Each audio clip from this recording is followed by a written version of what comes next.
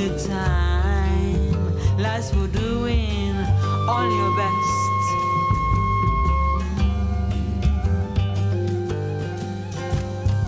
Just give me time.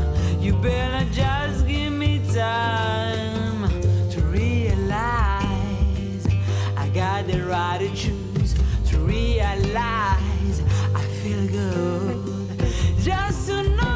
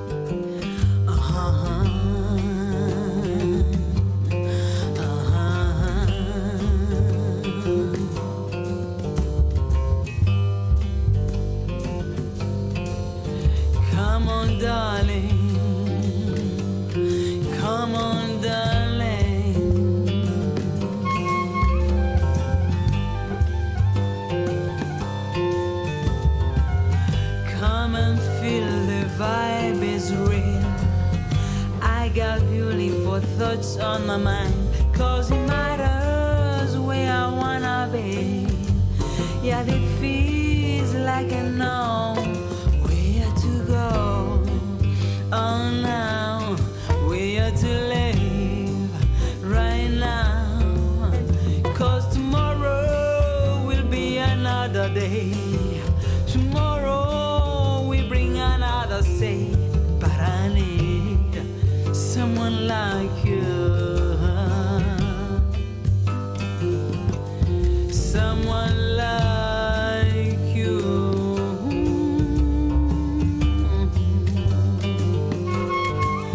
I need your love, just your love. Life's for learning all the time, life's for doing all your best.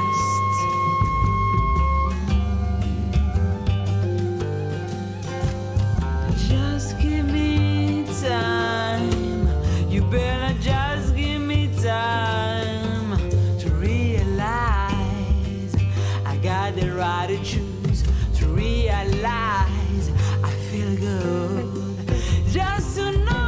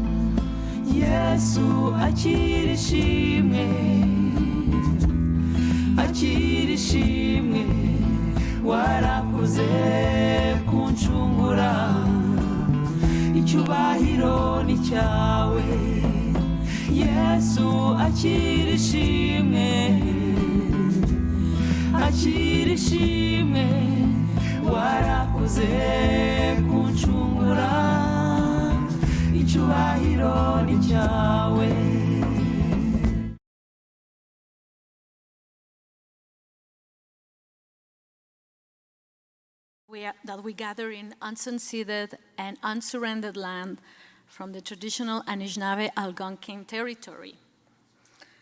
We pay respect to the Algonquin people who are traditional guardians of this land. We acknowledge their long-standing relationship with this territory, which remains unceded. We pay respect to all the indigenous people in this region, from all nations across Canada, that we call Ottawa. We acknowledge the traditional keepers, both young and old. We honor the courageous leaders, past, present, and future. The Multicultural Artists Coalition is a non-profit organization, grassroots. shaped by Immigrant, Refugee, Indigenous, Black, and POC.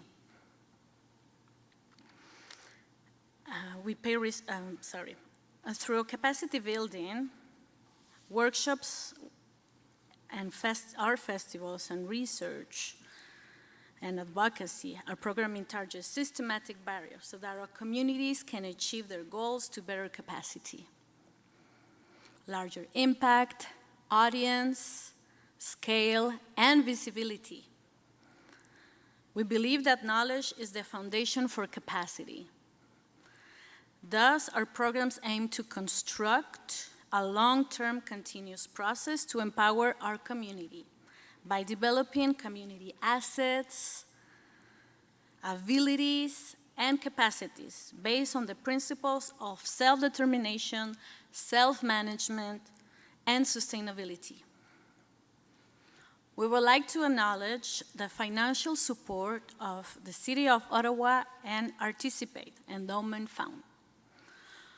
Also, we would like to thank MASC, the Shenkman Arts Centre, Arts Network Ottawa, and the Thunderbird Sisters Collective. Without their support, this initiative wouldn't be possible. Last but not least, special thanks to all the artists that we are sharing, that are sharing their talents. Our team, who have been working behind the scenes, thank you so much, to make this a successful event. Our technicians, volunteers, and each of one of you that are watching today's festival and the ones who are on YouTube. This is our second year festival, and we are proud to present you this amazing lineup artists. Each of one bring them to the front a diverse set of skills, knowledge, culture, and techniques. Thank you very much for joining us here at the Shenkman Arts Centre or from the YouTube Live. Enjoy. So first of all, our first participant is Rhonda Doxtator. She's from the Turtle Clan from the Oneida Nation of Southern Ontario. Her name is Gawi Saha, which means she's carrying eyes. As a power dancer for several decades, Rhonda's passion now lies in the education of culture for future generations. Song, dance, and regalia making are some of the arts forms utilized to increase awareness and instill pride for Indigenous youth. It is the beautiful medicine of stories, song and dance that Rhonda hopes to bring deeper understanding to the non-Indigenous community for the betterment of all our future generations. So, here she is, Rhonda.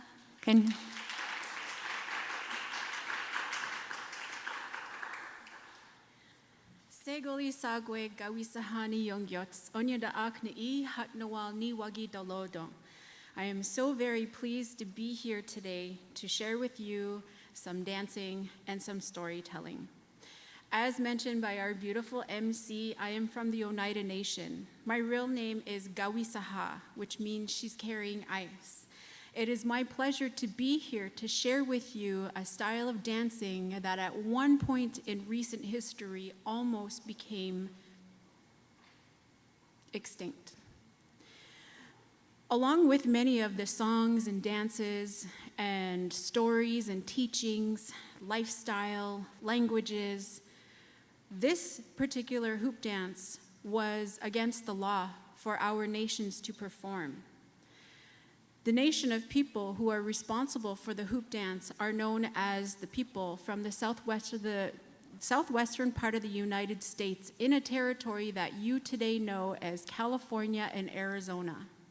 And in this territory, the Hopi and the Navajo talk about a young group of men whose responsibility was to take care of their community, as is all warriors' responsibility. And in taking care of the people, they knew that something had to be done. The life of our Indigenous ancestors has been very, very difficult.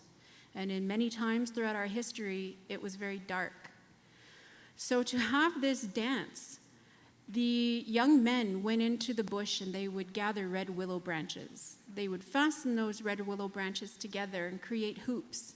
And these hoops are what they would use to tell stories.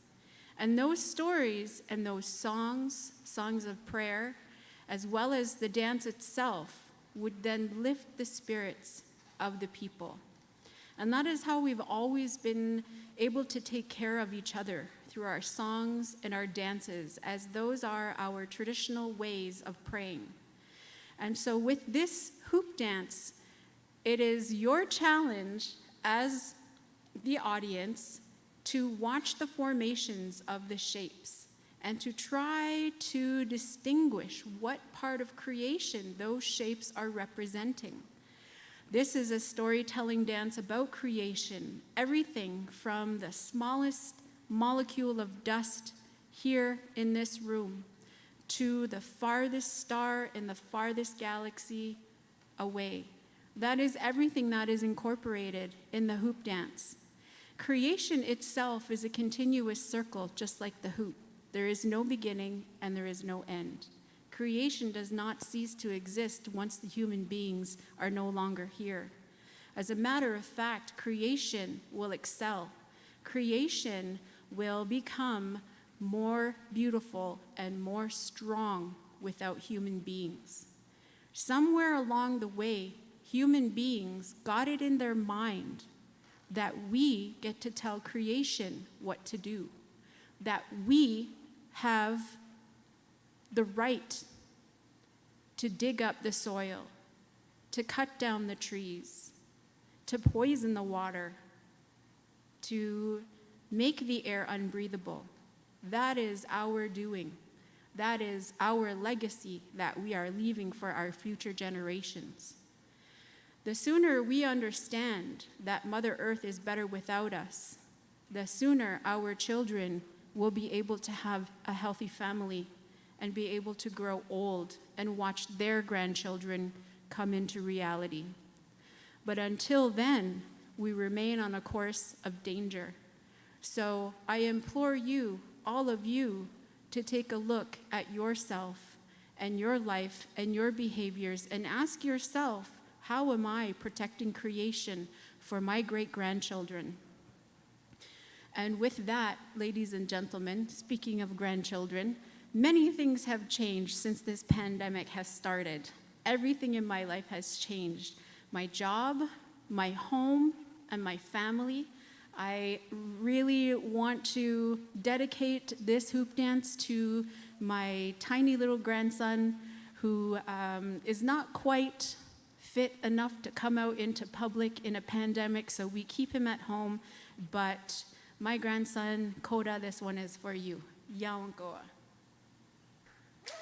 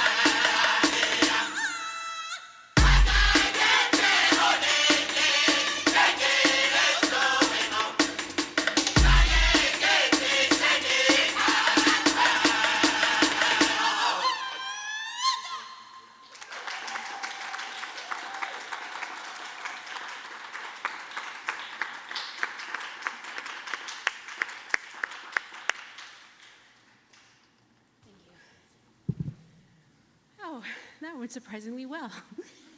I didn't fall. Okay, so that was the hoop dance, or a variation of. Pardon my breath. This is my first hoop dance since COVID, and oh my word.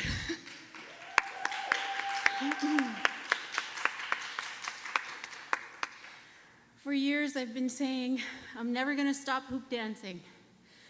I'm gonna be a hoop dancing grandmother. I did it! Okay. So, how are we for time? I want to be conscious of my fellow artists and not take up too much time. I could be here forever, and we'd be carrying on all day. But I think what I would like to do is definitely want to do some questions. But before we do that, I'm going to ask for 2 volunteers. Just 2. Whoa, you guys need to settle down. Not everybody at once. 2 volunteers. Yes, come on up. 1 more. 1 more brave. Yay! Okay. 1 for you, and 1 for you.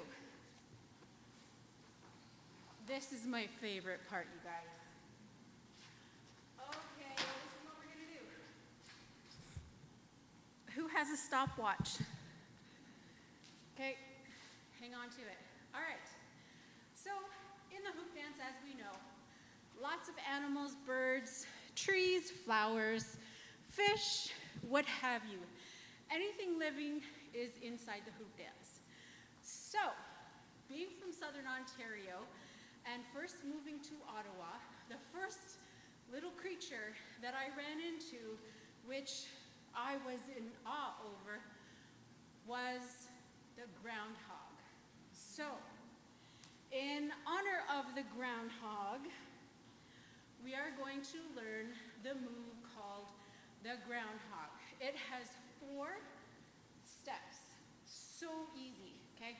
It's good, it's fine that you have a skirt on, no worries. You have running shoes on, that's good. So position number 1 is gonna go like this.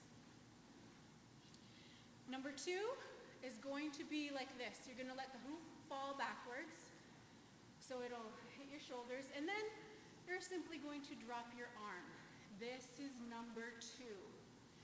Number 3 is gonna look like this. You're gonna imagine that you're sitting on a tiny little groundhog chair. Now, have you ever seen a groundhog chair? You have? Have you? No? Well, let me tell you, those chairs are really, really small. So before you sit down in your chair, make sure that that hoop is touching the back of your knee. That's very important. All right, groundhogs, go ahead and take a seat. Good. Lower. Good. Oh, it's so low. Now we're gonna hold this for 5 minutes. No? We don't have 5 minutes? Okay. So this is number 3, guys. Number 4, you're gonna put your little groundhog face through the groundhog hole. And that hoop is gonna slide off of your back. So reach back and grab it, and then you can stand. That's it. Good, yes. Let them hear it. This is not easy. Okay. I literally said this was so easy. All right, number 1, up in the air. 2, fall to the back, drop the arm, hoop behind the knee for number 3, and 4, in the groundhog hole. Grab the hoop back to number 1, 2, hoop behind the knee for number 3, and 4. 1, 2, 3, 4. 1, 2, 3, 4.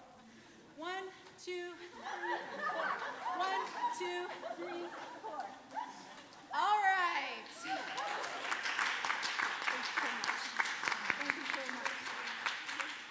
Now, do we make them compete or do we let them sit down? No. Okay, you can go have a seat. Thank you so much, guys.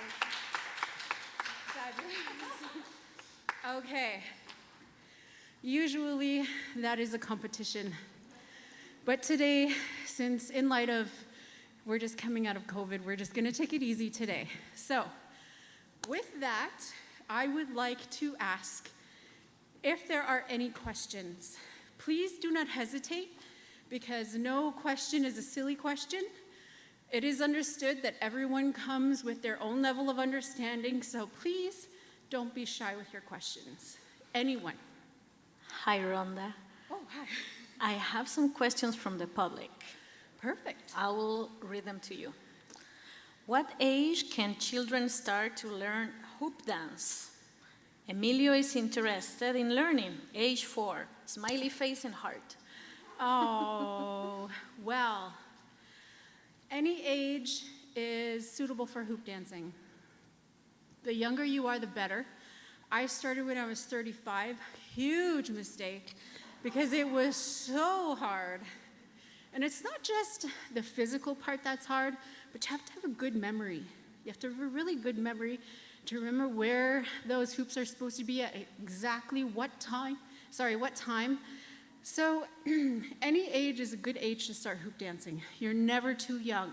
My great-nephew started when he was 6 months old.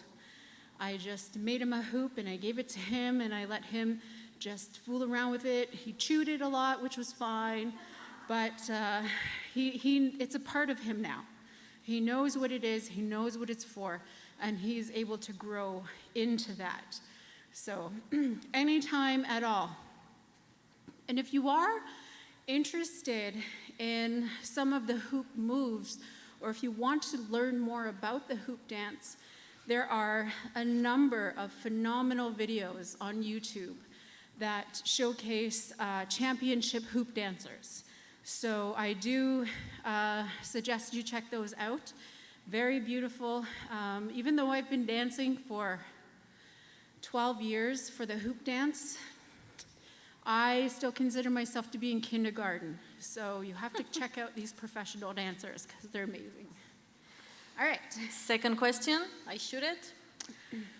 Do you create your own hoop dances, sequences plus forms, or are they allows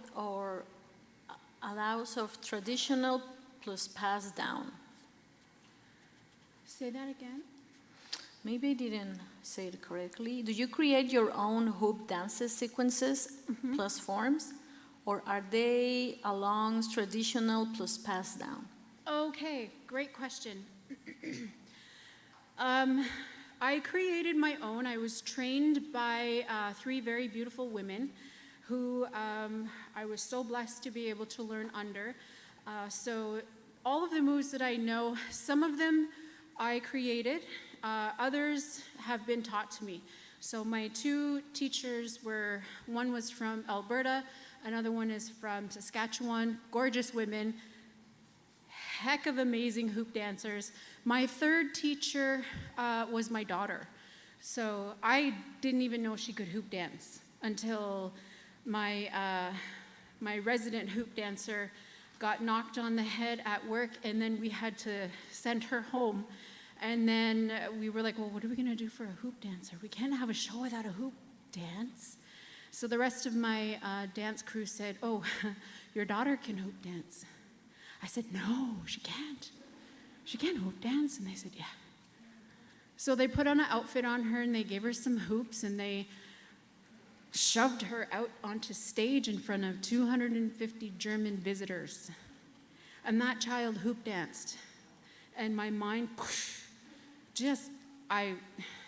So it was at that time that I decided, okay, I need to nurture this. I need to be able to make it normal and accessible to my kids because they both showed interest. So that is my teachers. Most of my moves come from them. All right, I think we have another question. We have 2 questions. Ooh. So one is from our YouTube channel. Someone asked, does the hoop dancing, does it have to be solo, or do they do them in groups also? Typically, hoop dancing is done solo. It is an individual dance. I don't know of many people who do a synchronized hoop dance. However, it does exist. My sister and I did a synchronized hoop dance. We did it not to perform on the regular. We did it sort of as a special occasion because we had been preparing for a tour in China. So while we were in China, we realized that the culture in China is like us times 150,000. So we were like, hey, we really need to step up our game. Because we were at a multicultural event, and we knew that all cultures around the world were going to be represented. And we knew that those cultures are gorgeous. So we wanted to bring our best. So it was at that time that we chose to do a synchronized hoop dance, which is funny because I thought I should call her and we should do that again. Awesome. We have 2 minutes left for the other question. Traditionally, was hoop dancing part of ceremonies plus celebrations? What kind of occasions did people hoop dance at? That's a great question. Healing occasions, ceremony, those types of occasions, whereas when the hoop dance came out, it was specifically used for a medicine to help lift the spirits of the people in dark times. In today's age, because that hoop dance was so very close to becoming extinct and lost forever, the original hoop dance was intended for the men to do only, because the men were the ones who were responsible for ceremony. And so with that, our men having to leave the communities to protect their homelands often meant that they didn't return. So what that meant that was if the women didn't step up and intervene, these things would be lost forever. So that's one of the reasons why today we have female hoop dancers. And it was not too long ago when they started hosting World Hoop Dance Championships. So now this has changed quite a bit. Not only do you only see Navajo and Hopi people, you see Indigenous people across the continent participating in hoop dance, and a lot of women. So now it's more of a, let's keep this going, let's never let it die, let's always ensure that it continues for our grandchildren. Thank you very much, Rhonda. Thank you. That was powerful. Thank you. And Yes. Yawankoa Agwegong. Have a great day.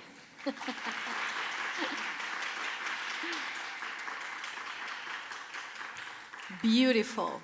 Okay, so now I will present you our next artist. Her name is Sridaya Srivatsan. She is from the discipline of Anuradha Jagaranathan and completed her Bharatanatyam Indian classical style of dance debut in 2008. She has been performing in solo recitals and various Canadian cultural organizations in Stanford, Ottawa, and the Ottawa region. Most notably, she has invited to perform at Shri Krishna Savna in 2015 during the Chennai Music and Dance Festival in India. Since she moved to Ottawa, Sridaya is involved in the program director at our Tongues Rhythm and Art series, Ottawa's first poetry organization dedicated to amplifying and nurturing the talents of Black, Indigenous, and people of color poets. She is grateful to be, nurturing Nurturing community is very close to Sridaya's heart, and she is grateful to be able to live and create art in the unceded territory of the Anishinaabe people, colonially known as Ottawa. And here she is, Sridaya.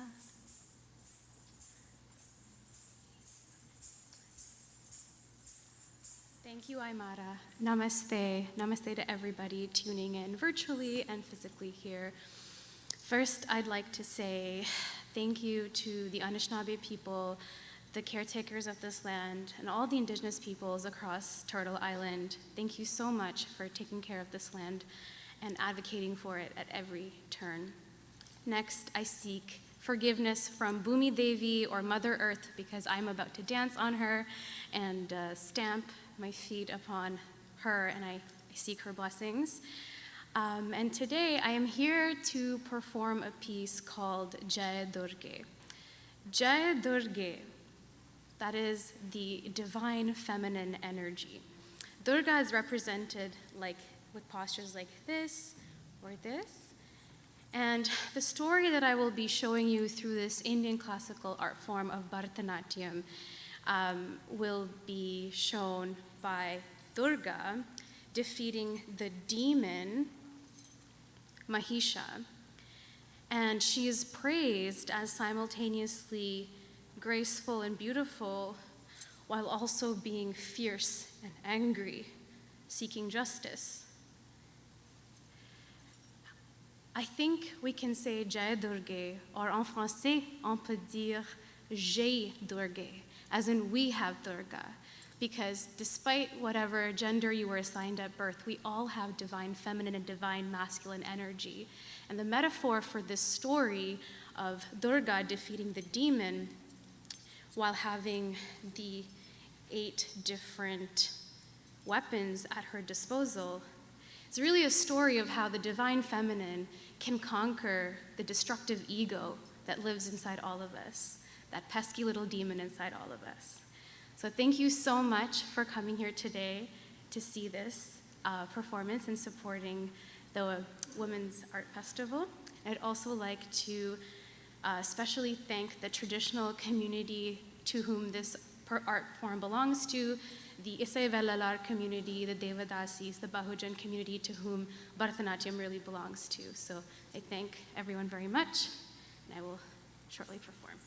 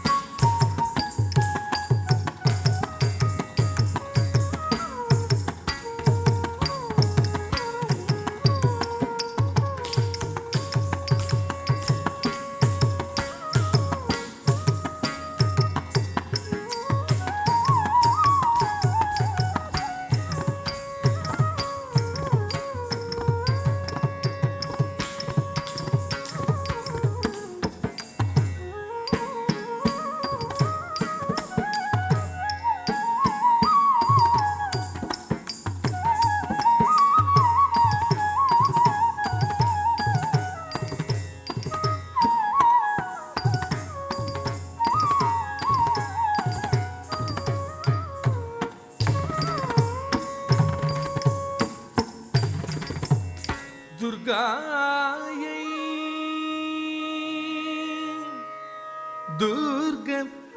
दुर्गपारायै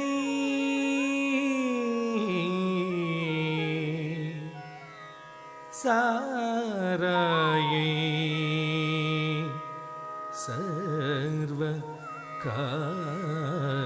सर्वकारिण्ये ख्यातै तथैव कृष्णायै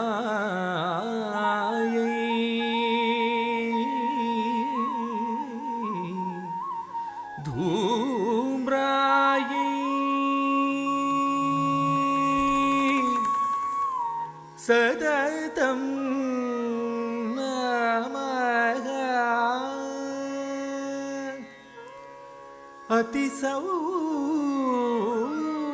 अतिसौम्यायै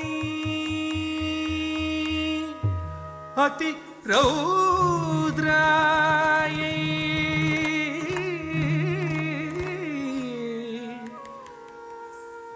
नदास्तस्यै नमो नमः नमो जगत्प्रतिष्ठायै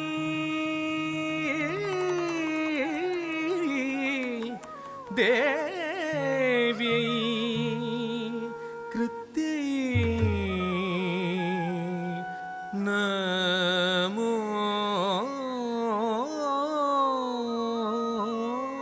नमः।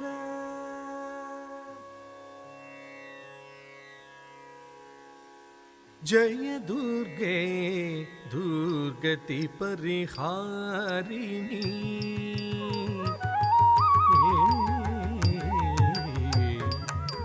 जय दुर्गे दुर्गति परिहारिणी शुंभविदारिणी माता भवानी जय दुर्गे दुर्गति परिहारिणी शुंभविदारिणी माता भवानी जय दुर्गे दुर्गति परिहारिणी शुंभविदारिणी माता भवानी जय दुर्गे दुर्गति परिहारिणी शुंभविदारिणी माता भवानी जय दुर्गे दुर्गति परिहारिणी शुंभविदारिणी माता भवानी दुर्गे दुर्गति परिहारिणी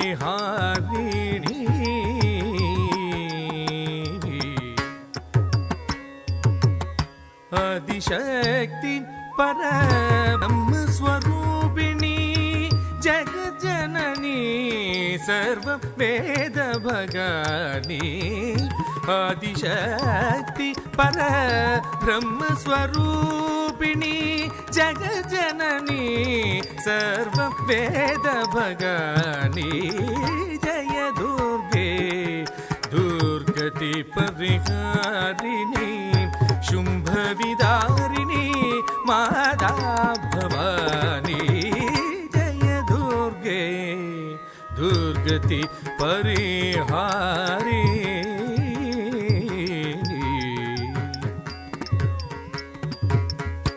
Ashtabhuja करकटविराजे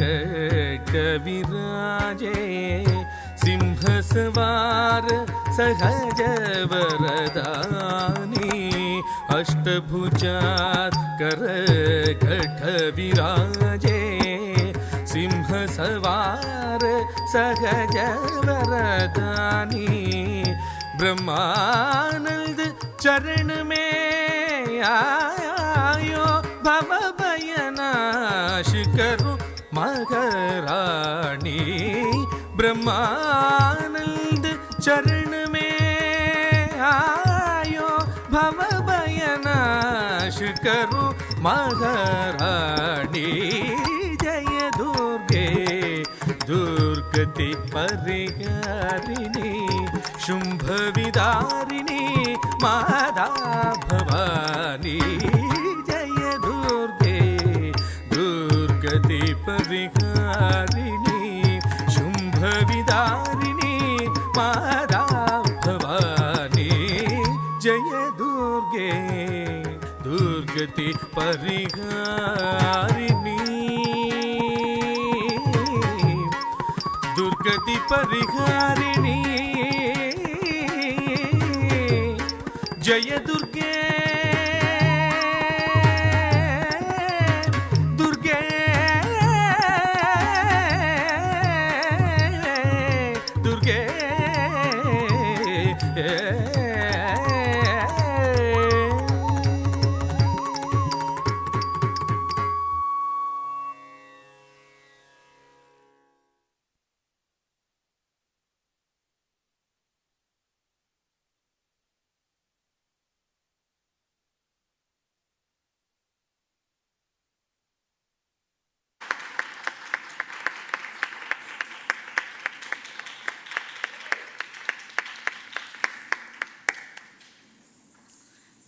Thank you so much, Sridaya. That was beautiful.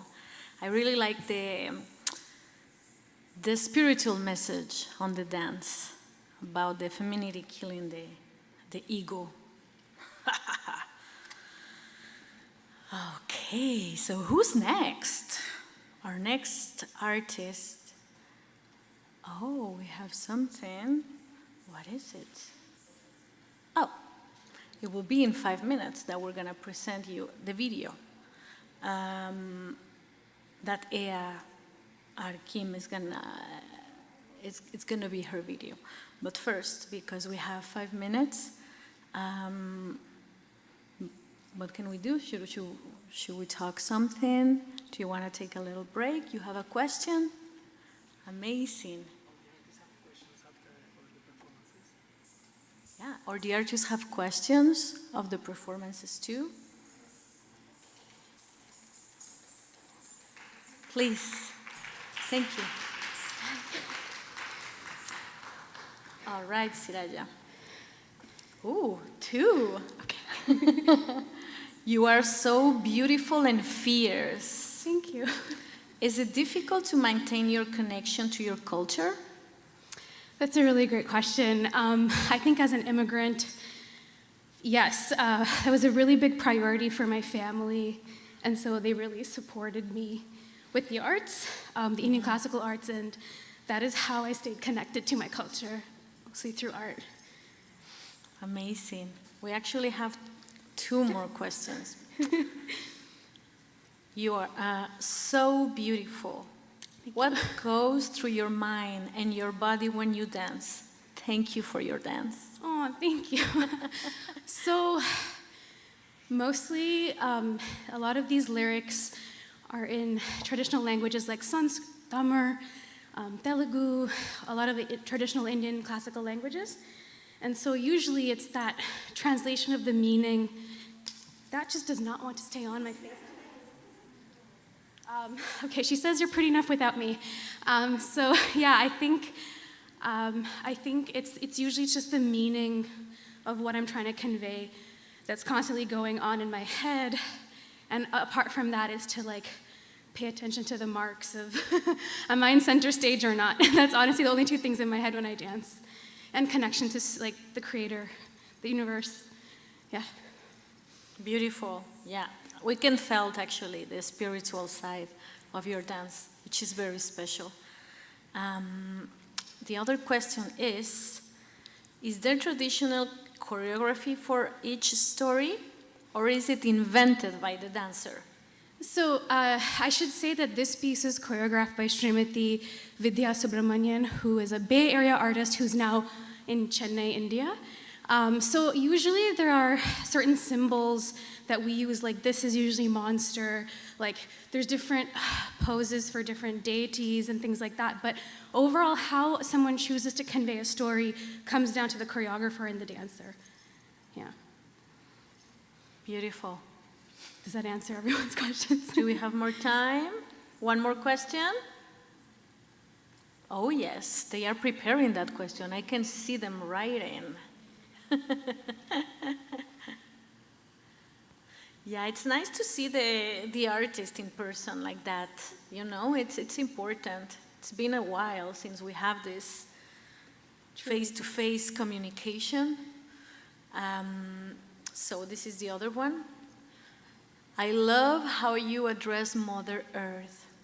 At the start of the dance, I love how you address Mother Earth at the start of the dance.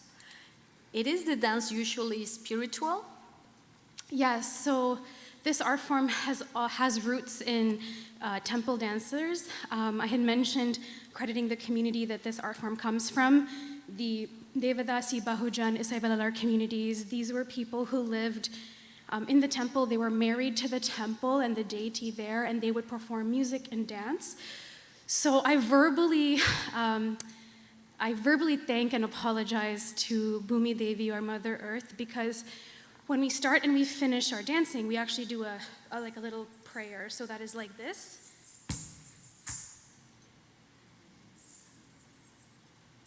And then we are thanking the earth. Then we thank Creator. We kind of go to our third eye, where the knowledge is and where the Guru is. Then we come here, so to our throat, and then finally to the heart to acknowledge everyone in the audience. So we do it in the beginning and the end. So yes, it is inherently a spiritual art form. Amazing. Thank you so much for that question and for all the questions. I'm so glad I had a chance to explain. Well, it was great. How are we about time? Is that okay? All right, thank you very much, Sridaya, again.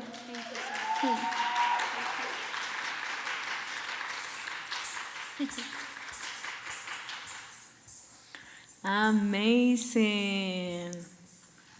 Okay, so our next artist couldn't come today because she's not from the region, she's from Montreal. But she's presenting a video that we're gonna see. I'm gonna present her anyways. So her name is Hea R. For her, art is creative arena where mythological spirit and illusionary mindscapes mingle into dream worlds. Her work reveals and unearths the ineffable and elusive imaginary that gradually disappears from the lives of mature adults. She relies on various techniques with fibers and ceramics that she combines with mass product objects. Through these various media, Kim aims to increase the notion of innocence, and she's challenged to engage the philosophical limits of what craft and art are, as well as they could be. So here it is, our video of Hello everyone, my name is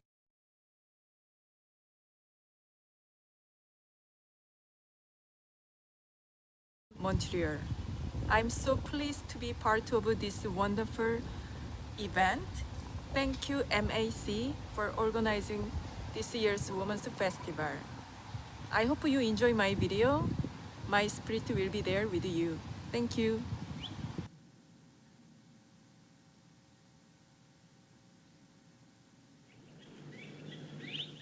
파란 나뭇잎이 솟아나고 노란 개나리가 피어날 즈음 우린 소풍을 갑니다.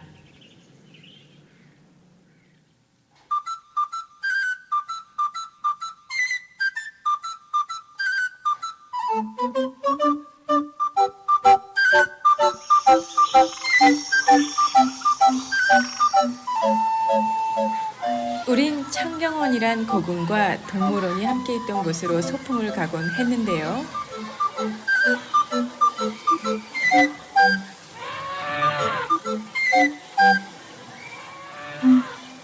선생님의 역사 설명보다는 놀이기구 타는 것과 동물들 구경에 더 관심이 갔었답니다.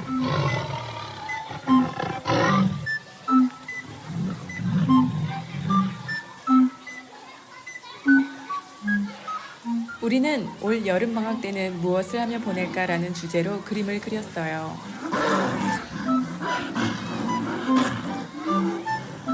나는 내가 제일 좋아하는 수박을 그렸답니다. 그리고 잠시 여름 추억에 젖어들었지요.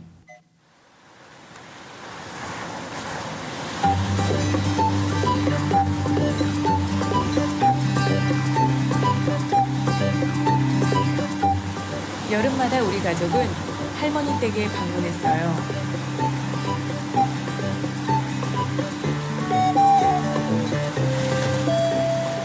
할머니 집은 거제도에 있었는데요.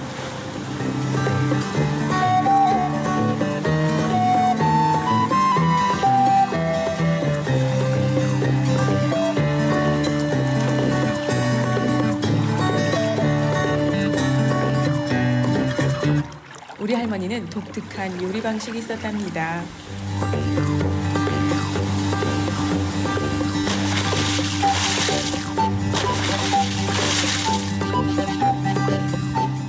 내가 가장 싫어하는 야채는 당근과 가지입니다.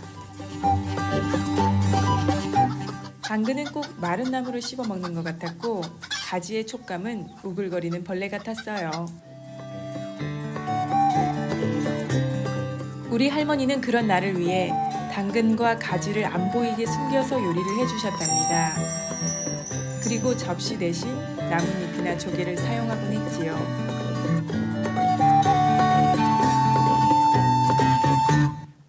자, 드디어 점심시간. 우리는 소풍날에만 특별히 먹는 도시락을 가지고 왔답니다. 그리고 누가 어떤 모양의 도시락을 가지고 왔는지 가장 궁금해했죠. 바로 인기 만점 도시락은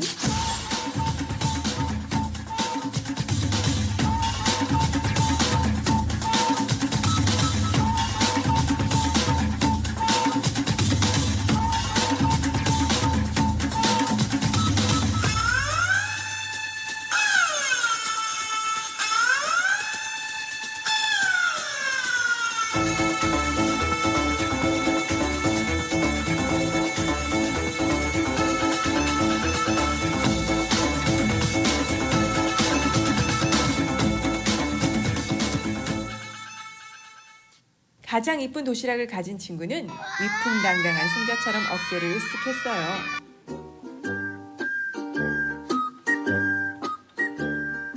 나는 당근을 가득 넣은 엄마가 싸준 정성스러운 김밥을 묵묵히 먹었어요. 정말 맛있었지만 다른 아이들의 도시락을 부러워하면서 말이죠.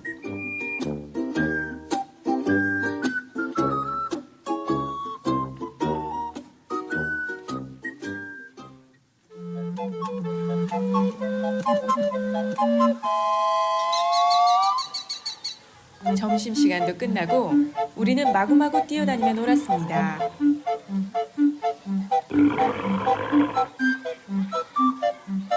집에 돌아가는 걸 아쉬워하면서죠.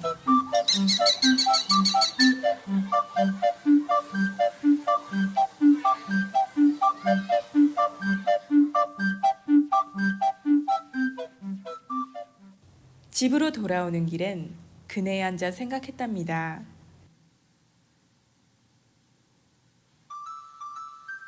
다른 아이들의 김밥이 내 도시락이었으면 얼마나 좋았을까?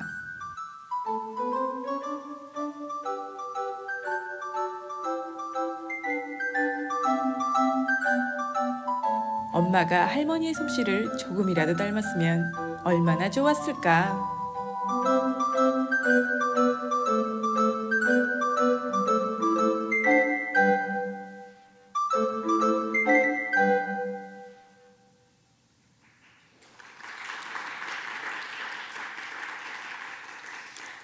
Thank you so much. I hope you enjoyed the video. For me, it reminds me so much how it is to eat the food of your grandmother or your mother. It's very heartful. For now, we arrived to the time that people that are here on the theater, on the Shenkman, we're gonna have a break. We're gonna come back at 5. But in the meantime of the break, you can go and see the exposition that it's part of the Women's Art Festival. So take your time, enjoy, stretch your legs. And for the people who are seeing us on YouTube, we have a video for you from Jacqui Du Toit. Jacqui Du Toit shares contemporary, historical, and traditional stories from Southern Africa in a vibrant performance accompanied by a live drummer. Stories of Nelson Mandela tells from Zimbabwe, traditional Zulu stories, fables of Anansi, and Jacqui's own journey to Canada today, all from part of the fabric that she waves from the oral tradition. Okay, well, enjoy the video, and for us, the people who are here, enjoy the exposition. See you later.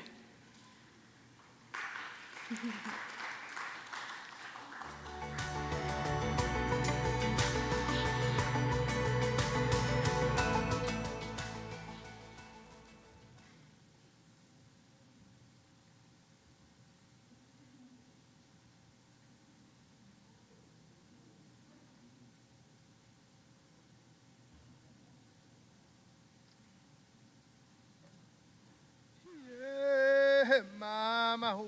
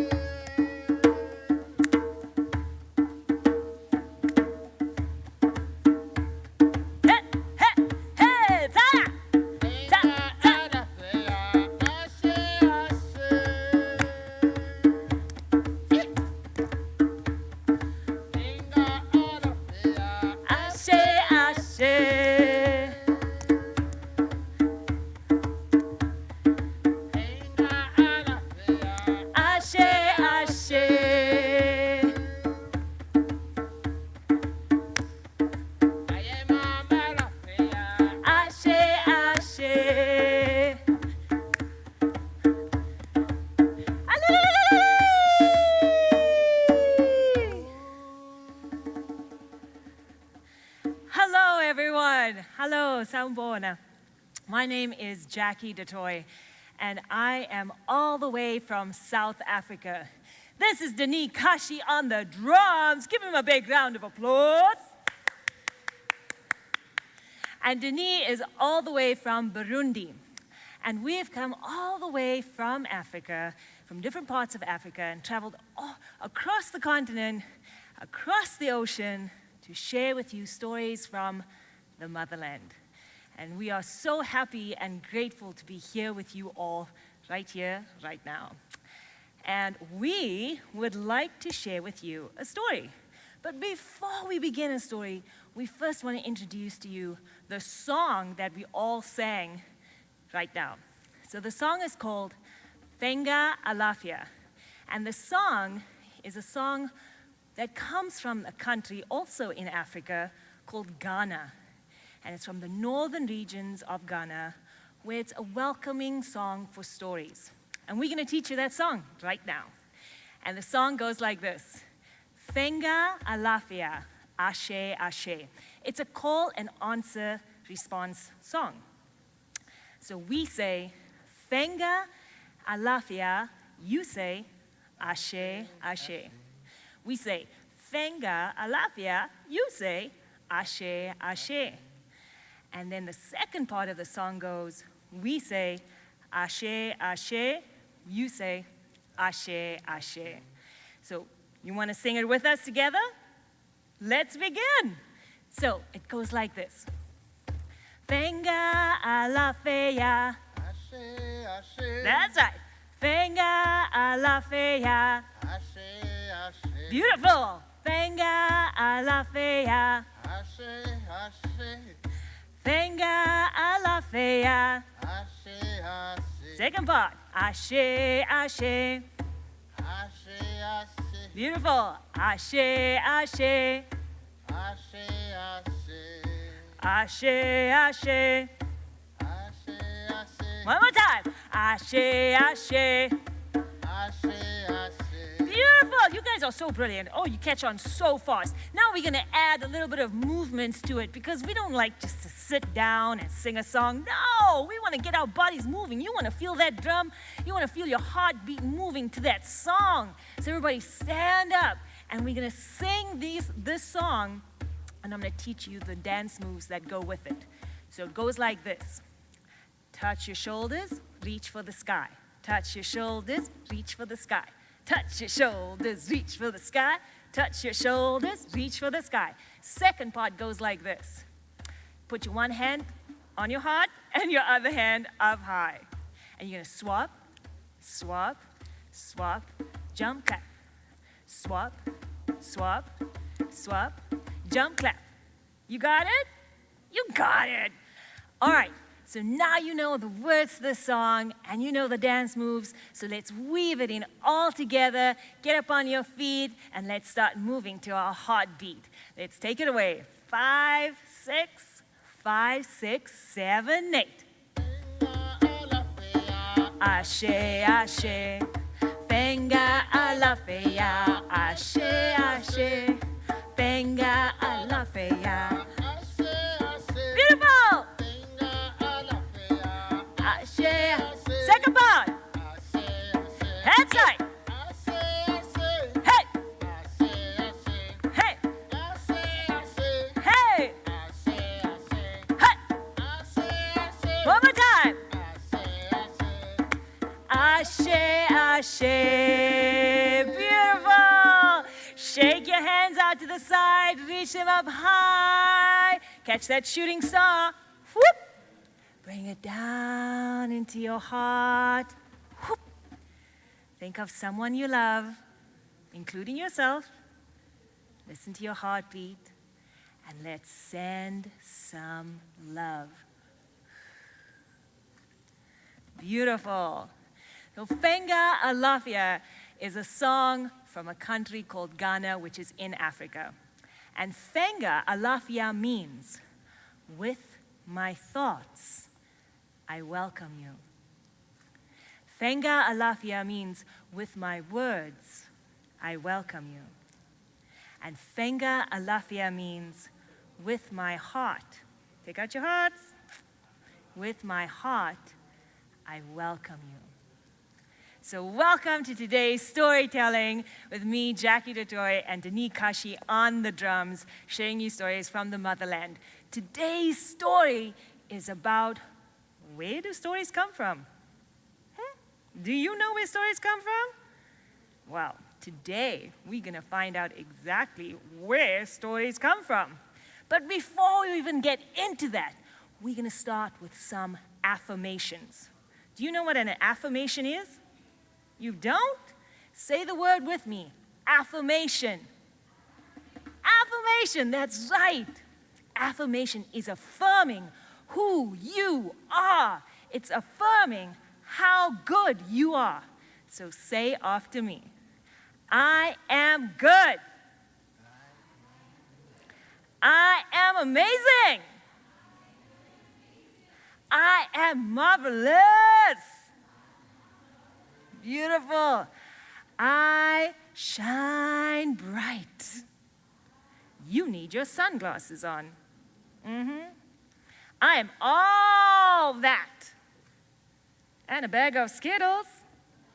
If I was you, I would miss me too.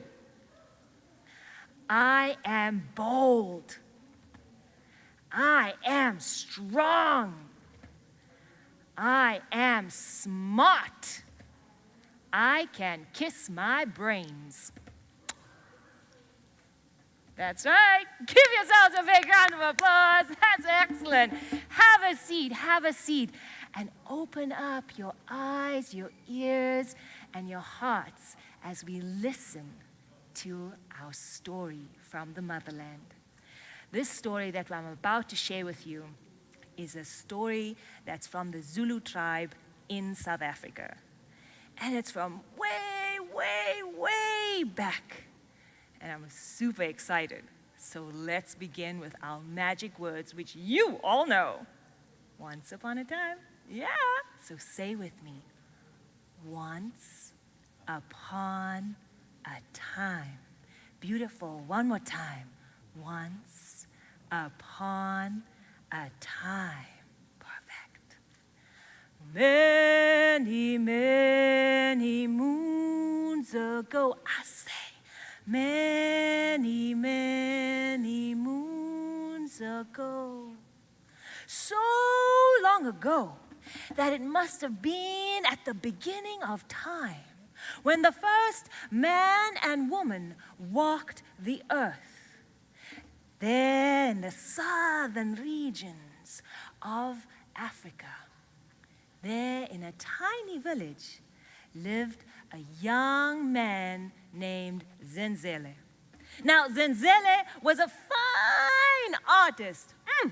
He could carve the most magnificent carvings of the winged creatures and the four-legged beasts and the finned creatures. Oh, he was an incredible artist. And he would mold clay of people around and what they looked like. He loved creating crafts and art, just like some of you do. Now, Zenzele had a beautiful wife. Her name was Mazindaba. Now, Mazindaba was a fine cook. Oh yeah. When Mazindaba made a nice big pot of food and you smelt that food from miles and miles away, you'd come running just to have a little taste of her food. But she was not just a good cook. Mazindaba had a gift. She could speak the language of the four-legged beasts and the finned creatures and the winged creatures. Now, Zenzele and Mazindaba had many, many, many children. And on fine days, they would take the children down to where they laid their crops, and they would take all the fruits and harvest from their crops, and they would bring it back home where they would sing and make a delicious meal to eat. And on fine, beautiful days where the sun was shining just right and the cool breeze was blowing through the wind, they would go down to where the water meets the earth. And there they would delight in all the creatures crawling across on the sand, or the creatures burying themselves in the sand, or the winged creatures flying high and dipping down into the waves. Oh, they would have so much fun and delight in all the joy. And when the sun slowly began to set, they would all go back home where they would make a big fire. And they would sit around by the fire. And Mazindaba would give all the children some food, and her and Zenzele would sit down with the children, and they would eat the delicious food. But when the sun began to set one fine day, and it was too early to go to bed and too dark to do anything else, the children began to cry out, "Mama, sifuna sindaba," which means, Mama, we want stories. And they all cried out, Mama, sifuna isindaba, sifuna isindaba, sifuna isindaba. Mama, we want stories. Mazindaba looked shocked. Stories? My children, I don't have stories. She looked at Zenzele and said, Zenzele, do you have stories for the children? Zenzele went, I don't have stories, no. No, I don't have stories, no. Zenzele, what are we going to do? Where are we going to find stories for our children? And Zenzele went, maybe if we go and ask the neighbors might have stories, huh? You can go ask them. That's a good idea. So the next day, they went knocking on the neighbors' doors, asking for stories. Hello? Hello, Sisi. It's me, Mazindaba. Yes, I'm so sorry to disturb you. But, Sisi, I was wondering, you perhaps have stories to share. My children are looking for stories, and I don't have stories. No? You don't? No worries, Sisi. Thank you so much. And Zenzele went looking for stories and went knocking on the doors. Buddy, it's me. Zenzele. I was wondering, my children are looking for stories. Do you have stories for my children? I don't have stories. Do you know what stories are? I don't know. No? You don't have stories? No worry, Buddy. It's okay. And they went knocking on all the neighbors' doors looking for stories, but no one had stories. They listened outside. Maybe the cool breeze that was blowing had stories, but no stories. Mazindaba and Zenzele did not know what to do. They loved their children so much and wanted to get stories for their children, but they had none. And then Zenzele came up with a plan. Mazindaba, you have the gift to speak to the four-legged beasts and the winged creatures. Maybe you can go and look for stories for the children. I'll stay here and cook and clean and look after the children. Don't worry, it will be well. Huh? Zenzele, you would do that? Yes, go for. We need to find stories. Maybe the creatures have stories. Oh, Zenzele, you might be right. Okay, thank you. I will go and find stories from the creatures, and maybe we'll have stories for our children. Oh, that night, they packed Mazindaba a delicious meal, and when the sun began to rise over the horizon the next morning, Mazindaba kissed all her children goodbye, gave them big hugs and kisses, and gave her husband a big hug and a kiss, and set off on her journey. She went over the hill and down again, across the river, down to the valley. She went over the hill and down again, across the river, down to the valley. And when she got down to the valley, she was feeling a little bit hungry. So Mazindaba took out her food to eat, and just as she was about to put a bite in her mouth, she saw something moving between the leaves of the trees. It had 2 long ears. Can you guess who it is? Why, it was Rabbit, of course. The trickster of all tricksters who should never be trusted. But Mazindaba did not care. She wanted stories for her children. So she called out and said, Rabbit, it's me, Mazindaba. And Rabbit, you want to be Rabbit? Come on, take out your ears. Let me see Rabbit. What sound does Rabbit make? Yeah, that's right. And Rabbit went, hello, Mazindaba. How are you? Ooh, Rabbit, thank you for asking. I'm doing so well. Rabbit, I've come from my village looking for stories for my children. And I was wondering, do you perhaps have any stories? Stories? Oh, I've got stories. Oh, yeah, I've got stories. I've got hundreds of stories. No. I've got billions of stories. Yeah, no. I've got trillions of stories. Yeah, I've got stories. Oh, Rabbit, that is so wise of you. Rabbit, could you please just tell me one story that I can take home for my children? Tell you a story? Mazandaba, I don't have time for stories. Who's got time for stories anyway? I've got to go. Okay, bye. And off Rabbit went, just like that. Never trust Rabbit. Mazandaba didn't give up. She packed her bags and went on her journey. She went over the hill and down again, across the river, down to the valley. She went over the hill and down again, across the river, down to the valley. And when she got down to the valley, she looked up, and there on the rocks, she saw Big Mama Baboon with all her children. And she knew, oh, that must be Big Mama Baboon, the children. She must have stories for her children.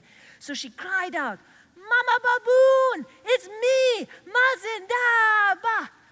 And Mama Baboon looked down at Mazandaba and went, ho, ho, ho, ho. You want to be Big Mama Baboon? Take out your arms. Let's make a nice big Mama Baboon sound. Ho, ho, ho, ho, ho. Yeah, just like that. And big Mama Baboon went, oh, Mazandaba, what do you want? Mama Baboon, I was wondering, with all your children, do you perhaps have stories to share? My children are in need of stories, and I have no stories. Stories? Who's got time for stories? Can't you see I have to look after my children and survive and feed them and take care of them?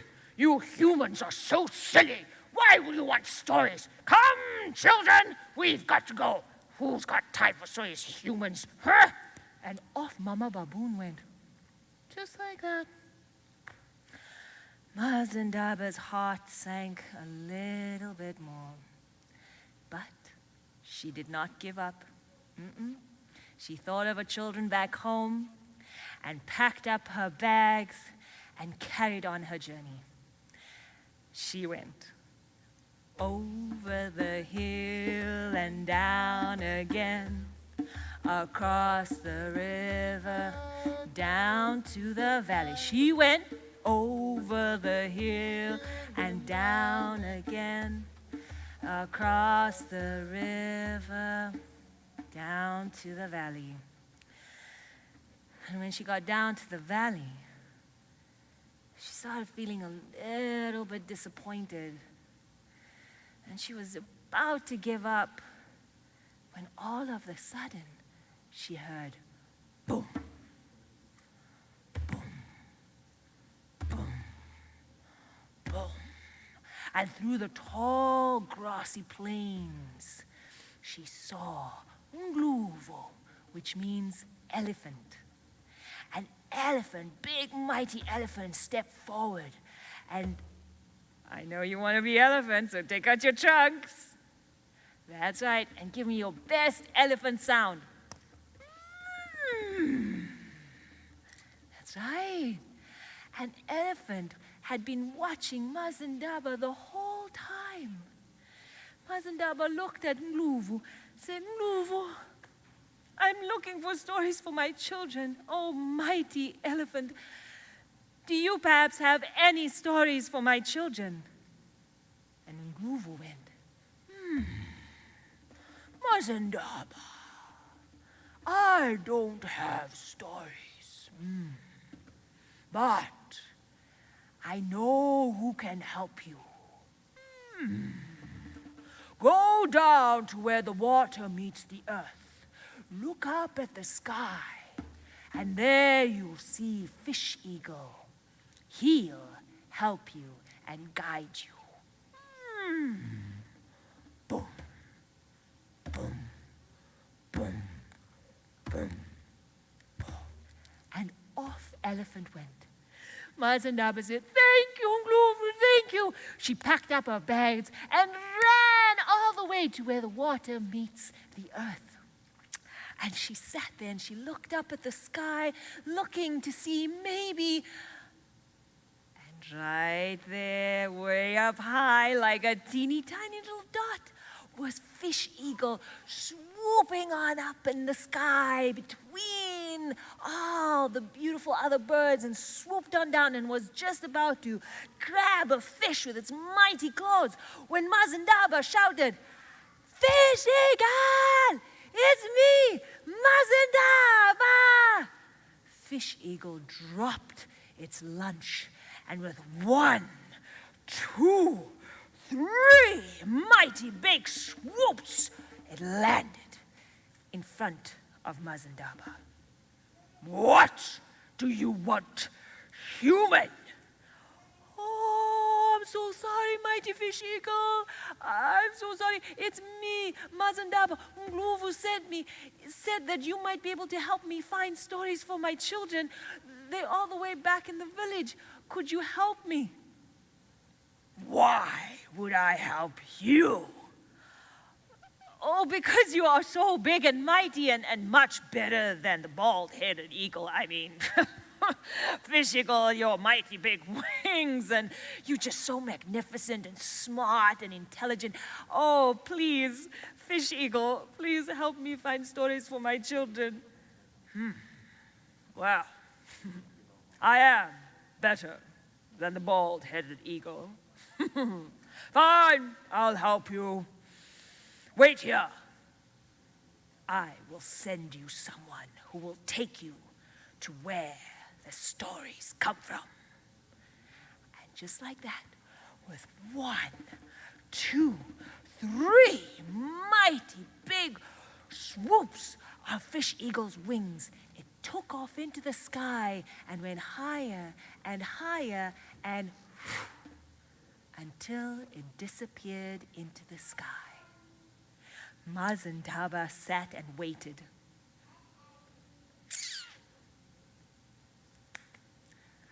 And then she stood and waited.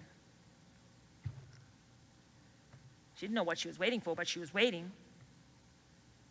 And she waited. And she waited. And just when she was going to give up, the waters parted. And out of the water stepped the most beautiful, gigantic, magnificent sea turtle that Mazandaba had ever seen. And Sea Turtle stepped forward and looked at Mazandaba and said, "Mazandaba, climb onto my back, and I will take you to where the stories come from." "Oh, mighty Sea Turtle, thank you so much." Mazandaba jumped onto Sea Turtle's back, held on tight with both her hands as they stepped further into the water. The waters parted and closed them in. So you got to use your imagination, because now Mazandaba could breathe underwater. And when they went deeper and deeper into the water, Mazandaba saw creatures like she's never seen before.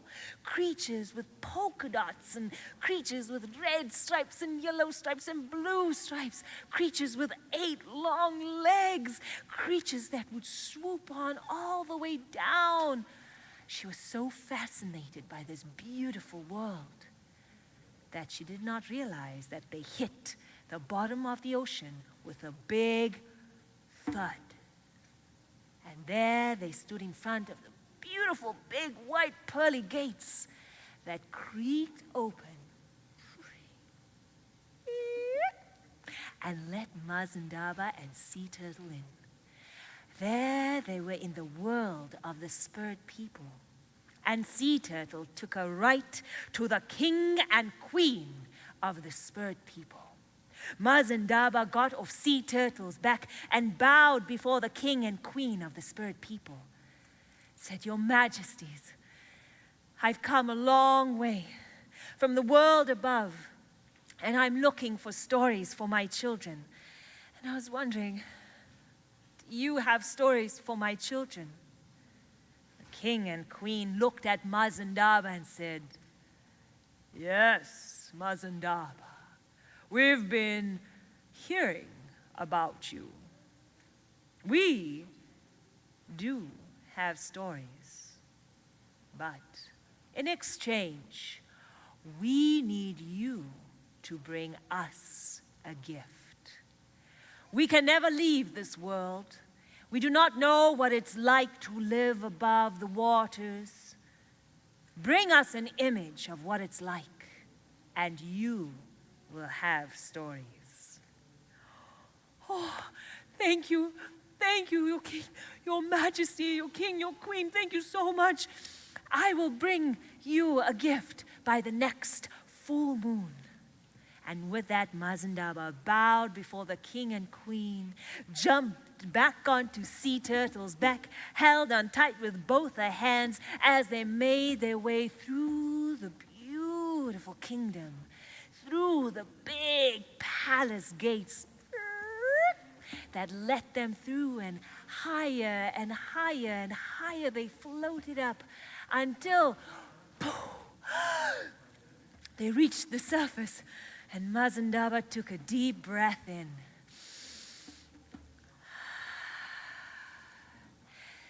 They went to the shore where Mazindaba got off Sea Turtle's back.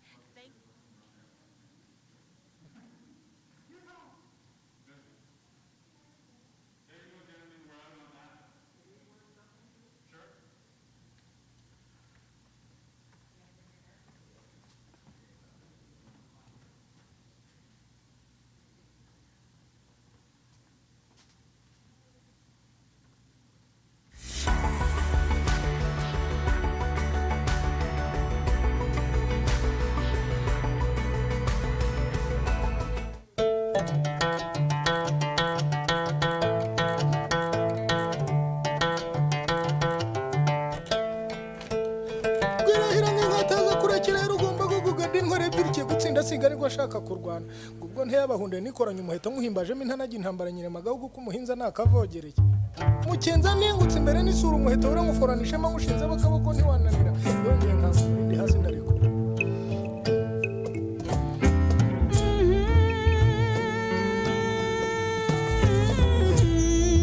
Nyambyeyi waramutse gihugu cy'amakomba ashagawe n'amasimbi ndatabahizi mawurate yewe nkurate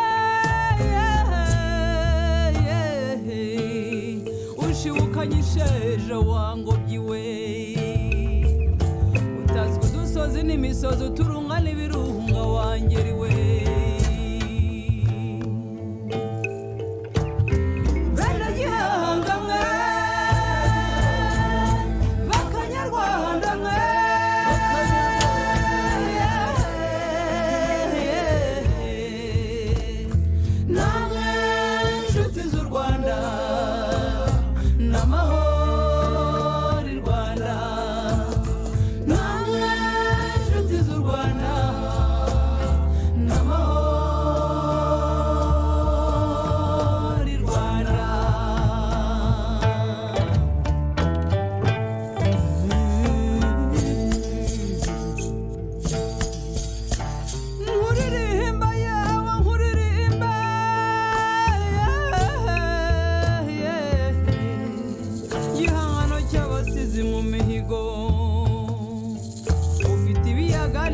imirambi n'amataba n'impamo y'Imana urakarama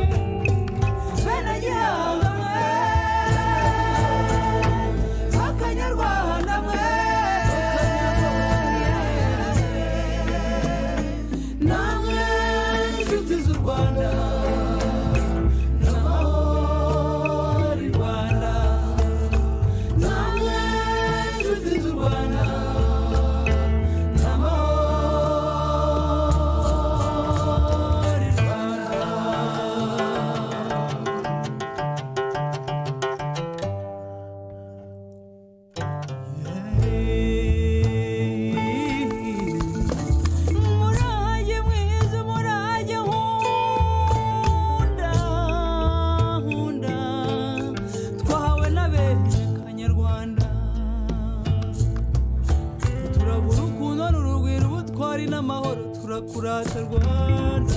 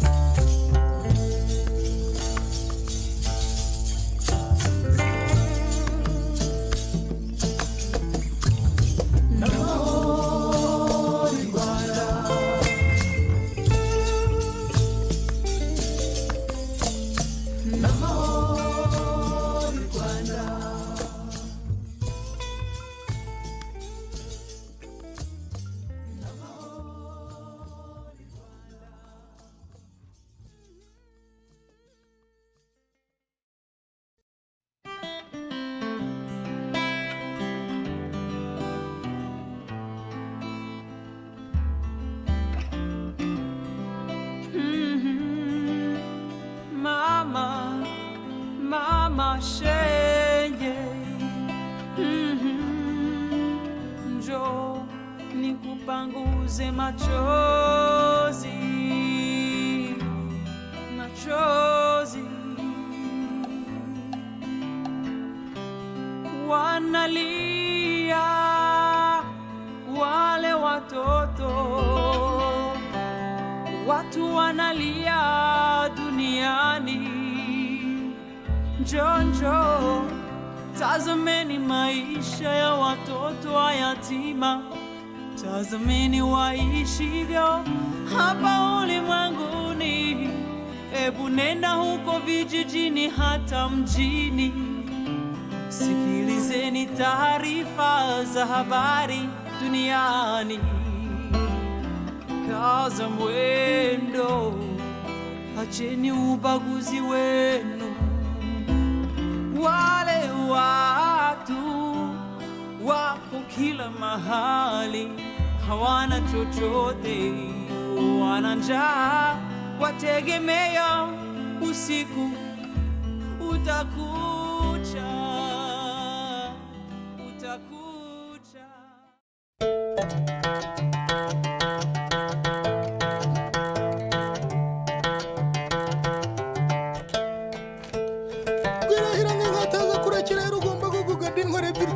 Sigarirwa ashaka kurwana ubwo ntiyabahunde nikoranye umuheto nkuhimbajemo intanagi intambara nyine magahugu kumuhinza nakavogereye mukenza mingutse imbere n'isura umuheto ura nguforanishema ngushinze abakaboko ntiwananira yongeye nkansa ndi hasi ndareko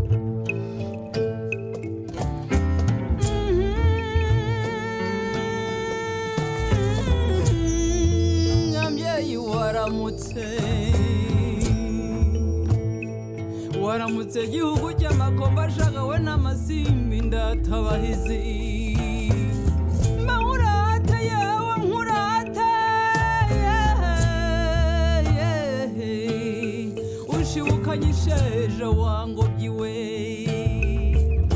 utazwi udusozi n'imisozi uturunga n'ibirunga wangeriwe bene gihanga mwe bakanyarwanda mwe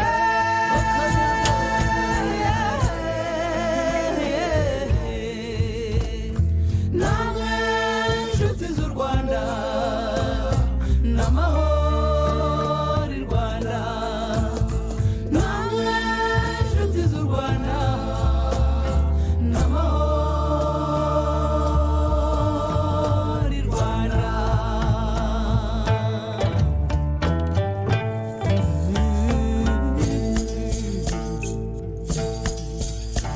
nkuririmba yawe nkuririmba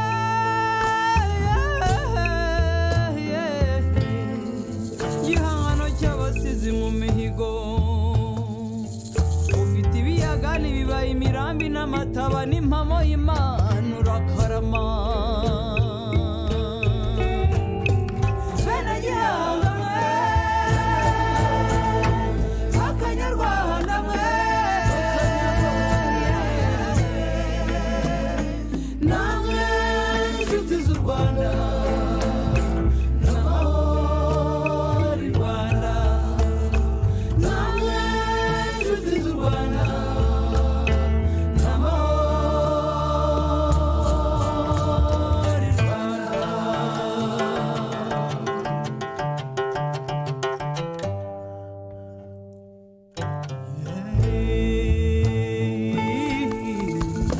umurage mwiza umurage nkunda nkunda twahawe n'abene kanyarwanda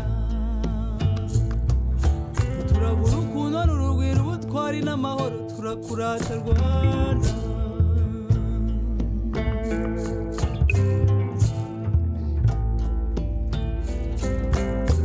bene gihanga mwe bakanyarwanda mwe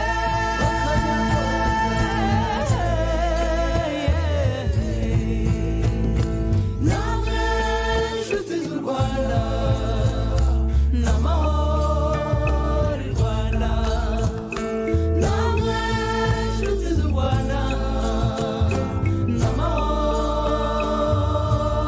n'amahoro i Rwanda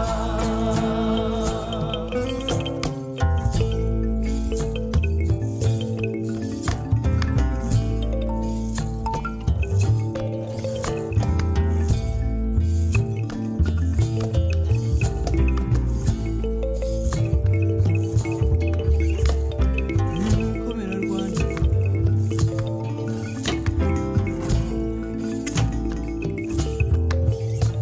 njye narohoze wa munsi w'amarira n'agahinda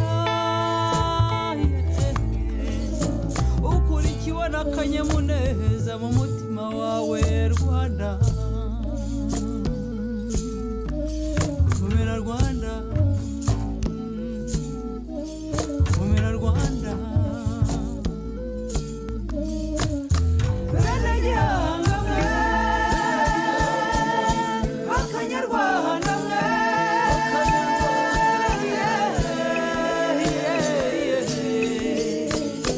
namwe inshuti z'u Rwanda n'amahoro i Rwanda namwe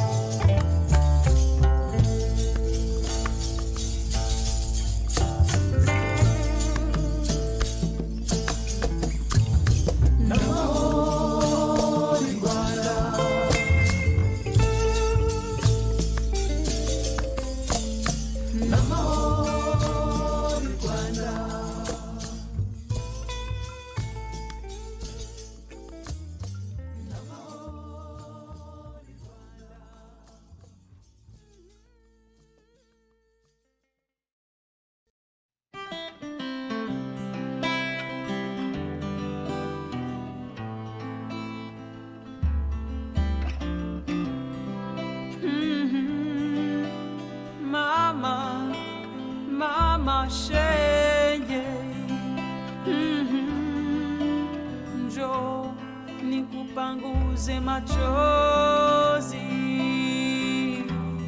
machozi.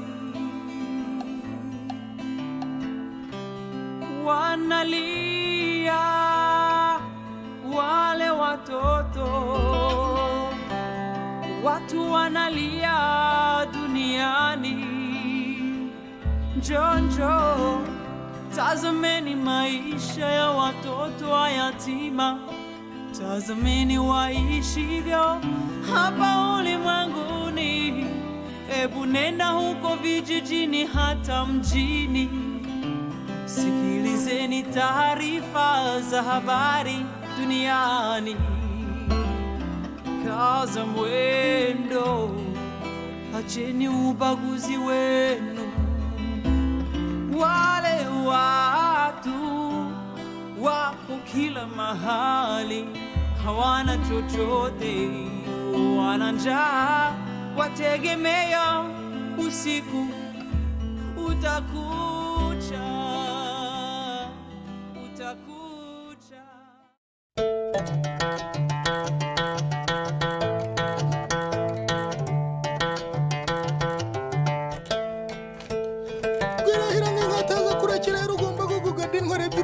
Sigari gwashaka kurwana ubwo ntiyabahunde nikoranye umuheto muhimbajemo intanagi ntambara nyine magahugu kumuhinza nakavogereye mukenza mingutse imbere n'isura umuheto ure nguforanisha mushinze bakaboko ntiwananira yongeye nkasura ndi hasi ndariko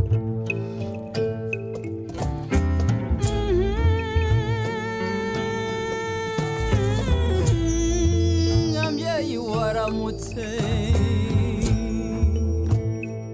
waramutse gihugu cy'amakomba ashagawe n'amasimbi ndatabahizi. Mahurate yewe nkurate, ushibukanye isheja wangobyiwe, utazwi udusozi n'imisozi uturunga n'ibirunga wangeriwe.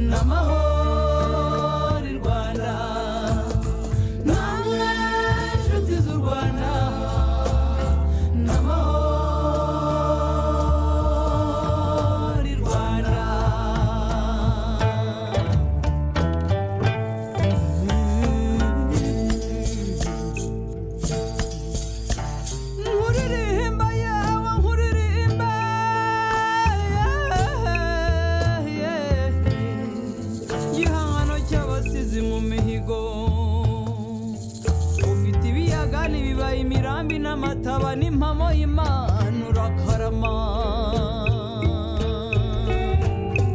Bene gihanga mwe, Akanyarwanda mwe, namwe inshuti z'u Rwanda, n'amahoro i Rwanda, namwe inshuti z'u Rwanda.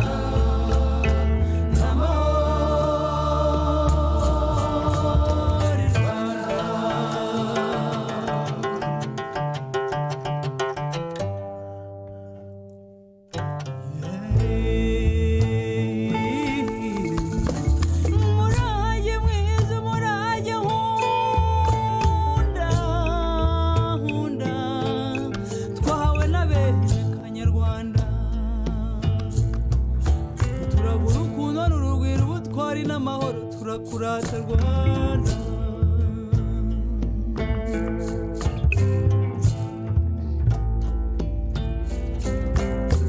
Bene gihanga mwe, Akanyarwanda mwe,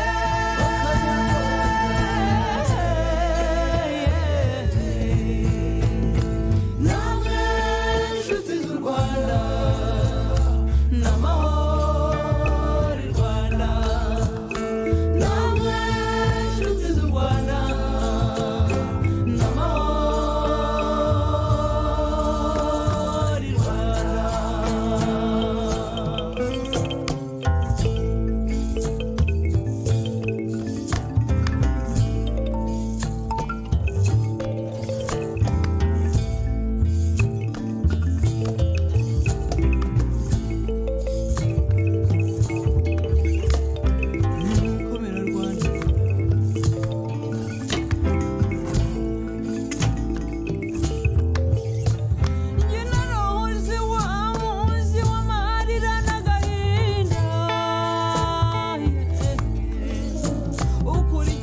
akanyamuneza mu mutima wawe Rwanda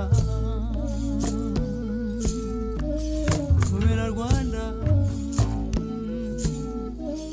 komera Rwanda bene gihanga mwe bakanyarwanda mwe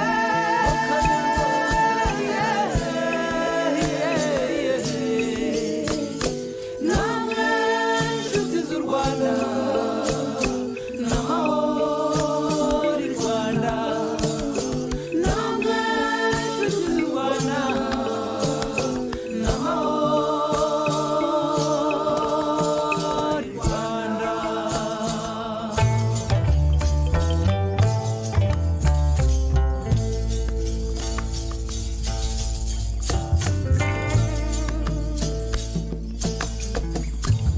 N'amahoro i Rwanda.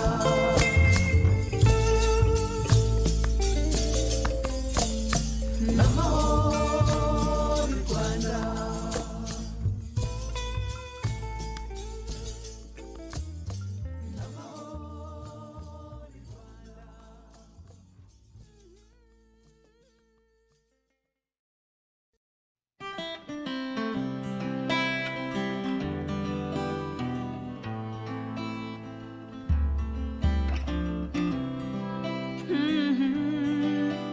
Mama, mama shenge njo nikupanguze machozi machozi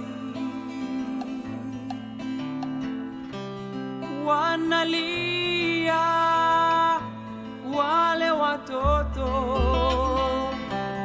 watu wanalia duniani njonjo tazameni maisha ya watoto wa yatima tazameni waishivyo hapa ulimwenguni ebu nenda huko vijijini hata mjini sikilizeni taarifa za habari duniani kaza mwendo acheni ubaguzi wenu wale watu wako kila mahali hawana chochote wana njaa wategemea usiku utakucha utakucha.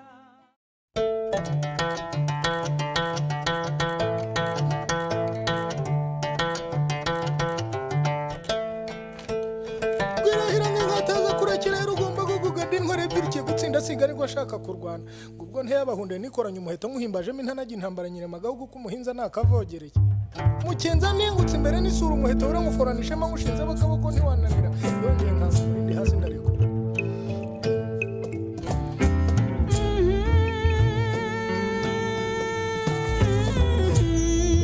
nyambyeyi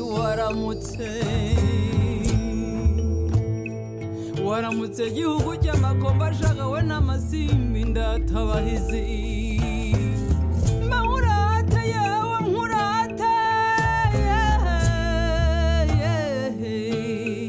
ushibukanye isheja wangobyiwe utazwi udusozi n'imisozi uturunga n'ibirunga wangeriwe bene gihanga mwe bakanyarwanda mwe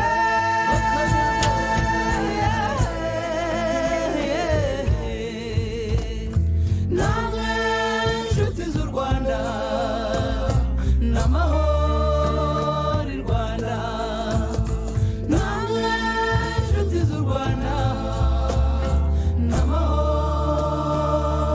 n'amahoro i Rwanda.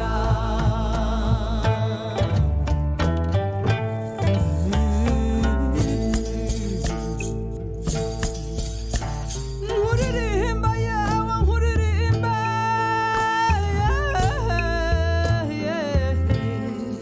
igihangano cy'abasizi mu mihigo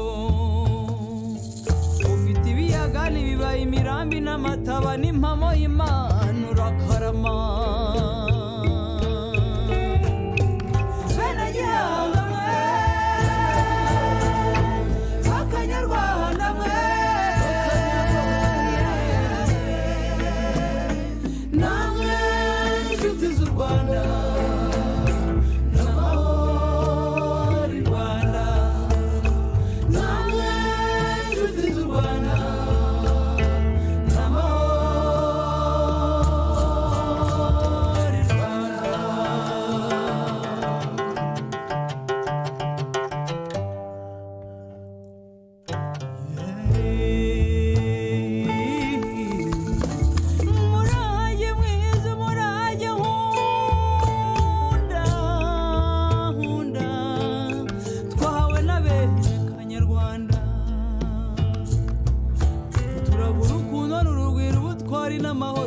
kurata Rwanda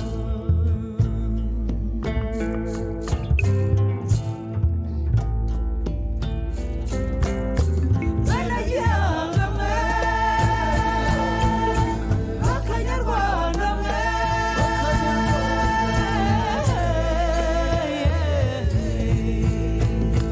namwe inshuti z'u Rwanda n'amahoro i Rwanda namwe inshuti z'u Rwanda n'amahoro i Rwanda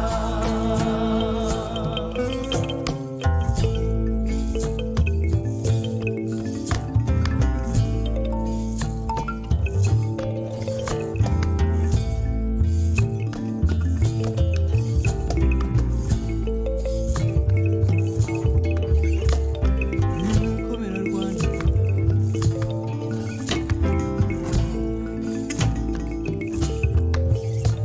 njye narohoze wa munsi w'amarira n'agahinda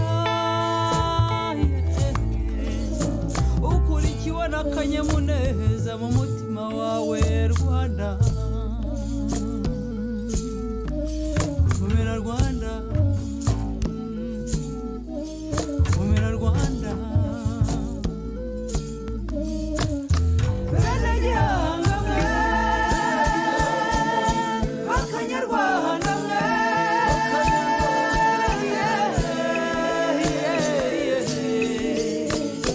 namwe inshuti z'u Rwanda n'amahoro i Rwanda namwe inshuti z'u Rwanda n'amahoro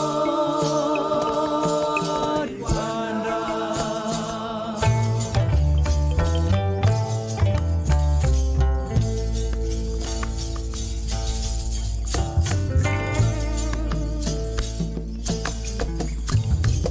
n'amahoro i Rwanda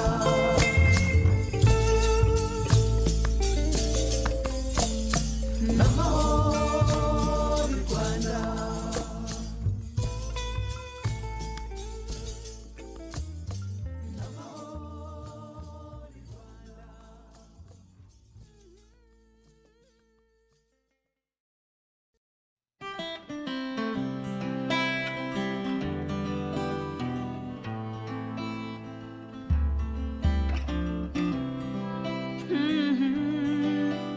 Mama, mama shenge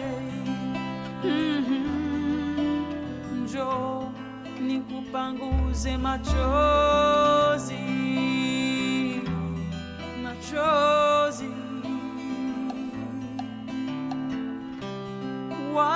wanalia wale watoto watu wanalia duniani njoo tazameni maisha ya watoto wa yatima tazameni waishivyo hapa ulimwenguni ebu nenda huko vijijini hata mjini sikilizeni taarifa za habari duniani kaza mwendo acheni ubaguzi wenu wale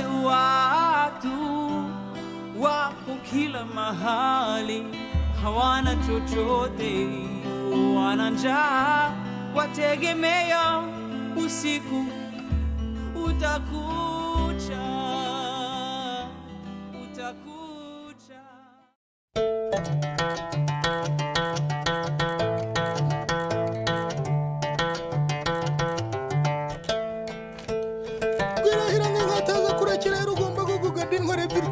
Sigarirwa ashaka kurwana ubwo ntiyabahunde nikoranye umuheto nkuhimbajemo intanagi intambara nyiremagaho kuko umuhinza nakavogereye mukenza ningutse imbere n'isura umuheto uramuforanishema ngushinze bakaboko ntiwananira yongeye nkaza ndi hasi ndariko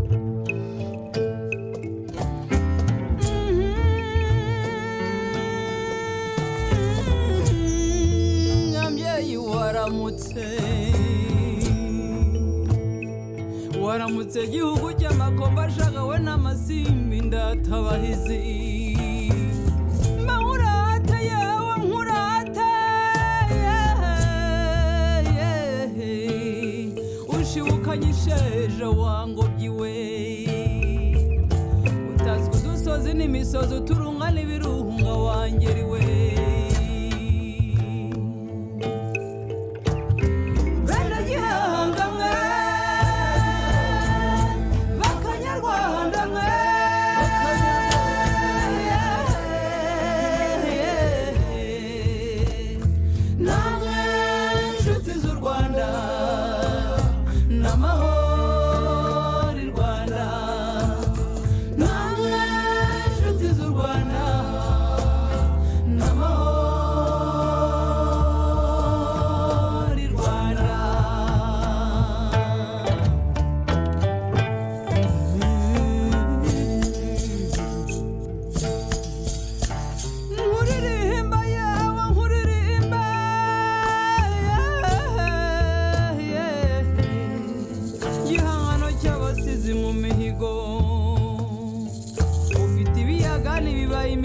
n'amataba n'impamo y'Imana urakarama bene gihanga mwe bakanyarwanda mwe namwe inshuti z'u Rwanda n'amahoro i Rwanda namwe inshuti z'u Rwanda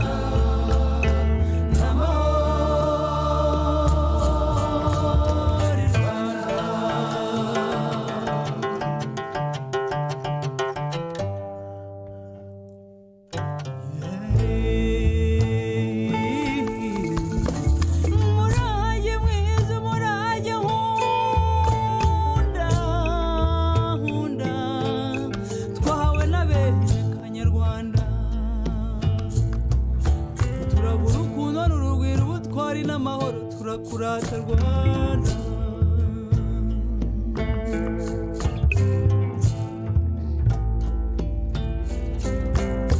bene gihanga mwe bakanyarwanda mwe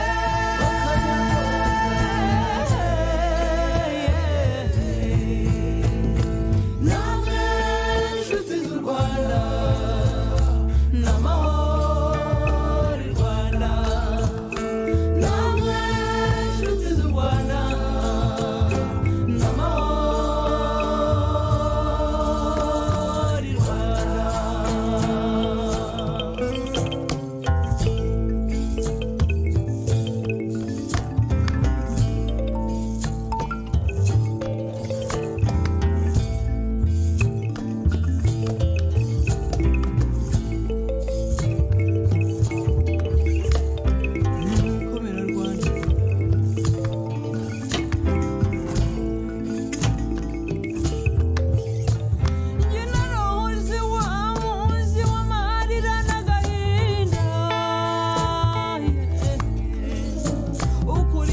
akanyamuneza mu mutima wawe Rwanda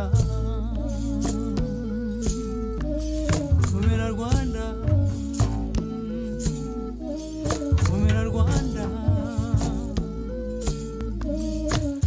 bene gihanga mwe bakanyarwanda mwe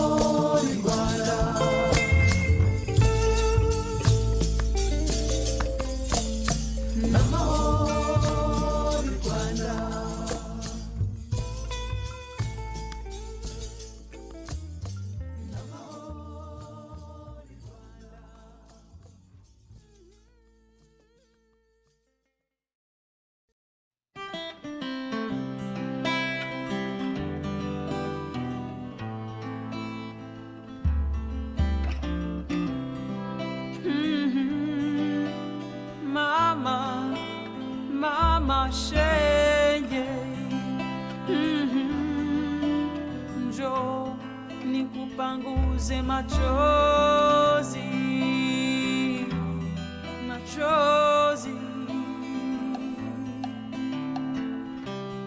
Wanalia wale watoto, watu wanalia duniani.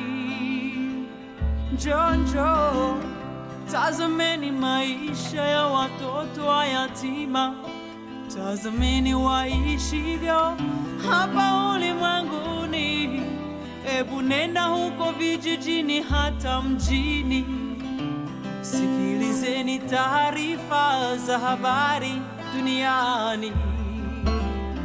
Kaza mwendo, acheni ubaguzi wenu. Wale watu wako kila mahali, hawana chochote, wana njaa, wategemea usiku utakucha, utakucha.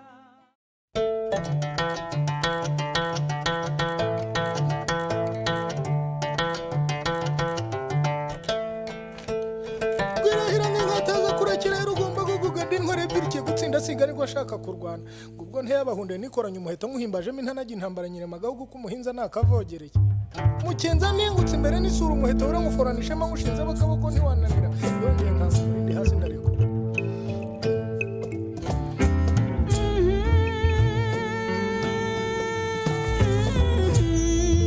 Nyambyeyi waramutse gihugu cy'amakomba ashagawe n'amasimbi ndatabahizi. Mahurata yawe nkurata, ushibukanye isheja wangobyiwe, utazwi udusozi n'imisozi uturunga n'ibirunga wangeriwe.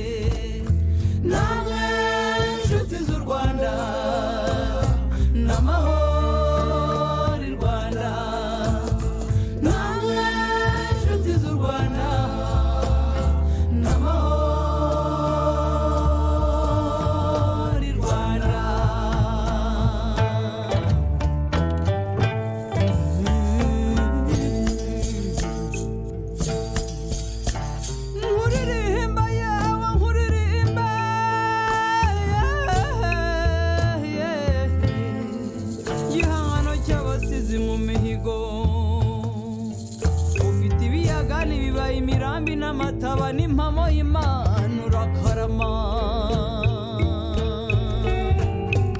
Bene gihanga mwe,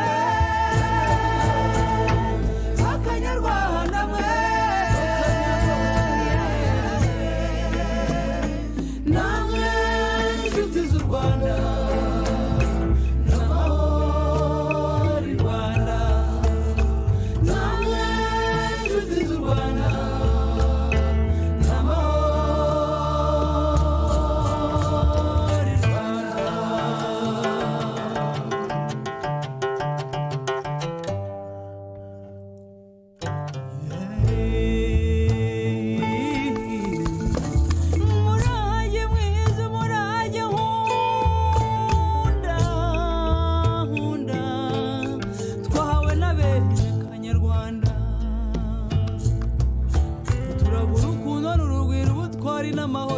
Kurata Rwanda.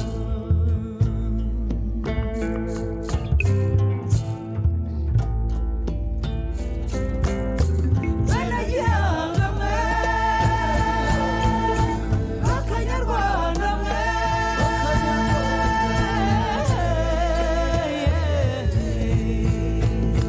namwe inshuti z'u Rwanda, n'amahoro i Rwanda.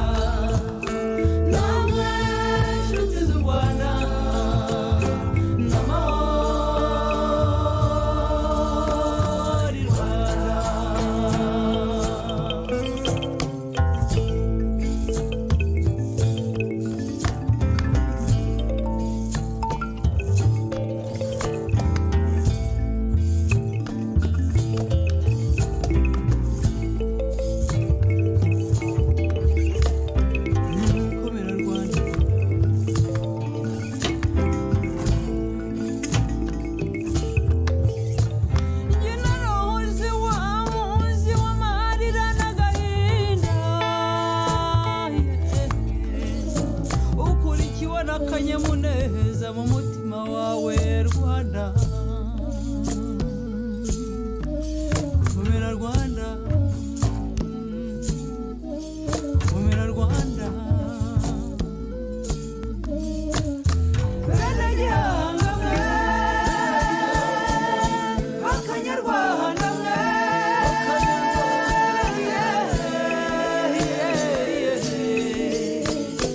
namwe inshuti z'u Rwanda n'amahoro i Rwanda namwe inshuti z'u Rwanda n'amahoro i Rwanda.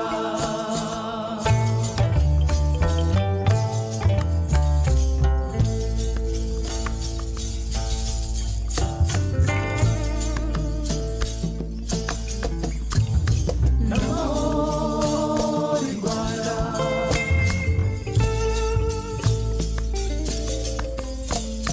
N'amahoro i Rwanda.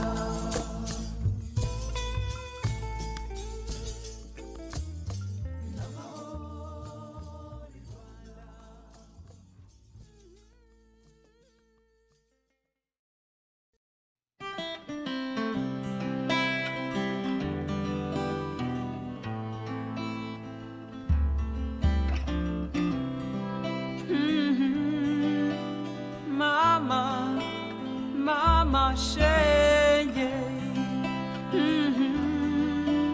njo nikupanguze machozi machozi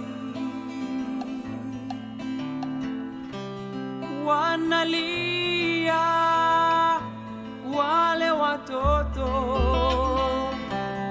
watu wanalia duniani njonjo tazameni maisha ya watoto wa yatima tazameni waishivyo hapa ulimwenguni ebu nenda huko vijijini hata mjini sikilizeni taarifa za habari duniani kaza mwendo acheni ubaguzi wenu wale watu wako kila mahali hawana chochote wana njaa wategemea usiku utakucha utakucha.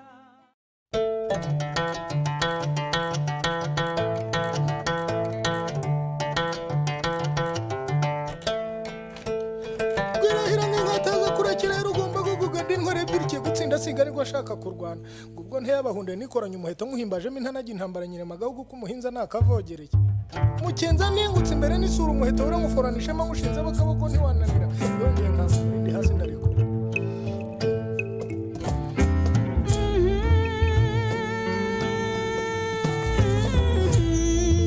nyambyeyi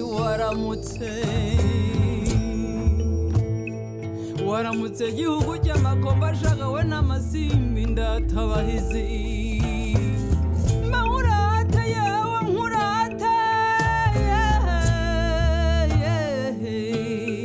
ushibukanye isheja wangobyiwe utazwi udusozi n'imisozi uturunga n'ibirunga wangeriwe bene gihanga mwe bakanyarwanda mwe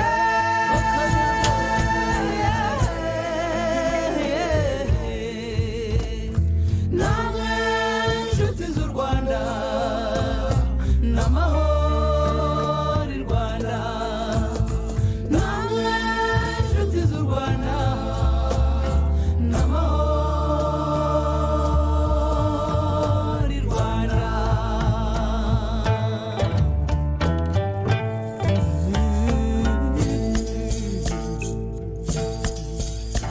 Nkuririmba yawe nkuririmba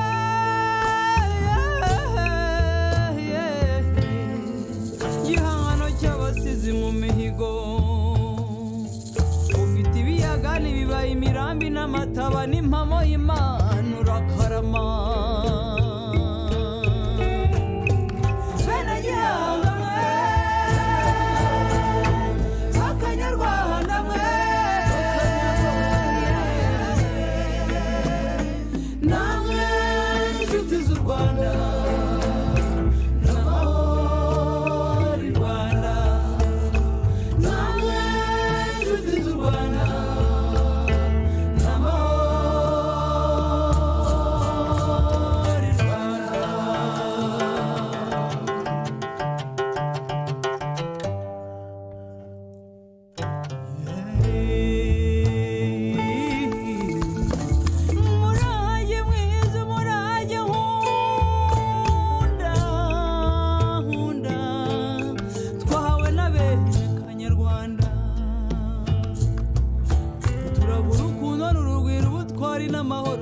kurata Rwanda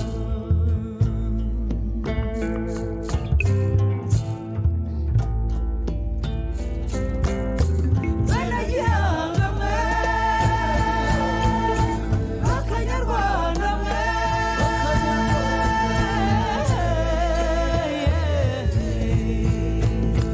namwe inshuti z'u Rwanda n'amahoro i Rwanda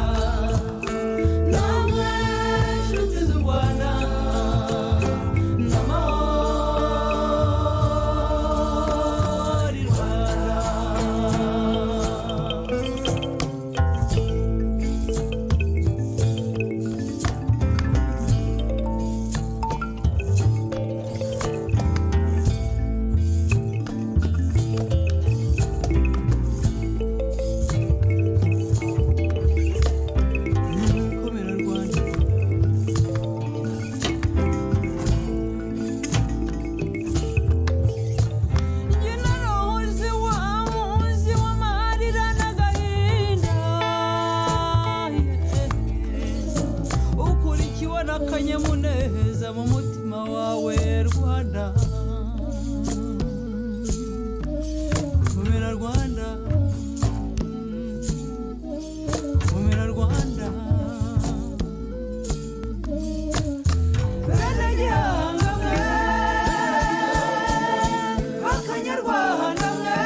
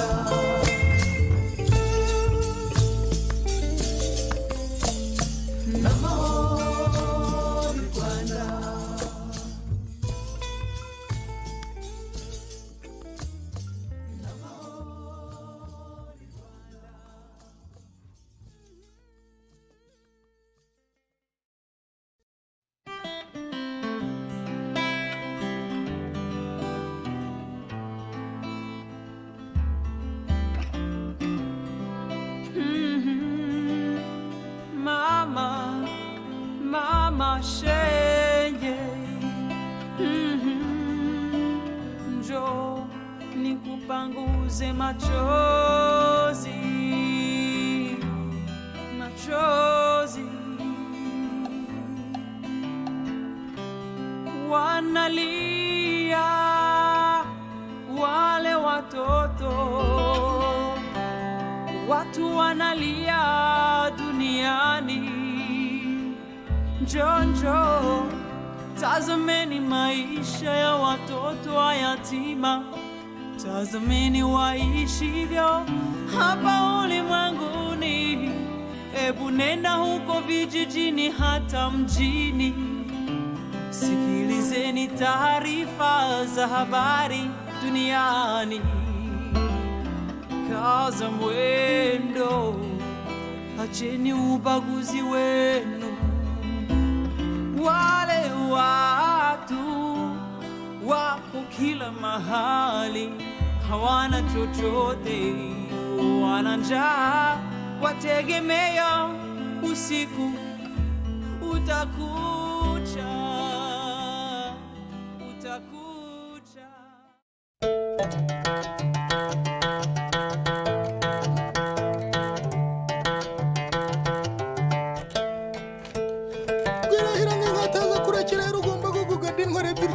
Sigari gwashaka kurwana ubwo ntiyabahunde nikoranye umuheto nkuhimbajemo intanaga intambara nyine magahugu kumuhinza nakavogereye mukenza mingutse imbere n'isura umuheto ura nguforanishema ngushinze abakaboko ntiwananira yongeye nkasura ndi hasi ndariko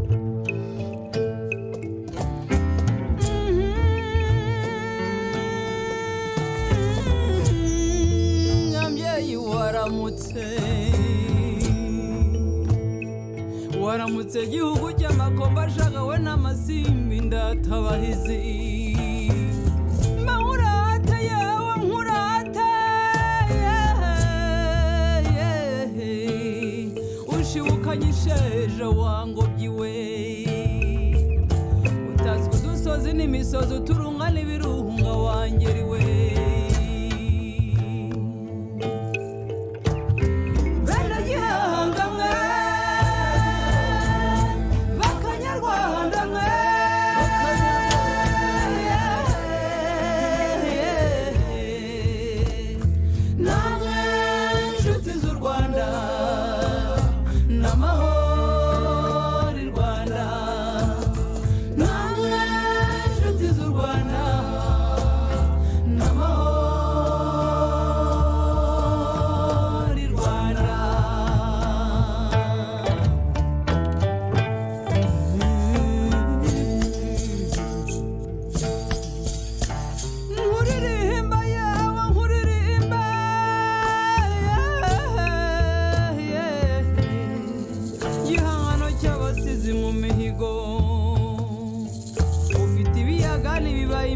n'amataba n'impamo y'Imana urakarama bene gihanga mwe akanyarwanda mwe namwe inshuti z'u Rwanda n'amahoro i Rwanda namwe inshuti z'u Rwanda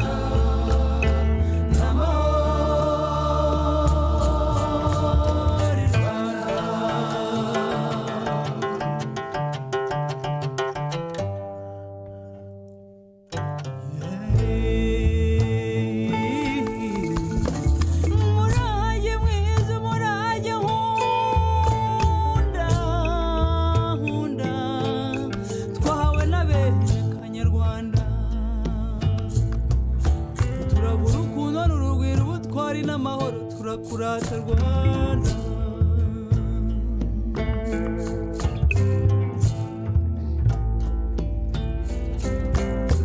bene gihanga mwe akanyarwanda mwe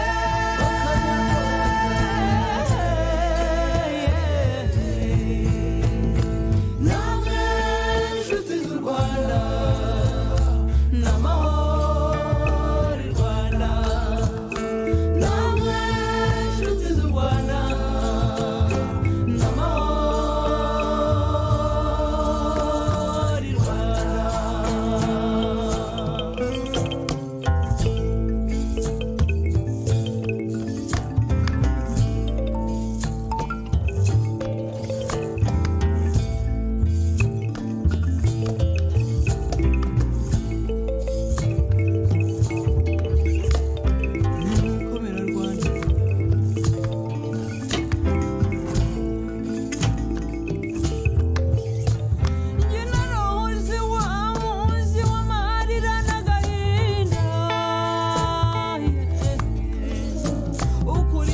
akanyamuneza mu mutima wawe Rwanda komera Rwanda komera Rwanda bene gihanga mwe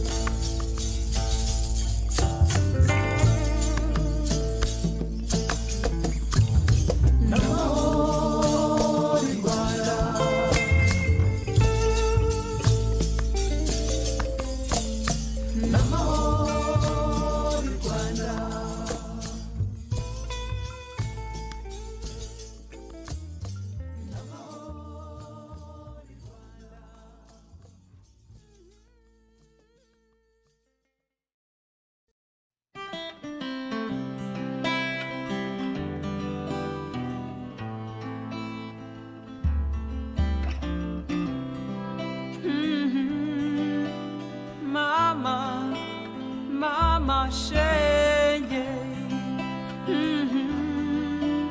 njo nikupanguze machozi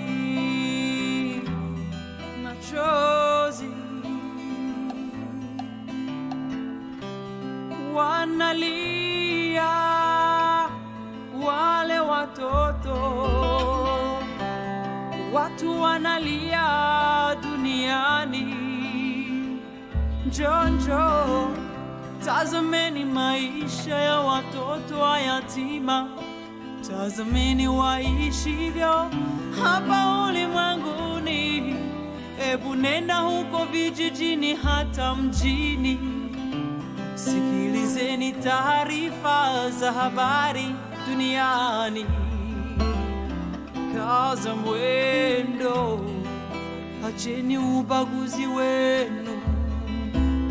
Wale watu wako kila mahali, hawana chochote, wana njaa, wategemea usiku utakucha.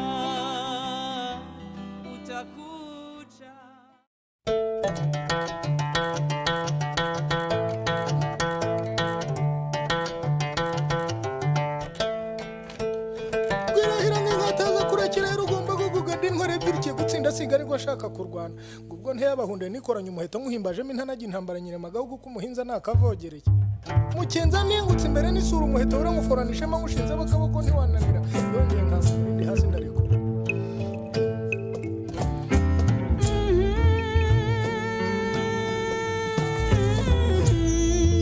nyambyeyi waramutse gihugu cy'amakomba ashagawe n'amasimbi ndatabahizi. Mahurate yewe nkurate ushibukanye isheja wangobyiwe, utazwi udusozi n'imisozi uturunga n'ibirunga wangeriwe.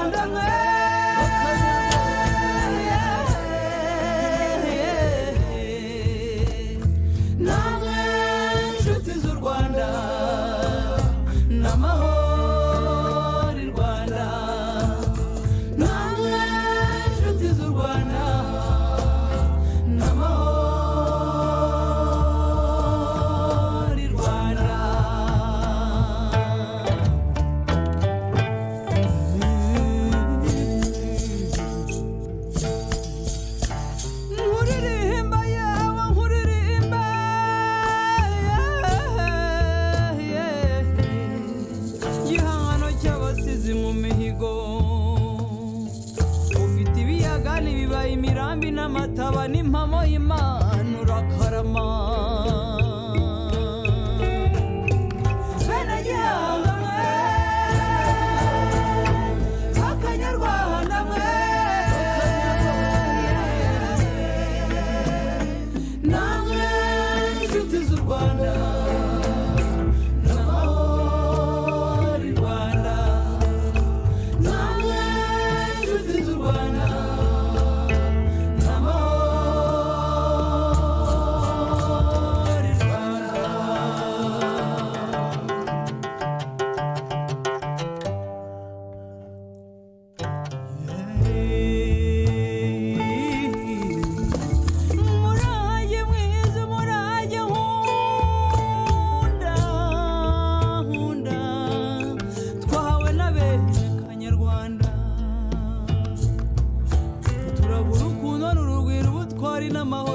Kurata Rwanda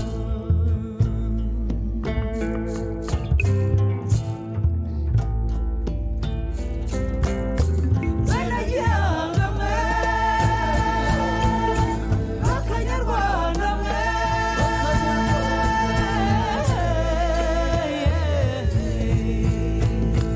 namwe inshuti z'u Rwanda, n'amahoro i Rwanda.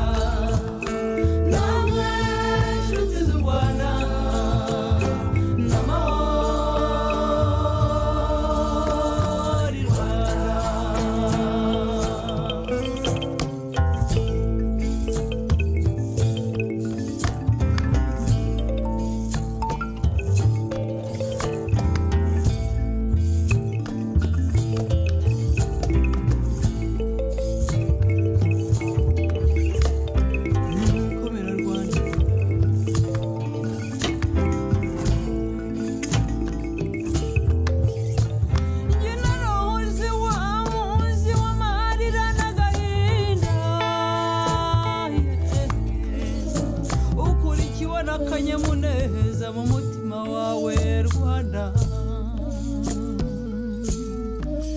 komera Rwanda komera Rwanda bene gihanga mwe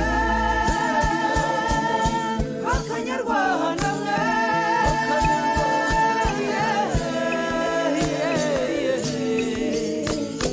namwe inshuti z'u Rwanda n'amahoro i Rwanda namwe inshuti z'u Rwanda n'amahoro i Rwanda.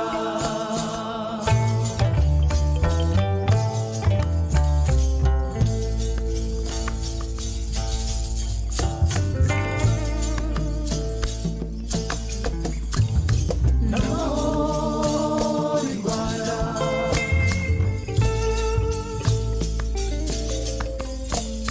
N'amahoro i Rwanda.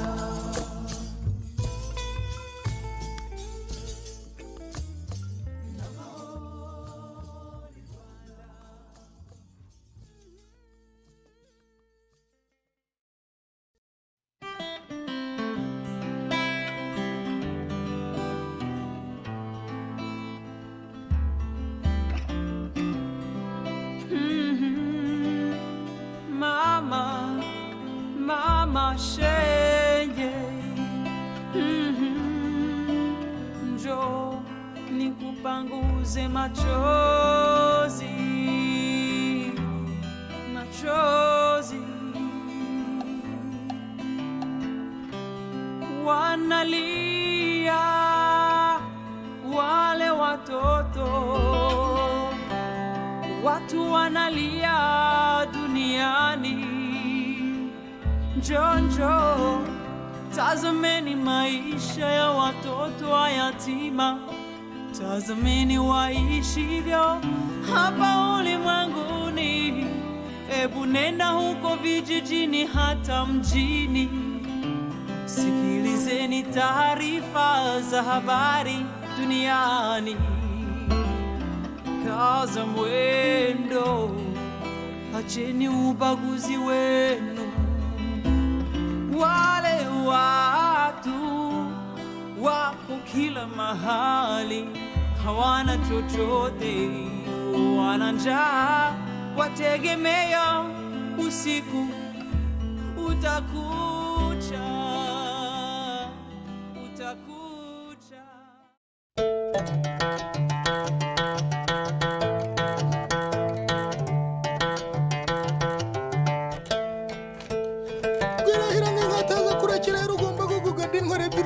Sigarirwa ashaka kurwana ubwo ntiyabahunde nikoranye umuheto nkuhimbajemo intanagi intambara nyiremagahugu k'umuhinza nakavogereye mukenza mingutse imbere n'isura umuheto uranguforanishema ngushinze bakaboko ntiwananira yongeye nkaza ndi hasi ndareko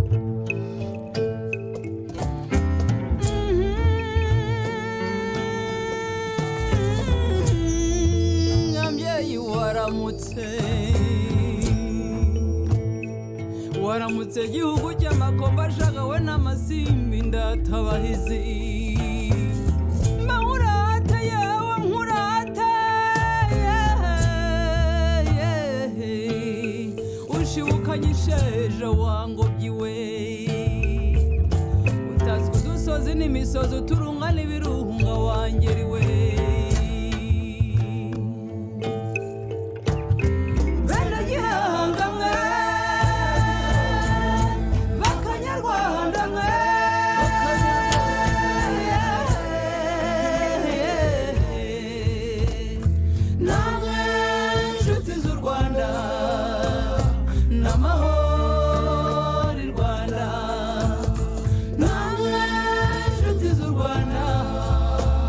No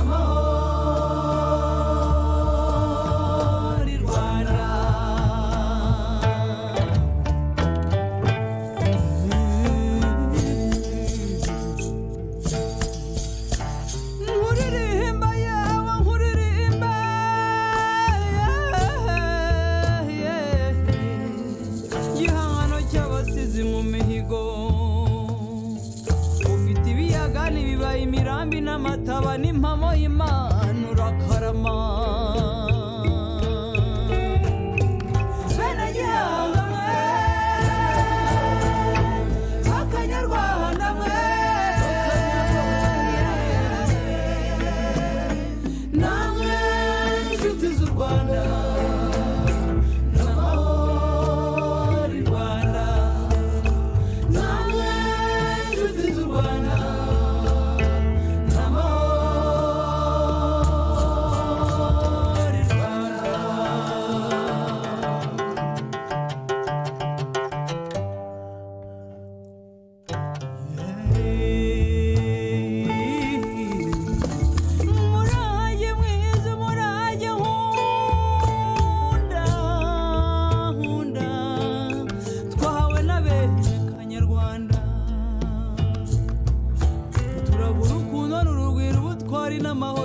kurata Rwanda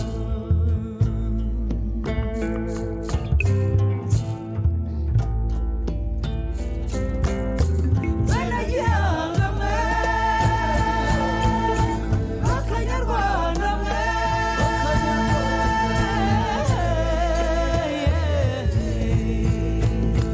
namwe inshuti z'u Rwanda n'amahoro i Rwanda namwe inshuti z'u Rwanda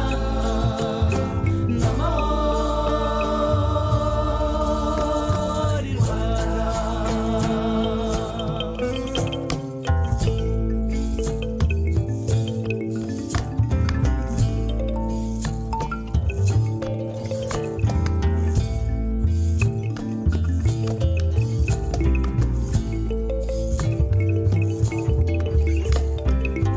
komera Rwanda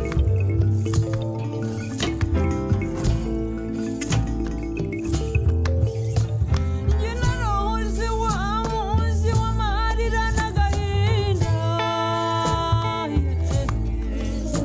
ukurikiwe n'akanyamuneza mu mutima wawe Rwanda komera Rwanda komera Rwanda bene gihanga mwe bakanyarwanda mwe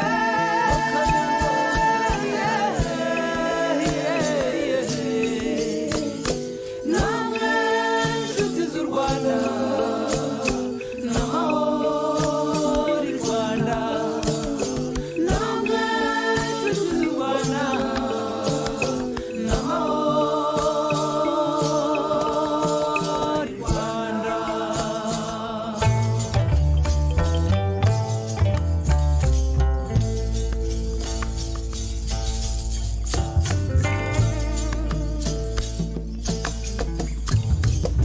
n'amahoro i Rwanda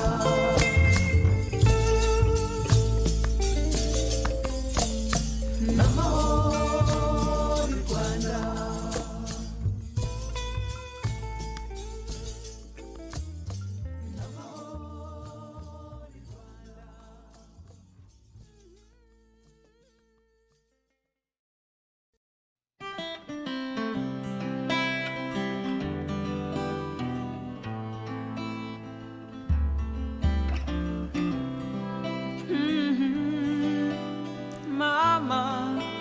Mama Shenge.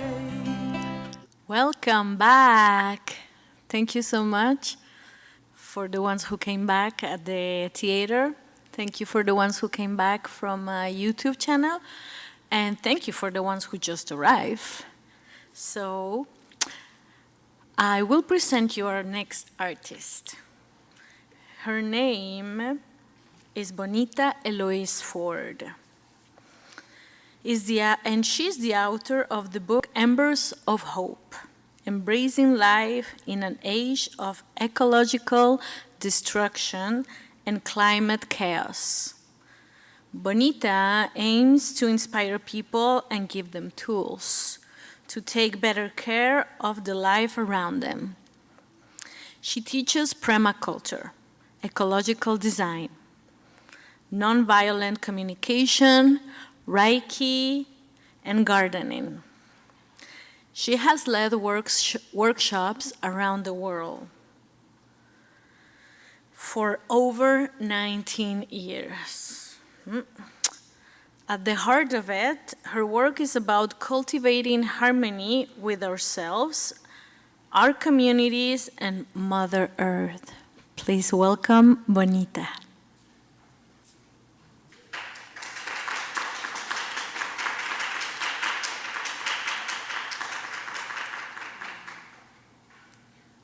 Kwei, Anin, Bonjour, Ni Men Hao, Nei Ho, Bonsoir, good evening, friends. So I begin with my intention for our time together. I want to give you an experience. I want to bring you along on a short journey. I hope you will feel moved, and I want to make space for our despair as well as for inspiration. I hope you will reflect on the state of the world, our ecological crisis, and I hope you will consider your place within all of this and how you might want to live your life differently. So I'll be really honest with you. I'm not here to entertain you. I'm not here to delight you with my creativity. If your main reason for being here is to be entertained and you're not interested in the rest, it's really okay. I ask you to be honest with yourselves. I ask you to be honest with me. And if this is not what you're here for, the door is there. Now is a good time to leave. It's not rude to leave right now. It's simply honest, because I want to know that if you're with me, that you're with me with an open mind and an open heart. So I invite us to begin with a breath together. So just taking a moment to breathe, breathing in softly and fully, just letting the breath come into the body, into the chest and into the belly, and letting that breath go. Taking a moment to notice your feet on the ground and to notice where you are.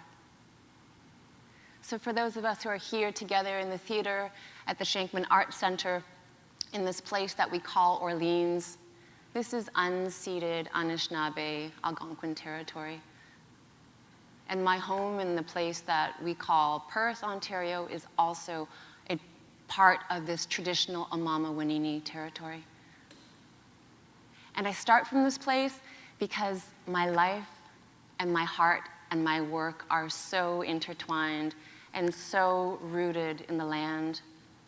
And I also firmly believe that the systems that are oppressing and hurting Indigenous communities and Black communities and communities of color are the same systems that are destroying our living Mother Earth.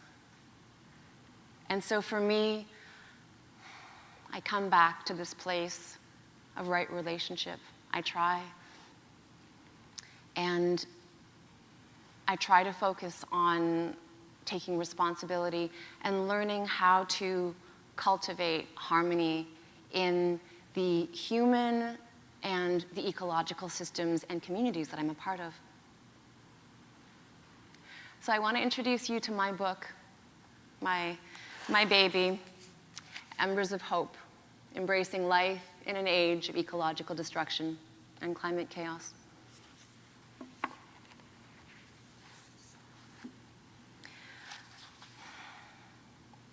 I am concerned we are killing the living world that makes our survival possible. I want to imagine a healthy future for the children I know. Right now, I worry about the hardship they will have to bear in their lifetimes. When I chat with people, be they neighbors or strangers, most agree that things are not working in some way. The state of our environment is dire, our economies are unstable, and our political systems do not serve the average citizen. In addition, many of us may be dealing with personal challenges, such as a serious illness, the loss of a loved one, or other trauma. It's not easy to deal with all of this and still keep our hearts open. The future of life on Earth is uncertain and our lifetimes are finite. Considering our own deaths, as well as the possibilities of climate catastrophe and perhaps even our collective extinction, shows us what we have to lose. If we are to find happiness in the face of this, I believe it is up to us to create it while making a contribution to the world. Embers of Hope is about doing just that, embracing life in uncertain times. We explore death in order to reconnect with our vitality. And we confront ecological devastation in an effort to rediscover our oneness with all of life. Although reflecting on these things may feel uncomfortable or scary at first, ultimately, they lead to uncovering what is truly important to each of us. Personally, my perspective has been radically transformed by the deaths of a dear friend and a close family member. I learned through them to be grateful, to do small, meaningful things each day, to give back to the community, and to let go so that when it's my time to die, hopefully I can be at peace. My loved ones' journeys helped me see our global ecological crisis through new eyes. Previously, I thought there were only two options: be hopeful and do everything in my power to change things, or accept that there's nothing I can do and give up. I now try to hold both perspectives. I'm doing what I can to foster a healthier world and make peace with the end. I'm nurturing new possibilities and trying to be open to receiving what life brings. When we take the step of acknowledging our own mortality, how does this affect the way we live? When we look at the threats to our planet home, how does this compel us to act? We can nurture ourselves and the life around us through our choices.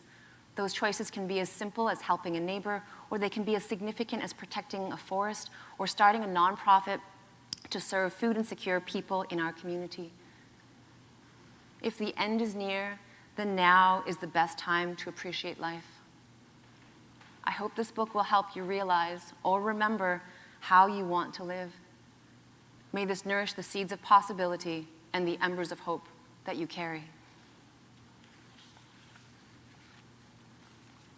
Despair and hope. Ecocide is happening now.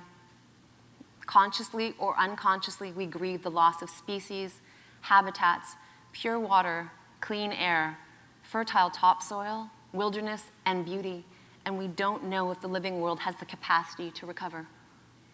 Nonetheless, our civilization continues on its current trajectory towards disaster. Runaway climate change is something that impacts all of us. Hurricanes, tornadoes, wildfires, floods, and droughts are intensifying and becoming more common. Rising sea levels are threatening coastal areas, and fisheries are collapsing. All of these pressures are causing more people to migrate for better chances of survival. Ecological destruction is pushing an increasing number of species to extinction. Many scientists say a mass extinction has already begun, and unlike an asteroid collision or volcanic eruption, this time human activities are the cause. My partner, Vastu, and I can have depressing discussions about all of this. In one such conversation, he said, "People either think that there's still hope or that we're totally fucked." I realize that I'm trying to hold both perspectives at the same time, despite it seeming like a paradox. I practice accepting death while continuing to live fully. I acknowledge hard facts while seeking a productive response. I balance on a knife's edge, learning to make peace with the end while working towards a healthier world. I urge myself to face what is hard and painful because it strengthens the love, the care, and the hope that I bring. It is like a blacksmith firing metal to make a blade. A certain range of heat makes the metal workable, and another range of heat fortifies the blade. A knife can be a powerful tool. In the hands of a skilled user, the same knife can whittle a spoon or fell a tree. If we are careless, however, that sharp edge can be painful. Most of us know what it's like to be preoccupied while using a knife and to cut ourselves by accident. Self-awareness is useful whether we are handling dangerous tools or confronting our mortality. It seems that life and death are separated only by a fine line, and I'm conscious of how much there is to lose. At times, I can feel very discouraged about where we are headed as a civilization, yet I know many people, caring teachers, parents, activists, researchers, authors, and artists who endeavor to leave the world a better place. Despair and hope are real for me, and I consciously allow myself both. The despair keeps me focused on what is at stake, and the hope fuels me.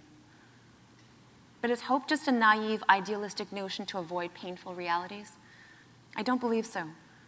To me, hope is a spark of aliveness that wants to grow, fed by a desire to nourish what is beautiful.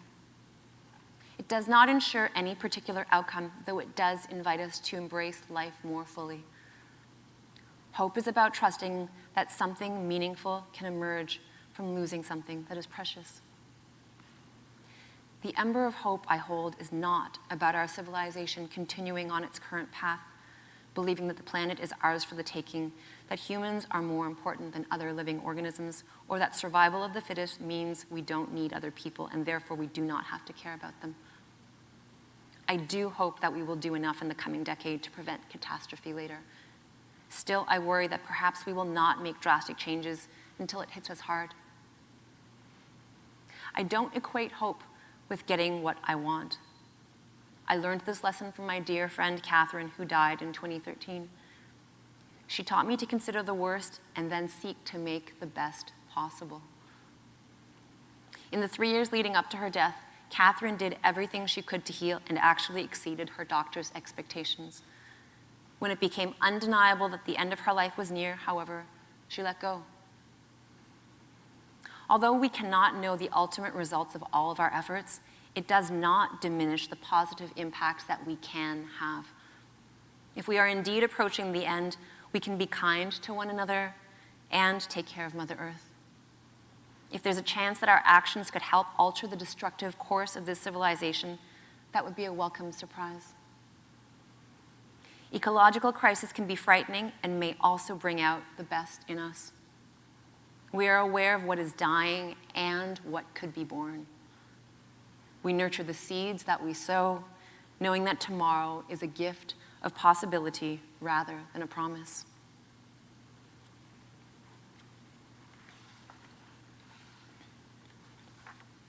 Starting to see the destruction. On my second trip to Haiti, I volunteered for several weeks, training the teachers, agronomists, and community organizers of a small local nonprofit. In Port-au-Prince, I'd often found myself awakened by the sound of barking dogs, diesel engines, church music on loudspeakers, and people calling to each other in the street. I'd longed for a quiet haven, so arriving at the ecological reserve was a welcome relief. We got out of the truck and stretched, then each wandered off alone, savoring the treasures with our eyes and cameras. I found a simple orange flower, which upon closer inspection offered a neon runway for an insect. We were surrounded by greenery in 3 dimensions, which trapped humidity like dew on a cobweb. The fog that hung over the trees was a world away from the sweltering heat in the city. There, the trees were the resilient ones who had reached deep enough to find water. And here, the trees were the generous ones who were making water possible for everyone around them. I imagine that the old forest had once been like this, teeming with food, medicine, and life. After leaving the reserve, we drove by more villages. Across a large valley, a mountainside was covered in a patchwork of garden plots. Each plot was its own shade of green and was probably a monoculture of the basic vegetables we had seen in most places: onions, spinach, peppers, and squash. However, the bottom half of the mountain was gone. Even from across the valley, I could see the lines where the soil had been eroded. It was as if a monster had scoured the earth with its massive teeth. The same rain that gives life also carries it away. Much of Haiti had once been humid forest. In the early days of colonization, the trees were cut for lumber, fuel, and furniture. The thin, fertile topsoil had probably been long lost from clear cutting. Now, monoculture vegetables took the place of trees, and the soil was being eroded by water, wind, and gravity. It broke my heart. Back in the city, I worked with the agronomists to redesign and expand a school garden. The existing garden had a few tidy rows of spinach, a handful of other vegetables, and a young banana tree. The red clay soil was clearly visible in the beds and paths, exposed to the heavy downpours of the rainy season. In our design sessions, we talked about the importance of perennial plants and ground cover to protect the soil. We agreed on a simple layout for the expanded garden, which I sketched on paper and the agronomist marked on the ground with strings and rocks. When I returned a year later, the place was virtually unrecognizable. In the center of the expanded garden stood an almond tree that already towered 5 feet over our heads. Yes, plants grow quickly in the tropics. Surrounding it was an assortment of vegetables, including okra, beans, and corn. In the older garden area, more banana trees had been planted and they were already bearing fruit. The soil was now covered by a lush layer of green, including spinach, squash, and sweet potato vines. Life had been given good conditions, and it was flourishing again. A few years later, I was appalled to hear that the garden and the school had both been bulldozed to the ground in one night. Alas, the land was not owned by the school. The owners had other plans for it and moved forward without any warning. As I digested this news, I remembered a video of internationally renowned permaculture teacher Jeff Lawton. Standing in a food forest he had planted 7 years prior, he told the camera that the forest was now there to stay unless it was physically removed. Indeed, it is time to stop raising the land. If we can provide beneficial conditions or just leave it alone, the land can heal itself. Sometimes when I stand in the rain, both loss and possibility trickle in my heart. Indeed, the work I did in Haiti may seem a wasted effort. Still, I look for ways to respond to what is ailing in the world. I plant gardens, I share seeds, I walk in nature, I listen to youth and elders, I pray, and I keep trying. Collectively, we know how to help life flourish. What will it take for us to end the destruction and protect life?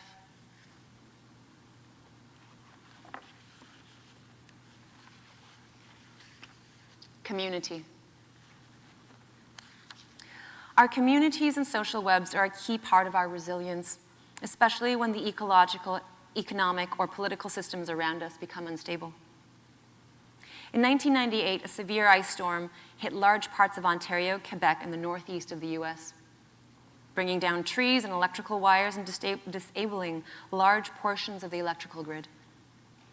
The worst affected places were without power for weeks. I was in Kingston, Ontario at the time. I have fond memories of that period without power. A friend showed up with hot chocolate one day, and we set out to bring hot food to an elderly friend. Large community shelters opened and free meals were served. Strangers talked on the streets. A few blocks of the downtown area still had power, since their electrical cables were underground and safe from the weight of the ice and the falling trees. Away from those busy blocks, the neighborhoods were dark, quiet, and peaceful. In her book, A Paradise Built in Hell, The Extraordinary Communities That Arise in Disaster, writer and activist Rebecca Solnit writes that when disaster hits, it is real people, even strangers, who self-organize to help one another. She asserts, the image of the selfish, panicky, or regressively savage human beings in times of disaster has little truth to it. Decades of meticulous sociological research on behavior and disaster, from the bombings of World War II to floods, tornadoes, earthquakes, and storms across the continent and around the world, have demonstrated this. The immediacy of disaster tends to cast aside the barriers of so-called normal life, and many people have a strong need to help and to be useful. Solnit highlights how people in New York in response to the attacks of September 11th, 2001, demonstrated an urgent desire to help because giving to others or doing something gave them purpose. Solnit also emphasizes that the most extreme behavior in disaster situations often come from those who anticipate barbarism and believe they have to defend themselves. We can learn a lot from this. Our dominant culture upholds the idea of competition for survival, whereas cooperation within a species and mutualism between species are widespread in nature. Over 80% of plant species on land have root associations with fungi called mycorrhiza. In this symbiotic relationship, the plants provide sugars made through photosynthesis and can even give up to half of this to their fungal partners. In return, they receive minerals, are more tolerant to drought and salinity, and experience fewer pests and disease. The mycorrhiza can form a network in the soil that connects plants and may promote diversity in the plant community by improving access to nutrients. It is important to recognize that the biggest help in a disaster can come from those in our immediate vicinity. Instead of feeding our mistrust about how dangerous people can be, we can start to connect with our neighbors now. If we can learn to help one another while conditions are relatively stable, then when things break down, we'll be more able to work together effectively and be less inclined to give in to fear. Now, when I worry about potential crises, I remind myself to build relationships rather than fences, and to build relationships where there are already fences. I challenge myself to make an effort to get to know the people around me. Over the years, giving gifts and receiving help have taught me about a culture of mutual support. In the garden, when we feed the diverse life in the soil, we feed ourselves in the long term. Likewise, nurturing the relationships around us prepares the ground for our future well-being.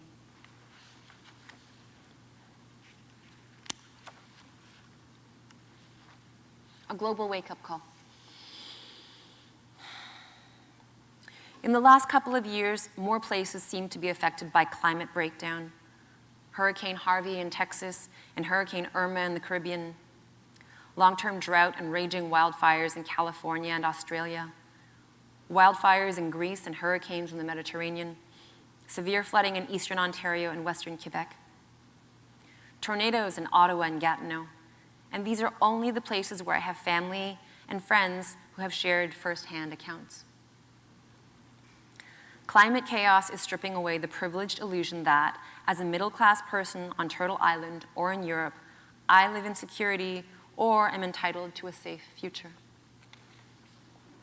I can easily get lost in what-if questions. In any case, to be alive or healthy tomorrow or in 10 years is not guaranteed for any of us, so we can make the most of today. Not long ago, Bastu and I were looking forward to a special weekend. Our good friends Brittany and Alistair were getting married by a lake, and several of our friends would be there. Despite the fact that there was a tornado warning for our region, we were getting accustomed to such storm warnings. And so we didn't change our plans. As we drove towards the small town of Calabogie, the rain was falling hard enough that the windshield wipers barely helped. Bastu was driving and I was navigating. I was supposed to be looking for a small side road just after the town, though I was talking and not paying attention. About 6 kilometers later, we knew that we had missed our turn. We went back and turned onto the side road, only to be stopped short by several large fallen trees blocking the road. We headed back to Calabogie to take another route. As we drove through the town this time, we saw downed trees, a shed with its roof blown off, and a broken electrical pole lying with its wire across the road. None of that had been there several minutes earlier. What if we hadn't missed that turn? We would have been on that side road when the damage hit. Would we have been stuck there, or even worse yet, crushed under one of those trees? We drove slowly and left the heavy rains behind. We called other friends to tell them about the bad road conditions. One of them had already arrived at the wedding venue and reported only blue skies there, so we continued on. Unbeknownst to us, the storm that was moving through the region hit as a downburst in Calabogie, with winds recorded at 175 kilometers per hour. Shortly thereafter, 2 tornadoes with winds recorded at 265 kilometers per hour touched down in the Ottawa-Gatineau area, from where many of our friends were coming. Some people arrived late, though everyone, thank goodness, was safe, and it turned out to be a festive weekend. Brittany and Alistair had a magical ceremony on a beach adorned with cedar boughs. The partly outdoor dining area was decorated with handmade candles and strings of LED lights that reminded me of fireflies. We enjoyed a huge potluck meal, danced late into the night, and ate leftovers for brunch the next morning. It seemed strange to have survived the storm and then to have a lively party outside. On the other hand, it was also the perfect gift, a reminder of our mortality to help us truly appreciate the preciousness of that day. None of us are immune to dying, to natural disasters. Such things can happen without warning, and they give us good reason to celebrate and live fully now. They give us good reason to celebrate and live fully now. Please don't wait for a close encounter with death to enjoy your life. Appreciate what you have today. Appreciate what you have in this moment. Laugh with a friend. Do something kind for a stranger. Make the most of the opportunities you have to share and to love.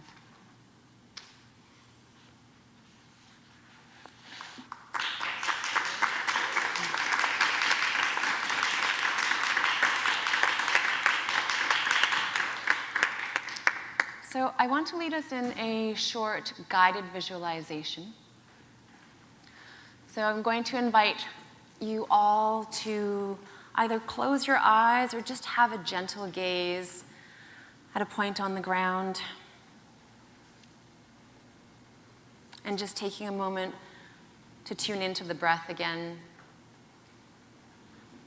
Noticing that in-breath and the out-breath. However, it's growing down through your feet, down into Mother Earth. And that with each out-breath, those roots extending deeper into Mother Earth, connecting. And with each in-breath, drawing in life and vitality. So breathing out, extending down, connecting, reaching down into our mother, and with the in-breath, drawing in life and vitality, and receiving that.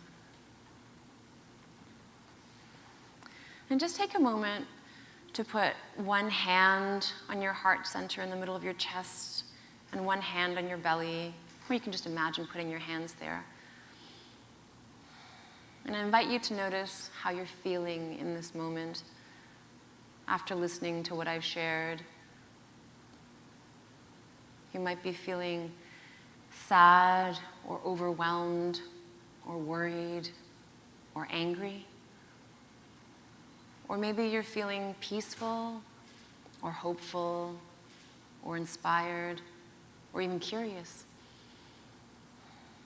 So just taking a moment to notice the feelings that may be bubbling in you in this moment.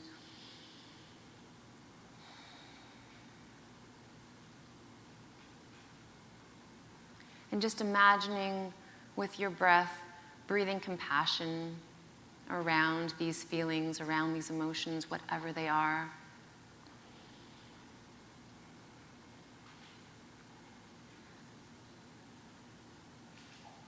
And deep within these feelings are our love and our care for life and for the world around us.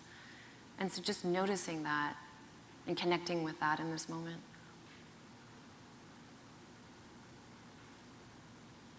And now taking your hands and just opening them, having your palms up in your lap, or just imagining them in that position with your hands open in front of you.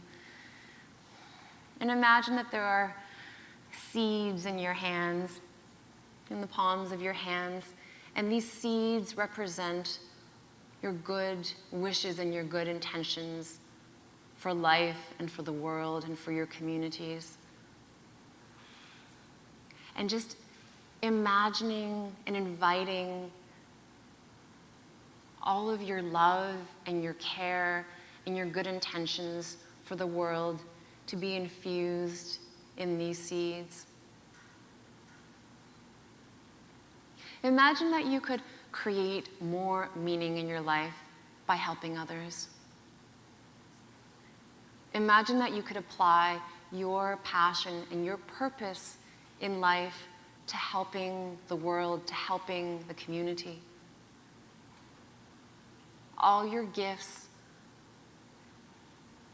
your talents, your joie de vivre, your raison d'être, all of this. Imagine infusing this preciousness into these seeds, what you carry in your heart, the creativity, the passion you bring, all that you carry for life, putting that energy into these seeds. And these seeds in the palms of your hands, and just bringing your hands back again, or imagining bringing your hands back again to your heart and your belly. And just letting these seeds be within you, carrying these seeds in your heart, in your being, knowing that you hold this for yourself, for your community, for the life around you, and that you'll sow these seeds throughout your life as you're ready. So just taking a moment to come back to the breath. Slowly opening your eyes if your eyes were closed.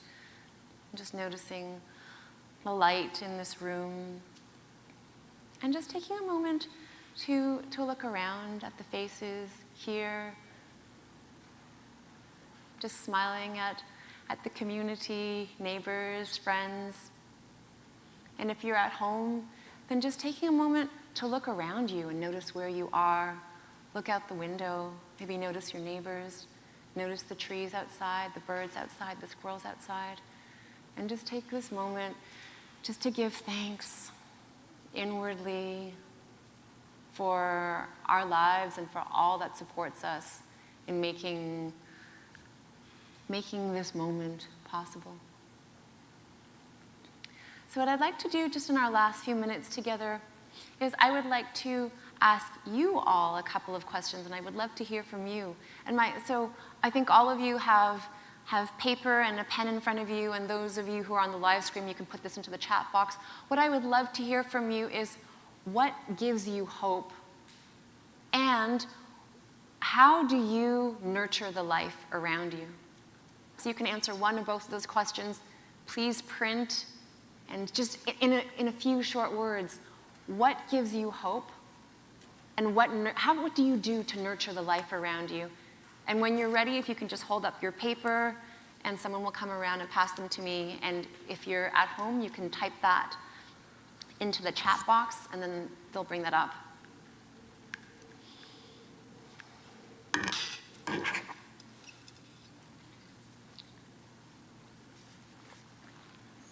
Thank you so much, Bonita. That was touching, educating. Thank you so much to remind us this awareness of if we don't change, then the politicians, the big companies, they won't change. It's that simple. Even if it's just one person. You know, it's not like we are invisible. It's that we need to change ourselves. That's how it starts. Yeah. And it's touching and it's beautiful the way you describe it. I can't wait to read your book. Thank you. Yes. And I also I want to remind all of us, whether we're artists, whether we're parents, whether we are teachers or just neighbors, that we all have a voice in some way. So we all have a place where we can express ourselves and our concerns, and we have places in our lives where we can contribute to making life better. So whether that is about picking up plastic bags that are in the creek or stopping using plastic bags, or whether that is about making a documentary about taking care of the oceans, or whether that is about joining an action to try and stop the destruction of a wetland. You know, whatever it is that we feel called to do, I think we all have opportunities and places in our lives to do that. So I think we have some... Totally. Yeah, I have the answers for you. Thank you. I would love to hear some of these. So your question, Bonita, was what gives you hope? One of the answers is the youth give me hope. I try to speak the truth. Thank you, Emilio.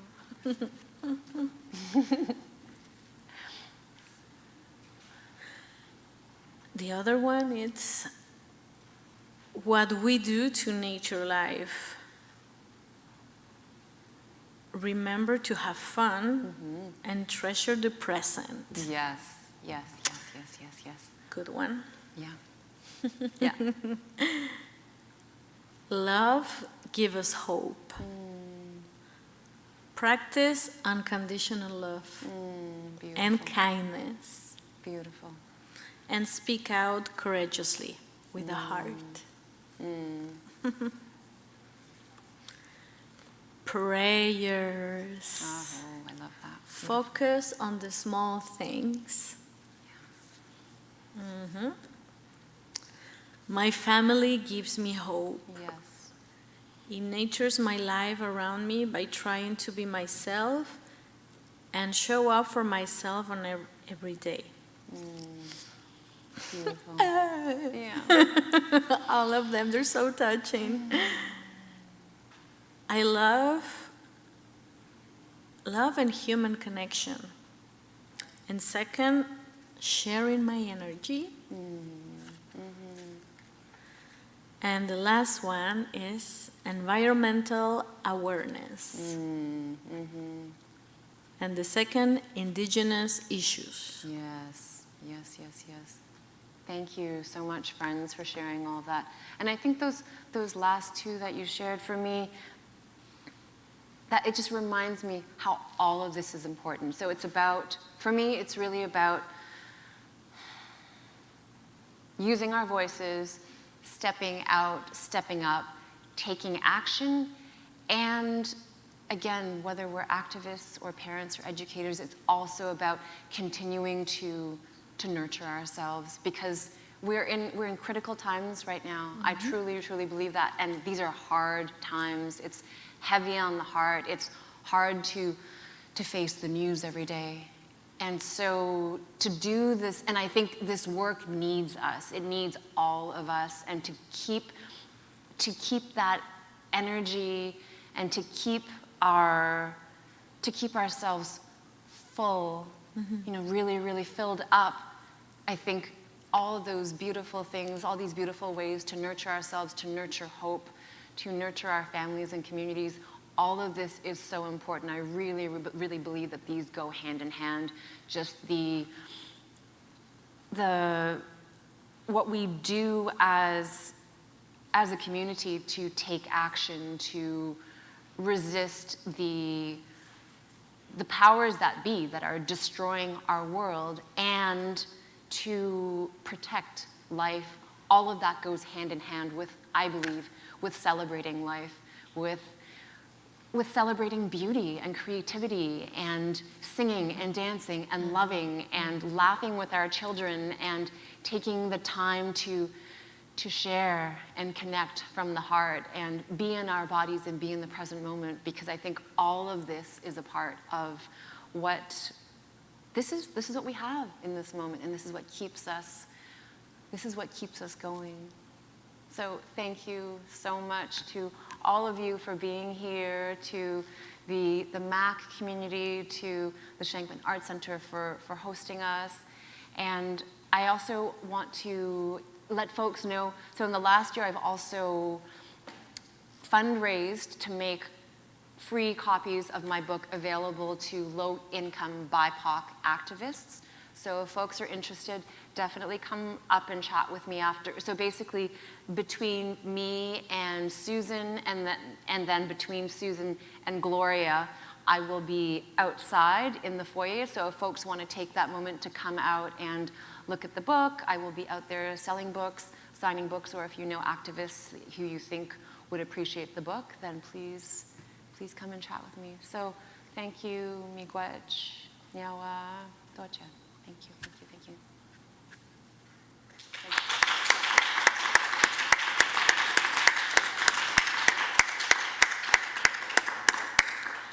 Bonita, just one last question.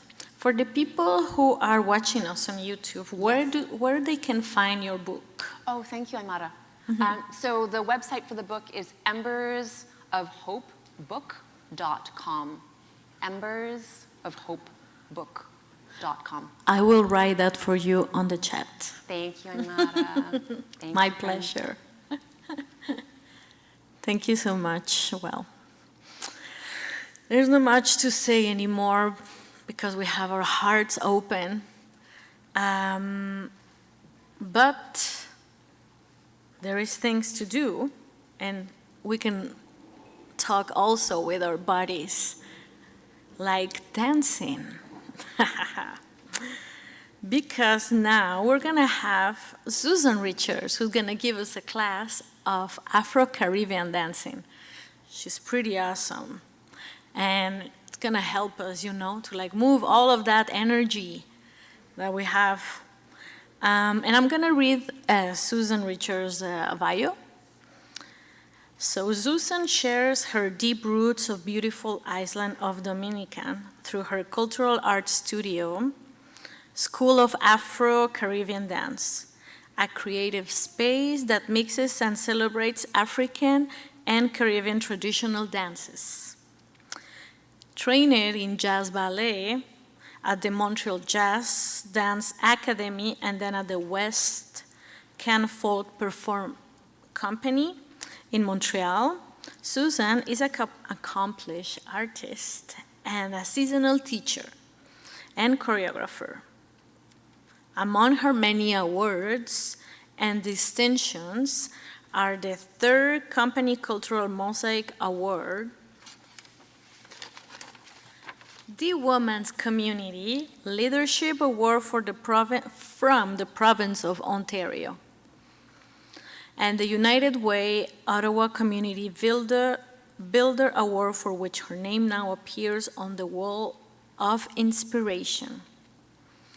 In the Jean Pigot Hall of Ottawa City Hall, her philosophy is that everyone should have the chance to tell their story through dance and movement, regardless of age, fitness, or disability. All right, so now, please welcome Suzan. Hey, everybody. Hi, how you doing? How we feeling? Good. You just had some energy work. How exciting. And now we're going to move that energy, allow it to flow through our body. And guess what? This is a participatory part. Y'all didn't know that, did you? It's participatory, which means that I can welcome 4 other people on the dance floor. I don't want to say stage, but on the dance floor with me. You are more than welcome to just stay in your spot. But, you know, it's kind of lonely up here. I'd love to feel community. How beautiful would it be for us to be able to join together? So while y'all are like, all right, I can do this. If you want to take off your shoes, you can, or stand where you are. So as mentioned, my name is Suzan Richards. And it is an honor for me to be here today to celebrate Afro-Caribbean culture with you. Now, some of you may be wondering, what is Afro-Caribbean culture? Well, it's exactly what the roots, African roots, as well as the Caribbean roots together. You see, my beautiful island of Dominica, once upon a time was a volcano. Just as much as most of the islands in the Caribbean was a volcano. However, what's special about my island is that we still have volcanic activity, 365 rivers, and one that can boil an egg in 3 minutes. Clearly, we don't go swimming in that water. However, It's also the home of the Kalinago people. Now, most of the time people have heard of the Caribs. Well, that's the name that Christopher Columbus gave us. Our name is really Kalinago. You see, in the Caribbean, we have two main indigenous tribes, the Taino and the Kalinago. And Dominica is the last protected territory in the world of the Kalinago people. It's rich in culture. So when you think about Dominica, an Afro-Caribbean dance, you have to remember the roots of the African people that were brought against their will to the Caribbean to work for the riches of the Caribbean to send to the colonies. And those riches, I'm sure you had some today. Help me out. What do you think one of the riches were? Come on, this is participatory. You probably put it in your tea or your coffee this morning. Sugar, exactly. Sugar was like gold.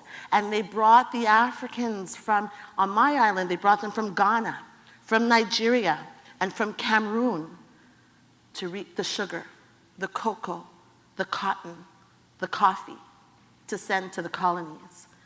So in terms of our culture and our rich culture, understand that it's all that, all of that. The Europeans, the Africans, the Kalinago people, to make me. Isn't that a beautiful thing? And we celebrate it through dance. So what we'll be doing today is that we're gonna have a mini class in 20 minutes. This is like speed dating, speed dancing, okay? So we're gonna speed date with Afro-Caribbean culture, where we're gonna warm up. I'm gonna explain a little bit about what I have on and the why, and then I'm gonna teach you a short choreo. Are you ready? Okay, like I'm from the Caribbean. I can't have this like a yes. We're ready. Are you ready? Oh, that's so much better. Wakey, wakey. All right, Mr. Eric, thank you. We'll play the first track, and we're gonna warm up our bodies. Make sure you have some room. Deep breath up. Exhale out. Oh, so good. Again, deep breath up. Excellent. Down. We pay homage to the Orishas by saluting the north, the east, the west, and the south. Excellent. Are you ready? Let's roll our shoulders, making sure you have some space. Let's go the right 4 times. 1, 2, 3. Other side and left. 2, 3. Now both. Other direction. Open your arms, ready to receive your blessings. Roll your head. Feels so good. Other direction. Look up and look down. Bend your knees closer to Mother Earth. Shoulders. Ta, ta, ta. Hey. Ta, ta. Good job. Look over to the side. Back to the center. Excellent. Other side. Back to the center. Yeah. Good job. Roll those hips. 1, 2. In a circle. Oh, yeah. That's what I'm talking about. Other direction. 1. Big circle. I don't want anyone to hurt themselves. Yes. Good. We're stepping together. Ready on the tempo. 1, 2. 1, 2. 1, 2. 1, 2. 1. Let it go. Let it flow through your head.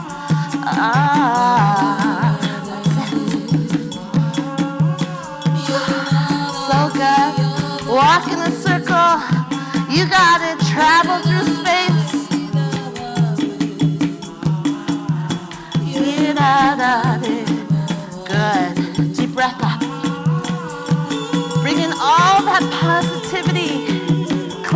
negativity. Yeah, rub in that positivity, rub in love, compassion, rub it all in. Excellent. Over the head, exhale. Feel your heart. Doesn't that feel good? Let's thank Mother Earth and our heart. Thank you. You may have a seat for a moment. How are you feeling? Feels good? Yes, excellent. So I'd like to explain some of the symbols that I'm wearing today. So the first one I'm going to explain is my head wrap, or my mouchoué. That's what we call it on my island, a mouchoué. All right? Now, fair warning, the story is a little sad. So that's your preamble, all right? So, when the Africans were brought to the Caribbean, they were forced to shave their head. They were forced to shave their head because the colonizer, the slave master, knew that the way that we wear our hair, the way our hair is braided, the way we wear our head tie, our mouchoué, was a sense of belonging. It told us who we belonged to, which tribe, which neighborhood, which community, whether we're married, single. All that was on our crown. Our crown was sacred to us, so it was taken away. We're forced to shave our head. Now, remember, the African slaves were being treated like cannibals. Cannibals. That's not a word. Animals. Like cattle. I just made up cannibals. I like that. They were treated like second-class, third-class citizens. However, the African people, because they were worth something, they were dying in the sugarcane fields because their head was uncovered, working in all that hot sun. So the slave master gave them a piece of fabric. Hey. Well, the African people are very smart people, did not forget their traditions. And what they started to do was to braid their hair back into their traditions. However, this time, it was a map. It was a map to freedom. They would share stories that they would hear across plantations. They would sing songs like, wade in the water, children, wade. And they would do little waves of braids. Underneath those braids, they would hide grains of rice, metal to pay for safe passage, grains to be able to plant in the future land so that they could eat. And then they would take the mouchoué, and hide it so that no one would know, so that no one would see the secret map that's underneath. In Afro-Caribbean dance, we continue to wrap our head, we continue to cover our head to pay homage to that part of the history. I'm not talking about the religious reasons why people cover their head. Don't put that in your questions after, all right? I'm talking about the cultural reason why we cover our head. It still continued, even after slavery was done. If we tied our head and we left one little piece out, it meant that we were single. Hey, how you doing? If we had two, we were married, don't talk to me. If it was elaborate, it meant that we were the queen, the chief of the household. You want something? Come and ask me. If it was none like this at all, it meant that we're unavailable. Don't even bother. It continued to share secrets. The way our head was tied. Meet me behind the tree. Meet me by the river. I don't like your mama. Whatever. All right? It was honestly, I'm not even joking. All right? It was how we communicated. How we doing? Good? That is the reason why we cover our head when we dance. That's why we see in Africa, everywhere, everyone covers their head. But all different reasons, either sense of belonging, their family, their tribe. Yes, but know that there is a rich history behind it in terms of Afro-Caribbean culture. Let's dance. Stand up, please. Let's do a welcome dance. I'm feeling welcome-ish. So we're gonna start with 4 steps forward, starting with the right foot. And 1, and 2, and 3, and 4. Good. Let's do it again. Ready? And 1, and 2, and 3, and 4. Excellent. The right foot is going open to the back, together, open, together, and then open to the left, together, open, together. Let's try that again. 5, 6, 7, 8, and 1, and 2, and 3, and right back, right together, right, left together, left. Yes, again, here we go. Taka, tika, pa-cha, acha-kacha, tia, cha-cha, ya-cha-cha. The hands, 1, and 2, and 3, and 4, open, acha-kacha, acha-kacha. All right, there's something I need to share with you. Afro-Caribbean dance is grounded because we pay homage to Mother Earth. So when we move, we're moving into the ground. As much as you can do this, right, you're far from the ground. Bend your knees. You know when they say, ooh, you got so much soul? Uh-huh, it's the soul, yeah? 1, 2, 3, yes? So into the ground. Yes, let's go again. 5, 6, 7, 8. Taka, itaka, taka, tika, chia, ta-ta, ya, again, and 1, and 2. Woo! I love it. Aya, ta-ta, aya, ta-ta. Let's try that with the music, shall we? You ready? We're good? Look at all this space I have in front. Y'all know I don't bite, I promise. I promise. Yes. Music, please, Mr. Eric.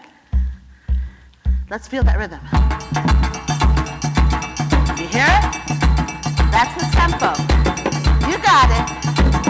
Are you ready? Bend those knees. Ready? Here we go. 5, 6, 7, 8. Chica, ta, ta. Woo! Ay, ay, ay. Hey. Woo! Again. Hey. Woo! Yes. Next move. 1, 2, 3.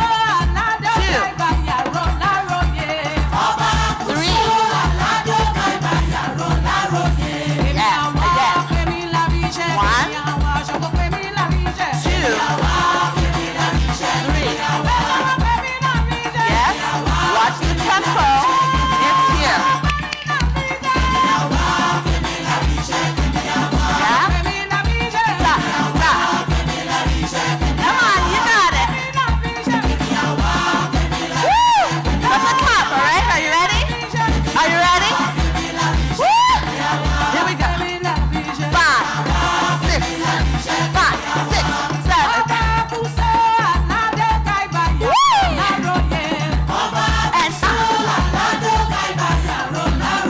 again.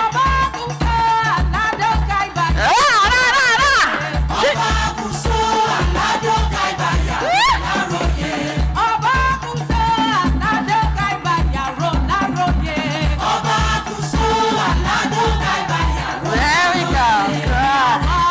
Excellent. You got it? 5, 6, 7, 8. Woo! Hey! Again. Woo!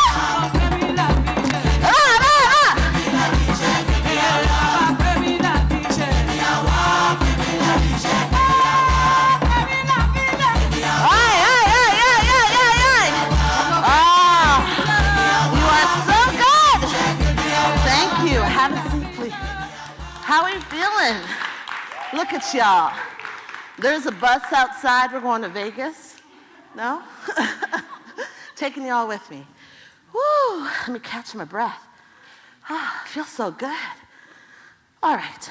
Now, another symbol that, hold on a second. Okay. Another symbol that's really important are these bangles that I'm wearing. How many of you have seen these before or have them? I see someone at the back put their hand up. Where are you from? What's your cultural roots? East Africa? Uganda. Yes, that makes complete sense. Anybody else seen these before? And where are you from? What's your cultural roots? Congo. Yes. All right. Now, full circles, a lot thicker and heavier than this, were used as currency. They were used as currency to buy slaves. They were called manillas. And they would weigh them and would have a certain value. Now, the female that worked in the home had a high value, so she had many manillas. She was forced to wear them. She was forced to wear them because when the neighboring plantation owners would come over, they'd be like, hey, look how much you paid for your slave. You must be very rich. It was a status symbol. Not for her, but for the plantation owner. Also, the jingle jangle that it made was like a cowbell, so that they knew where the slave was at all times. She couldn't really go anywhere. They would hear her because of the number of manillas she had on. When slavery was abolished, the people of African and Caribbean descent melted them down and created bangles, manillas, bracelets that look like this. What do you think it means? Anybody? Take a guess. It's okay. They were enslaved, full circles, heavy, melted down, like this. Yes.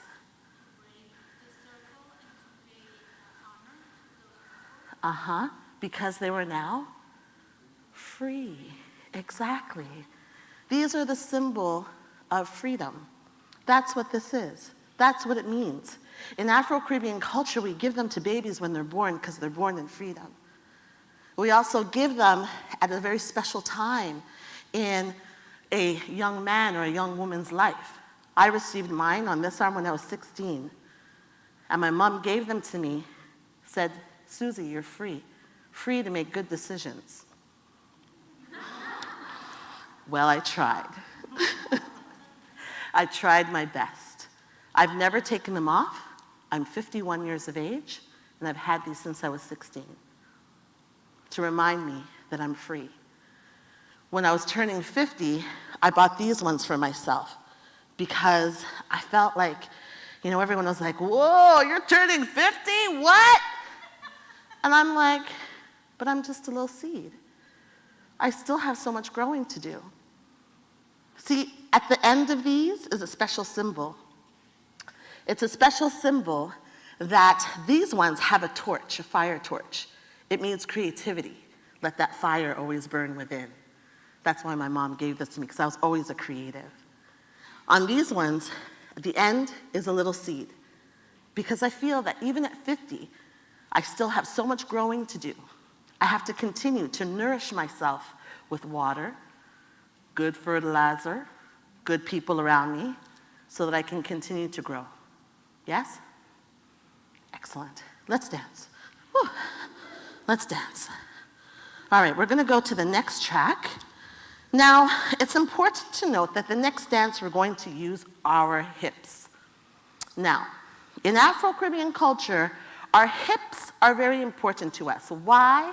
Because this area of the body is the area of the body that gives life, carries life. So when we're shaking our hips, we're celebrating what? Life. Right. We ain't twerking. We're not doing that. That's not what we're doing. We're celebrating life. There's nothing sexual about when we are moving our hips. It's a celebration of life. Okay? All right. So, we're going to, actually I'm going to let you hear the music first. Please, Mr. Eric. Thank you. That is the conch shell calling us all to come. Yes. We're going to start with our arms right here like this. Our feet are like this. Yes. We're moving our hips. Hey. Sit. Move your hips. Aye. Move your arms. Hey. Hey. Ah, yes. Try moving front and back. Yeah, try coming front. Yes, try moving to the side. Aye, aye, aye, other side. Ah, excellent. All right, thank you, Mr. Eric. Thank you. So, what we're going to be doing is we're starting here. This dance that I'm teaching you is a version of Kumina. Kumina is a dance that originates in Congo, but done in Jamaica, because most of the African slaves that were brought to Jamaica were from Congo. And the movement that we're doing, shuffling our feet, that's because they were chained. So that's what that means. When we're moving, the feet close together, it's because we couldn't be like, right? The chains are very short. So, 1, 2, 3, 4, 5, 6, 7, 8, yeah? Good. And then we are going back. 1, 2, 3, 4, 5, 6, 7, 8. Then we're turning in a circle. 1, 2, 3, 4, 5, 6, 7, 8. Yeah? So in place. 1, 2, 3, 4, 5, 6. Then we're moving back. Di da ka da. Da ka ka circle. Da ka da. A da. Di ka da ka da. Good. Chains break free. Foot goes back. Right back. In. Left back. Step forward. Good. Knee up, and forward. Let's try that again. Back together. Back forward, knee up, and up. Yeah? Bend your knees. Ta-ka-ta, ta-ka-ta, ti-ta-ta-ta. Y'all are like, oh, we gotta get off the ground. If your knees were bent, you could have gotten up there. Ha-ha! Tika-ta, yep, ti-ta-ta. Yes, good. Hey, 1, 2, 3, 4, 5, 6, 7, 8. Back, 2, 3, 4, 5, 6. Circle. Di-da, di-da, da, da, di-da, taka-ta, taka-ta, da, di-da, da. Good.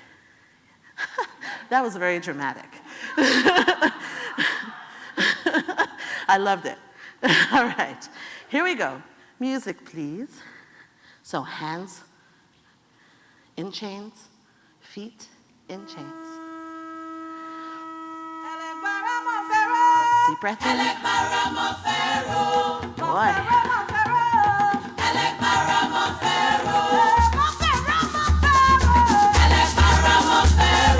5, 6, 5, 6, 7, 8.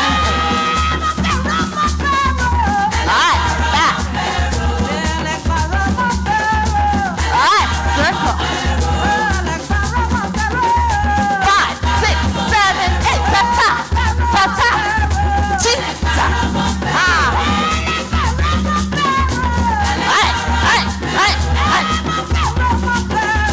Yeah, good job. All right, so when you land, after you land, Eric, you're doing such a great job. Thank you. Step and place. And then we're going around in a circle, but flat-footed, yeah? In the ground. So I don't want to see this. That's giving all the energy away. Yeah? Take that energy. Take it. Take it. Taki-kata. Taki-kata. Da, da, da, da. Good. Then we're repeating, but we're going to the right. 1, 2, 3, 4. Back. The left. 2, 3, 4, and back. Circle. Di, da, di, da, da. Right foot back. Tika, tika, ta, Ha ta ka ta. Hey. Tika. I love it. All right. You're just so cute. You really are. I miss dancing with my little ones, so this is great. I have the blessing of being able to teach children, and their energy just lights my fire. All right, let's go. Music, please.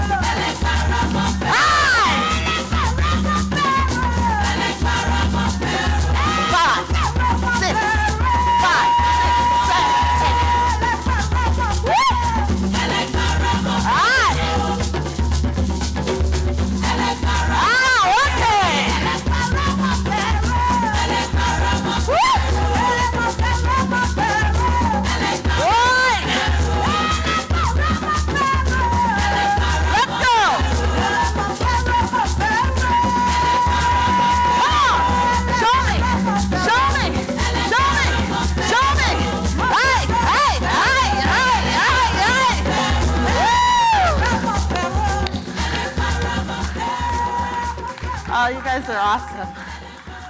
Have a seat, please. How are we feeling? Feeling good? I'm just checking my time. Okay, so in Afro-Caribbean culture, we have a deep spirituality. We believe in God, whatever you want to call him, we believe in him.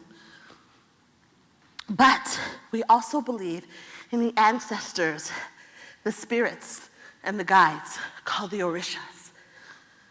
The Orishas, we believe that everyone is born with both a male and a female Orisha. Shango is the god of thunder. The Greeks call him Zeus, yeah? We call him Shango. Someone who's born with a lot of Shango is always loud and fiery, boom, boom. Then we have Orishas like Oshun. I call her the selfie queen. She's like, hi, how you doing? I'm sure y'all know people like that. Doesn't matter if you're male or female. We're all born with that. There are guides. There are spirits. So when we were dancing and you heard them talk about Shango and Oshun and Egon and all of them, it's a celebration of our culture. Let's stretch out. Stand up, please.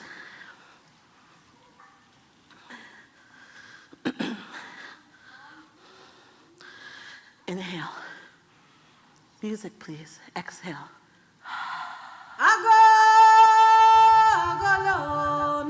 Inhale. Let me hear you exhale. Again, inhale. Exhale. Deep breath up. Reach up to the sky.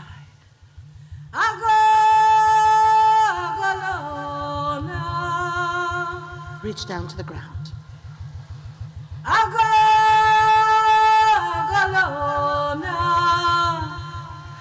Pay homage.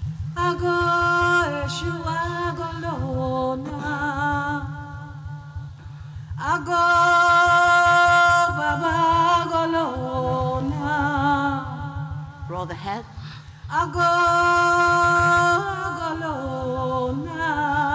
Other direction.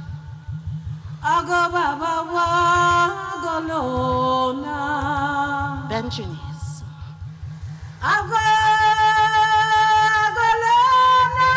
Roll your back up.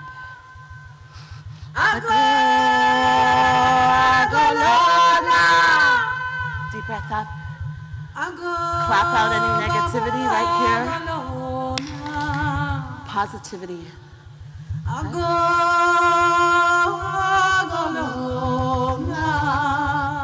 Love, compassion, joy, friendship.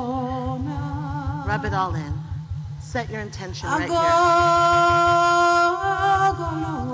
Exhale out over the head.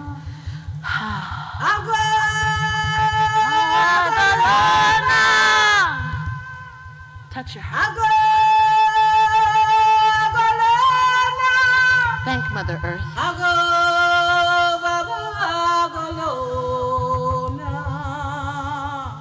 Open up your hands and receive.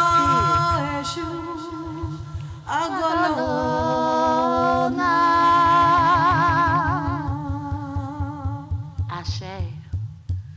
Ashe means let it be so. It's Yoruba.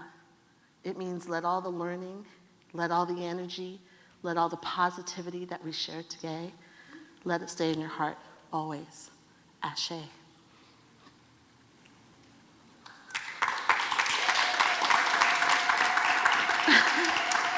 Thank you. Thank you so much. Aw, thank you. Didn't that feel good? Felt good to move. Felt good to dance with other people. Doesn't that feel good? Right? Because we've all been dancing by ourselves, right, at home. Right? Feels good to dance. Feels good to share energy. It's good for our mind, body, and soul. I appreciate you, Mask. I appreciate you, Shenkman Arts Centre. I appreciate all the donors that made this possible. You're starting my week with an abundance of joy. Thank you.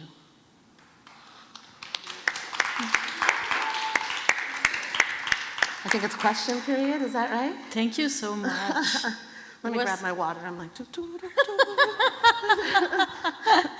well, if anybody have questions. Okay, perfect.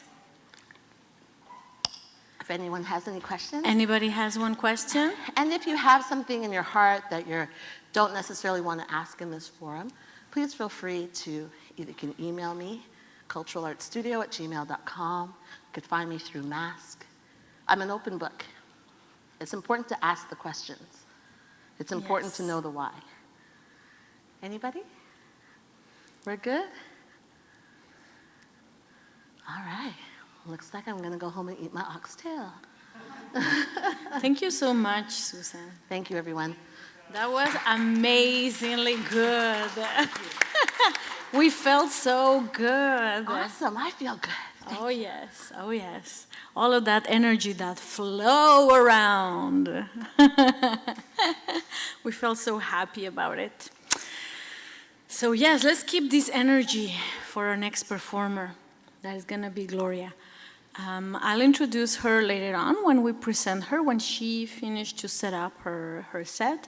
It's going to take like 5 minutes break for that. And during that break, if you are interested in to go and talk to Bonita outside and get her book, this will be a great opportunity. Yeah, go check it out and come back for this amazing show that we're gonna have. Now that you shake it off, you can come back and why not dance again? Thank you.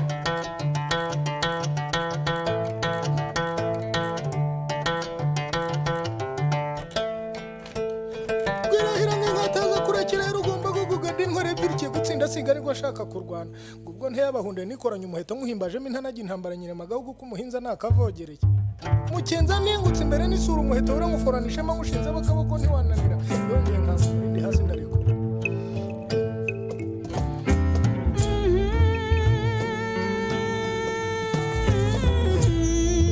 nyambyeyi waramutse gihugu cy'amakomba ashagawe n'amasimbi ndatabahizi mawurate yewe nkurate ushibukanye isheja wangobyiwe utazwi udusozi n'imisozi uturunga n'ibirunga wangeriwe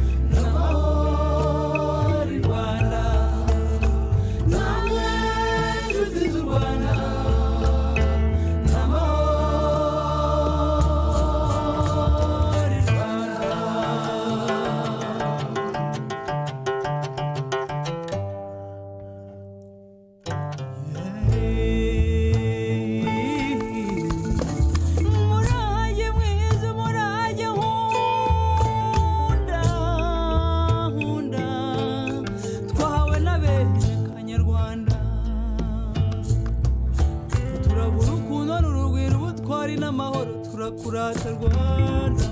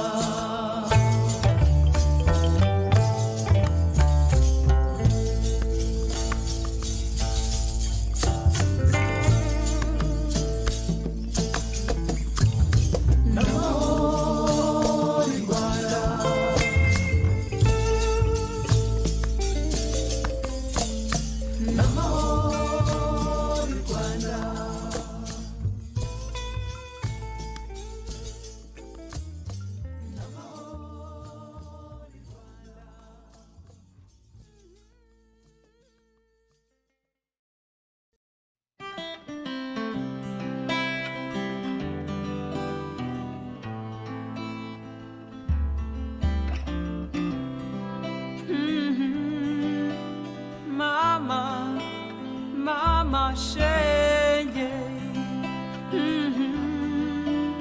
Njo nikupanguze machozi machozi wanalia wale watoto watu wanalia duniani Jonjo, tazameni maisha ya watoto wa yatima, tazameni waishivyo hapa ulimwenguni.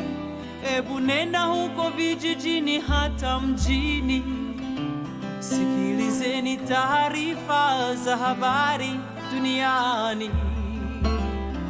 Kaza mwendo, acheni ubaguzi wenu. Wale watu wapo kila mahali, hawana chochote, wana njaa, wategemea usiku utakucha, utakucha.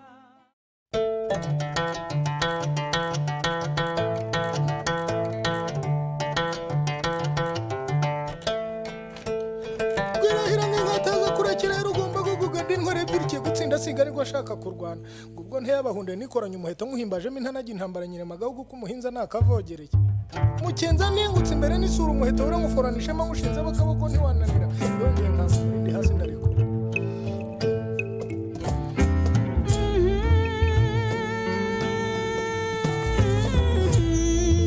Nyambye waramutse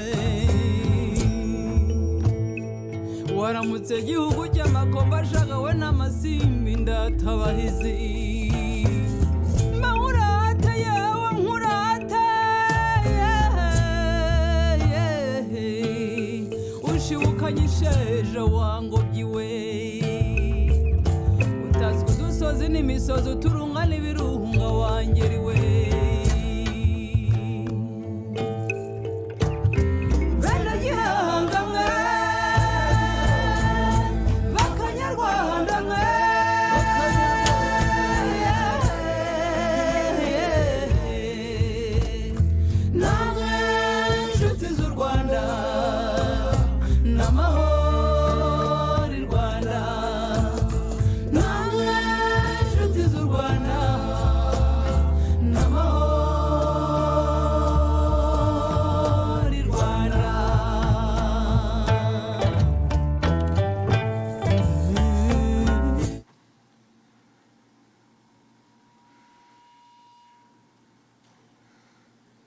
Welcome back, everyone.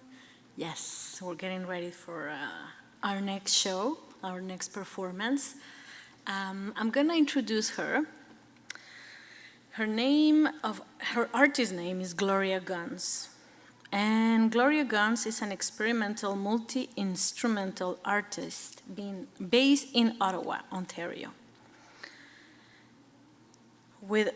She's been over 15 years of experience in performing live music. She has been the front woman of indie band Scary Bear's soundtrack since 2010. She has been training in traditional Korean music in danso, flute, and haegong. Pardon me if I didn't pronounce it very well, violin, and jangu, drum, through the Korean Cultural Central Canada and the Ottawa Korean percussion group OTP. So, here we are. I hope you keep some of that energy from the dancing, because you have another opportunity to dance right now with Gloria Guns.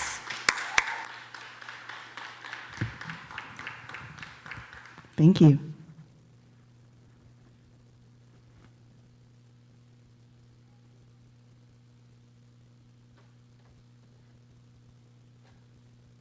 I'm just trying to play the keyboard. Is it on? It might be me. Ah, there we go. Oh, okay. All right, we're great.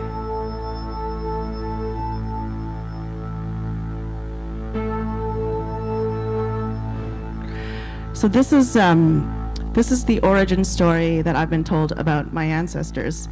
Korean mythology says that we descended from a bear 3,000 years ago. So this bear, with his friend the tiger, prayed to the heavenly beings in the sky and begged for the opportunity to become human. So the gods gave them a very specific task, an ordeal of hiding in a cave, secluded from the rest of the world, eating nothing but garlic and mugwort. So this is the imagined experience of the bear in hibernation and the creation story of Koreans.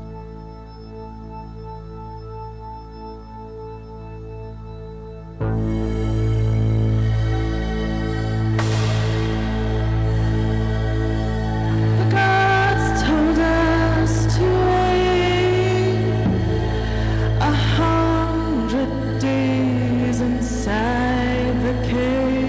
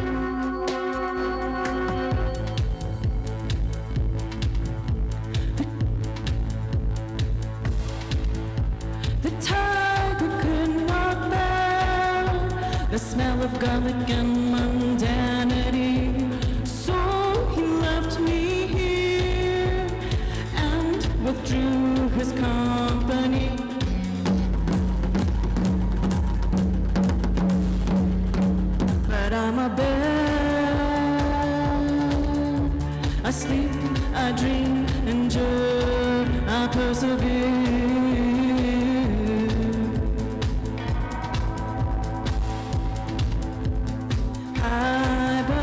Hibernation, hibernation, I am patient.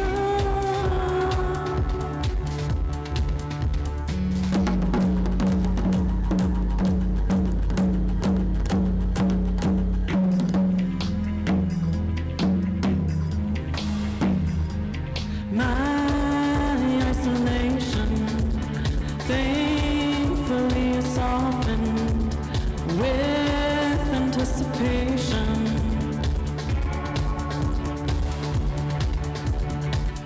I can wait then, I can wait then. I am patience, hibernation, hibernation, hibernation. I am patient.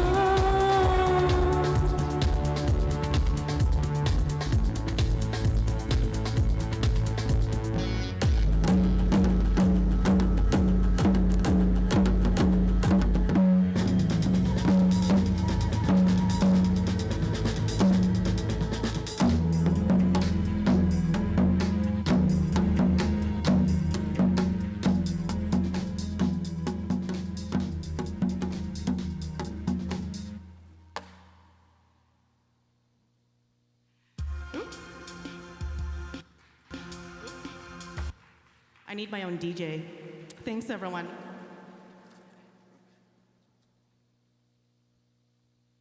So my name is Gloria Guns. I am extremely excited to be playing here outside of my bedroom and being able to perform someplace that's outside of my house. So thank you very much for this opportunity.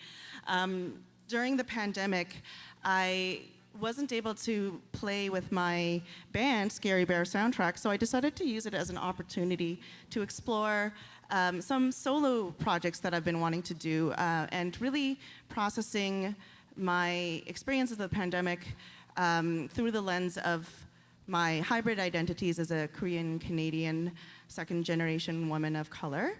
And so the music you're going to hear today is from my new album that I just put out called Hibernation. That song, the first song, was the title track. Basically, just everyone has their way of dealing with the pandemic, and this was my therapy. So,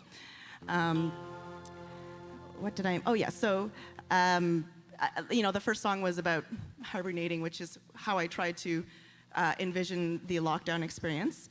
I'm going to play a little bit of guitar for the next one. And this song is called Migration. The theme is basically for this album is drawing on the strength of your ancestors and the resilience, because they went through a lot of difficult times, maybe different from what we're dealing with now, but maybe trying to channel some of their strength to get through the weird modern difficulties that we're going through. So this song is about that. It's called Migration.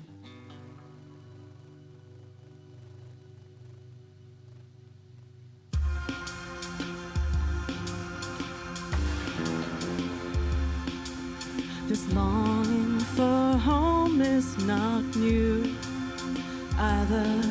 For generations my family moved across the lands as required, just to make a living. There we go. And left their loved ones behind to work.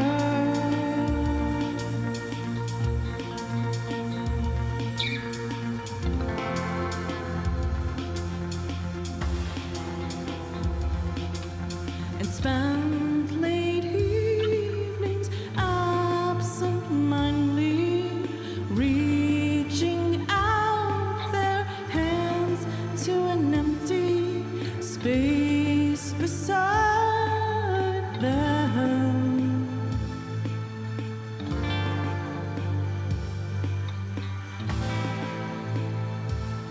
On a bed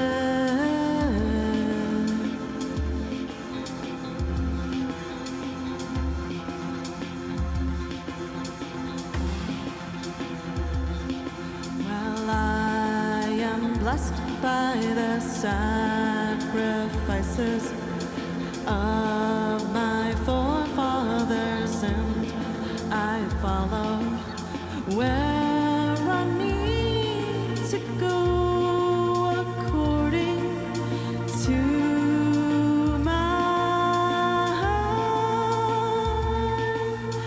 duty.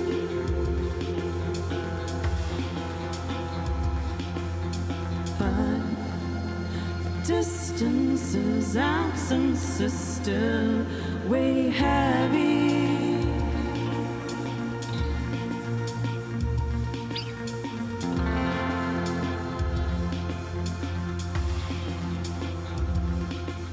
And every morning when I wake up, I am lost in recollection of all the houses I have stayed in. Where am I now? When do I go home? Where am I? Why am I here? Who am I? When do I go home? Where am I? Why am I here? Who am I? When do I go home? Where am I? Why am I here? Who am I?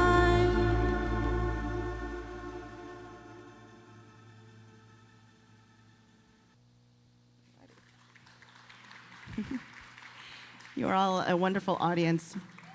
It's so excited to be performing again. I feel, there's some rustiness about not having performed and also not having a full band behind me. And so obviously I'm trying to make up for that experience. And I really love having you guys as an audience. This is a changu. This is a traditional Korean drum that I've been learning. And I'm very thankful to have been able to continue learning it, to play this through the Ottawa percussion group, Otape.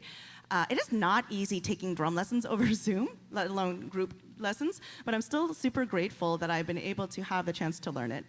I'm playing a lot of backtracks because I don't have a band, but in the backtracks you can also hear a lot of the haegum, which is the Korean, it's like a Korean violin that I've been learning, as well as some tanso, which is kind of like a Korean flute, and 5 million synth tracks and guitar tracks.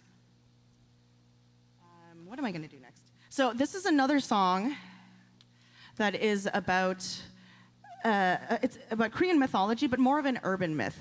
When I was growing up, I was told by my mother, but apparently this is a persistent belief in Korean society, that if you sleep with the fan on, and I mean like an electrical fan, you might risk suffocating to death. So I went through most of my childhood not sleeping with a fan, no matter how hot Ottawa got. And I thought it would be kind of fun to write a song about fan death. Maybe one day I'll make a horror movie out of it, but for now it's just a kind of a creepy song. So yeah, this song is called Asphyxiation.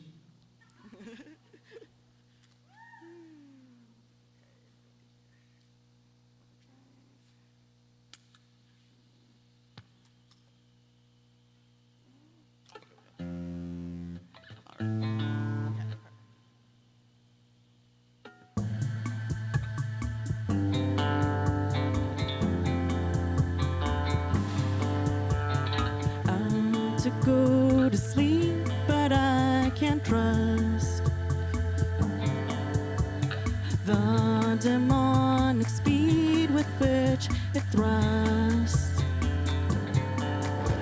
The air that I breathe out, it's gonna suck right from my mouth. It waits for a chance to steal my breath. It waits for a chance. It waits my breath, my death, my fan, my death, my breath.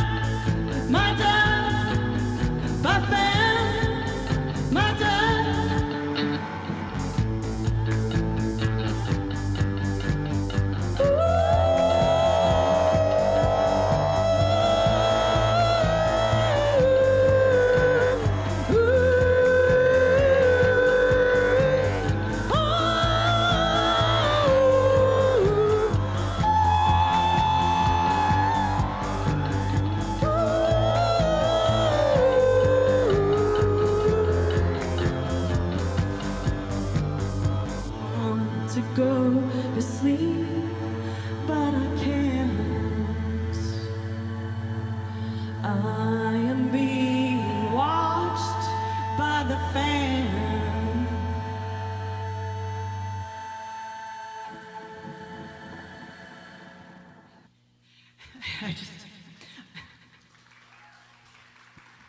I just realized how creepy the hegum does sound if you process it through enough. That's the creepy sound you hear in the background.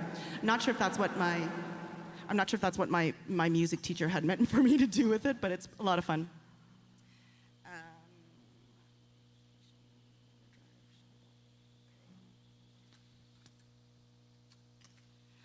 So I'm gonna do a song without the backtrack, more or less to prove that I do know how to play instruments. This is a song I imagine a lot of people can relate to. It's about having your plans canceled by COVID-19, or vacations or trips, and you know, feeling silly about being disappointed about it, but also honoring your feelings and reminding yourself that at least for me, at least I have my cats at home, so.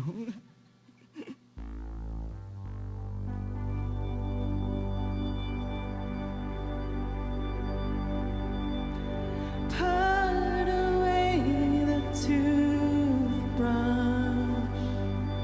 the sample-sized lotion seed, and rationed out for each day.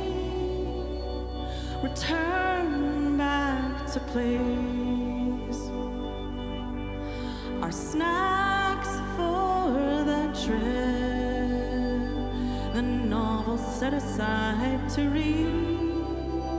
More shoes than one ever needs. Wasn't meant to be.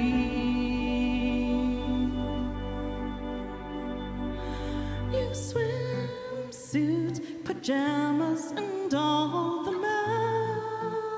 masks. The outfits picked out for the travels all back to the closet. Alongside the business suits put away for when we return to the office one day.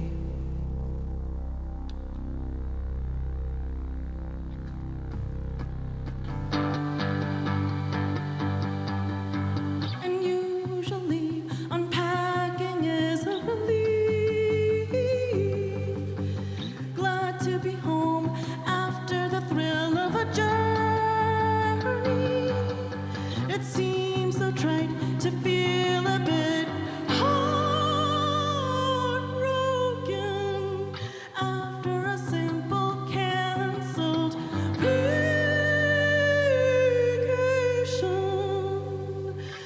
But the trampling of dreams surprisingly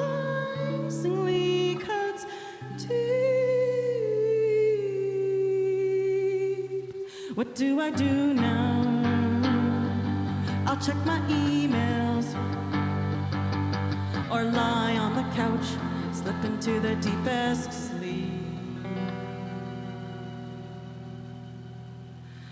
One day I'll repack my suitcase again.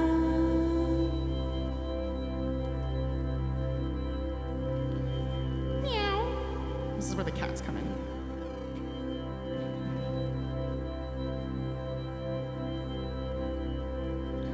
Sleep, little kitties, you are safe. Your humans aren't going any place, anywhere else, and anytime soon. We are here to play with you all day long and every day. With our kitties, we will remain. There's nowhere else for us to go. Nothing to do but snuggle you so.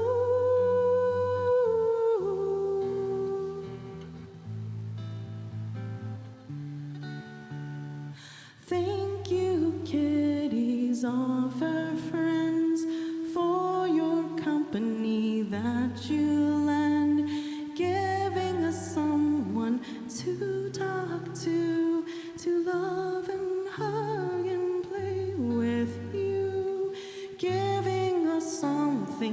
do, giving us something to do.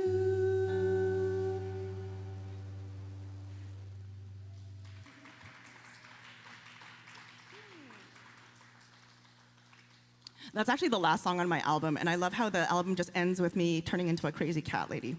I think it's fitting.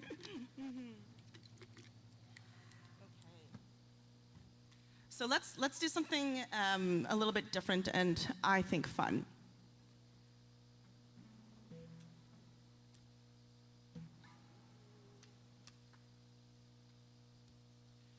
I've been taking singing lessons for the first time in my life during this pandemic. And I've been taking singing lessons from this amazing singer, Cleo M.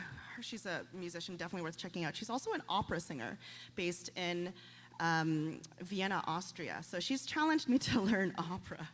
And so I thought it'd be kind of fun to do something different. So I've taken two Mozart pieces from The Marriage of Figaro, and I've set them to this hilarious, basically I created this hilarious accompaniment that is just all synthesizers and electronic drum beats. And so I'll act out The Marriage of Figaro, like it's short if you don't like it, so. And instead of playing whatever the characters are in there, I'm gonna be Tuxedo Mask singing To Sailor Moon. So this is a weird Asian version of The Marriage of Figaro's Voi che sapete and Non so più.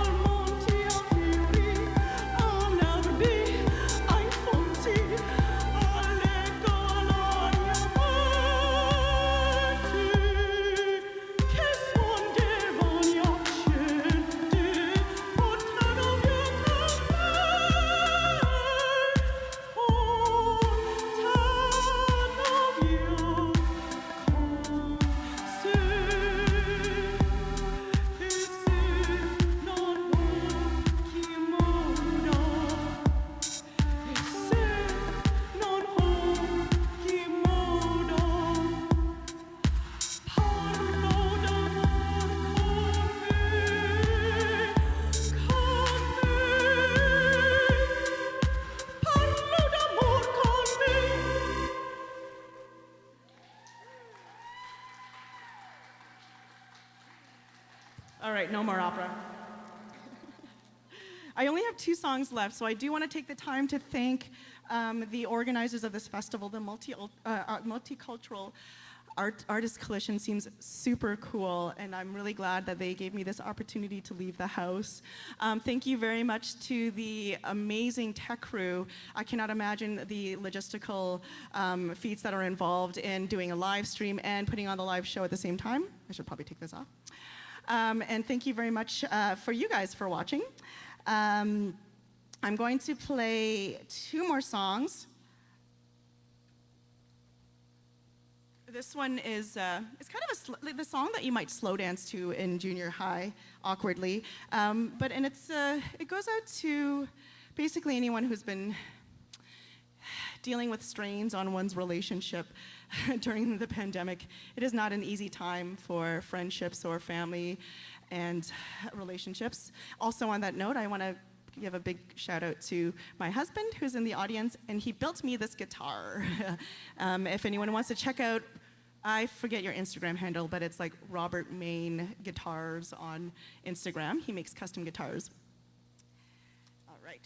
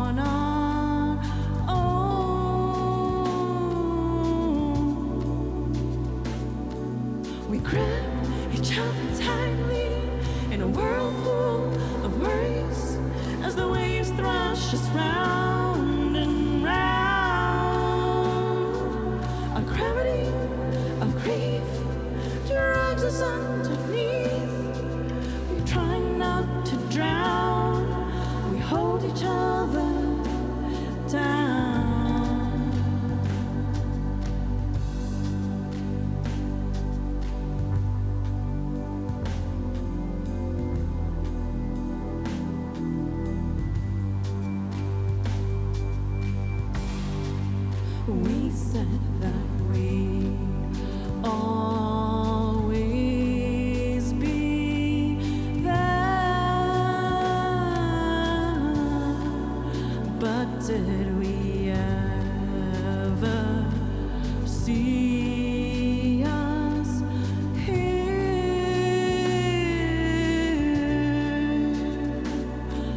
We fall apart together. Alone, I know I am yours and you're mine.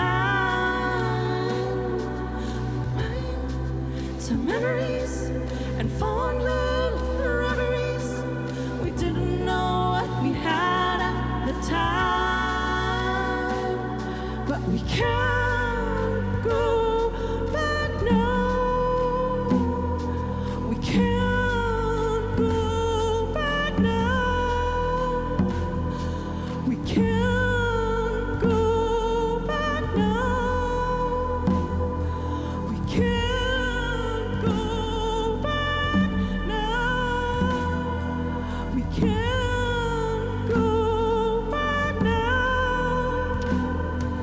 We can't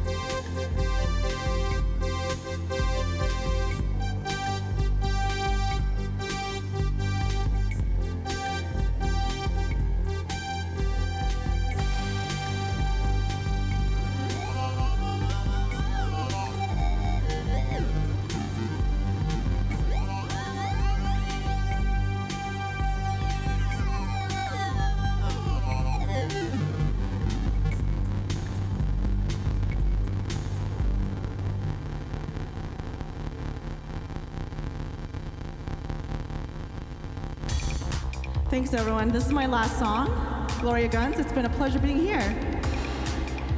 There's very good reason to believe we'll get through this. It's gonna get better, it has to, doesn't it? There's very good reason to believe we'll get through this. It's gonna get better, it has to, doesn't it? We've been through ice storms, tornadoes, earthquakes and sinkholes, terrorist floods and power outages. There's very good reason to believe we'll get through this.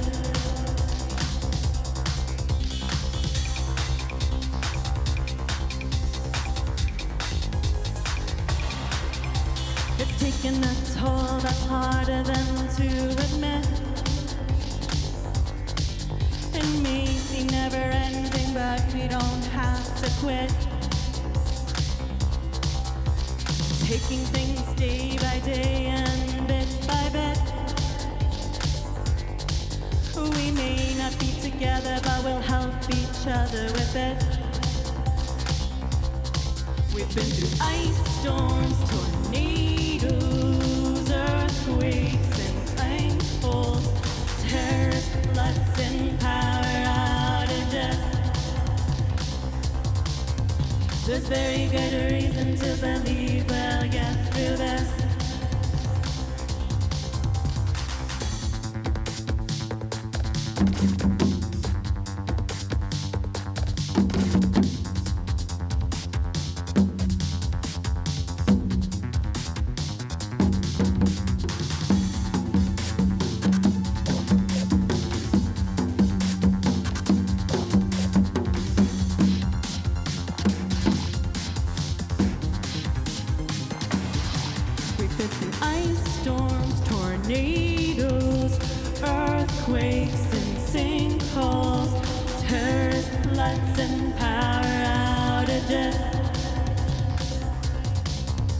There's very good reason to believe we'll get through this.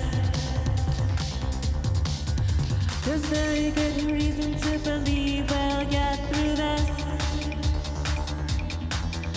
There's very good reason to believe we'll get through this. It's gonna get better, it has to, doesn't it? Fighting!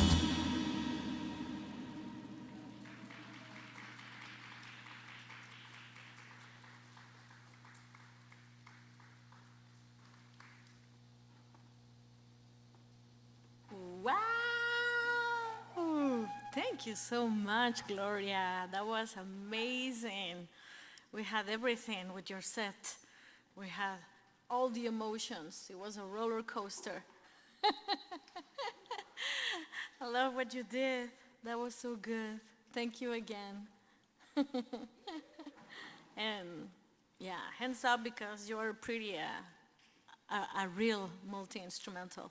So it takes time and knowledge to learn all of those instruments. Okay, so where we arrive now, it's gonna be our last performer. It's almost over, sadly. So her name is Beverley MvKiver, and I'm gonna read her bio for all of you. So, Beverley MvKiver is an Ottawa-based pianist, teacher, and composer. Her Bozuhu Manonim suite for instrumental ensemble expresses the importance of manoming to the Anishinaabe. It was presented at Native Performance Art in 2018. In 2019, John Bliss Theatre and Soundstream commissioned to Beverley to write the Odabanadan, did I do it well? Song cycle for the community choir based on stories about residential school by 3 elders. Her Canadian Floral Ensemble Suite was founded by the Canada Council and performed by Beverley in an online concert series.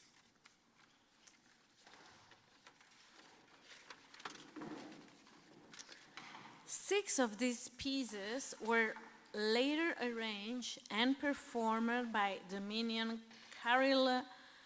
Carillonneur Dr. Andrea McCravy for the Peace Tower Carillon. Beverley will perform an eclectic program of piano works by women composers. She might talk in between the songs to let us know about the songs and the composers too. We're preparing the piano for her. It's a beautiful piano. And thank you again for coming. Thank you again for your support. Thank you for being here. We're so happy that this festival make it happen. It took a little while for us to make it. So everything is ready for Beverley, I think. I will present her.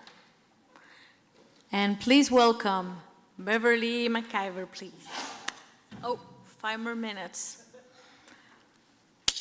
This happens. If you have any questions about the performance, please let me know. Thank you thank you. Thank you again for coming. What would I say? I would say that it's been very touching, and what I notice about the festival too, it's that every performer has this connection in between in their histories, what they got about talking about Mother Nature, about thanking the earth, about the sky, and about how the spiritual was connected with the roots, with the everyday in their lives. And I think Western culture is not too root into that as it was before. So yeah, I think it's our time to come back to that. And now, for real, I will present to you Beverley. Beverley, please welcome.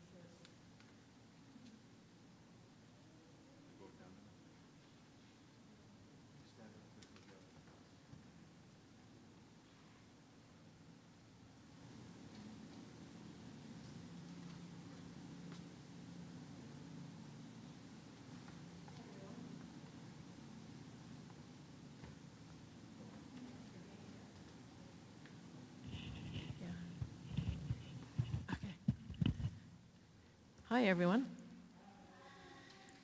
Thanks for being here. Hello in online land. And thank you to Mask for having me, and to the Shenkman Centre for letting me play this beautiful piano. Tonight I'm going to play a program of all women composers in honor of this Women's Art Festival. So I'll tell you what they are in between each one. Brought my friend Deborah to turn pages for me. My first piece is called Prairie Crocus, and it comes from my Canadian Floral Emblem Suite. Prairie Crocus is the floral emblem of Manitoba, and I originally wrote it for my sister, for her birthday. And I wrote it originally for piano and viola, and then I adapted it for solo piano. So this is Prairie Crocus for Carol.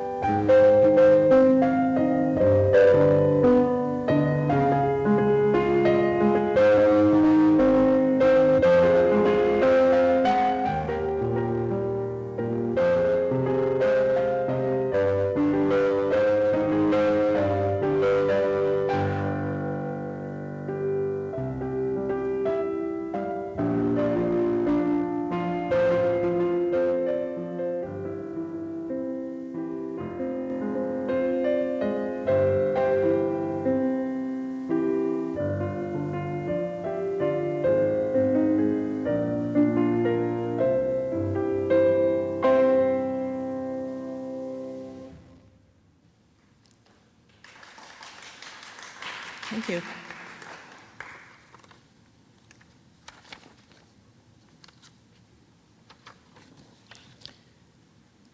My next piece is called De Jardin Clair. It's written by Lily Boulanger, who was the sister of the renowned composition teacher Nadia Boulanger from France. Lily died at a very young age, in her early 20s, but she left us some gems of pieces, and I'm really happy to play this one for you.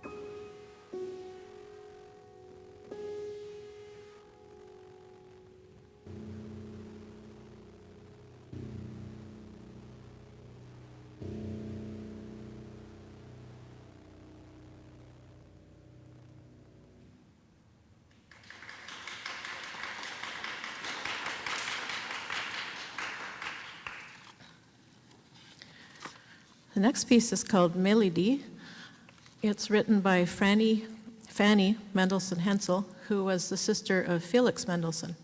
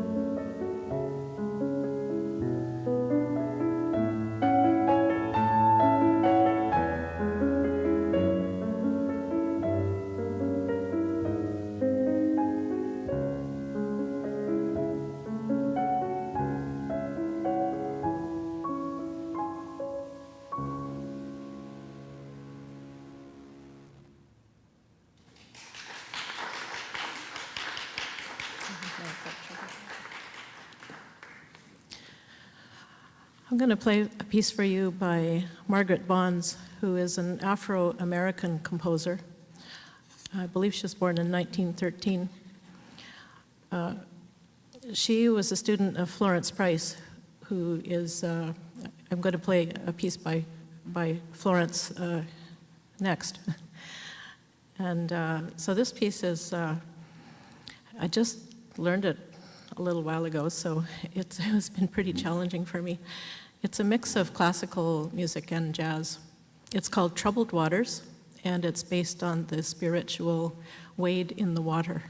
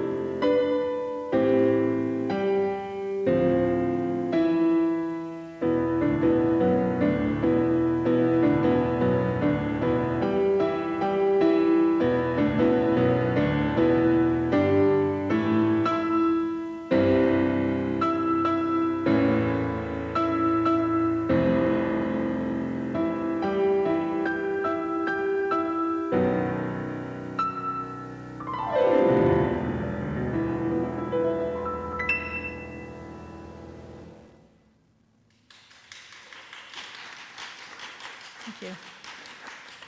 Well, that was a lot of fun to play on the Steinway.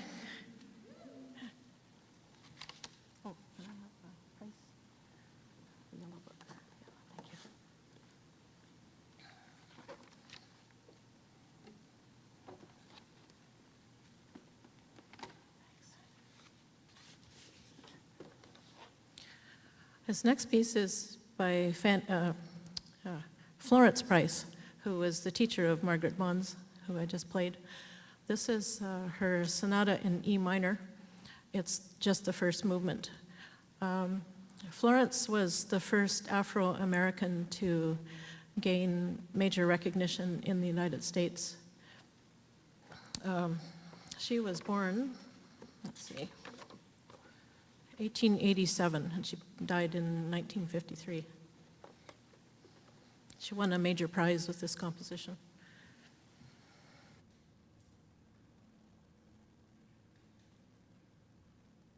And another challenging piece.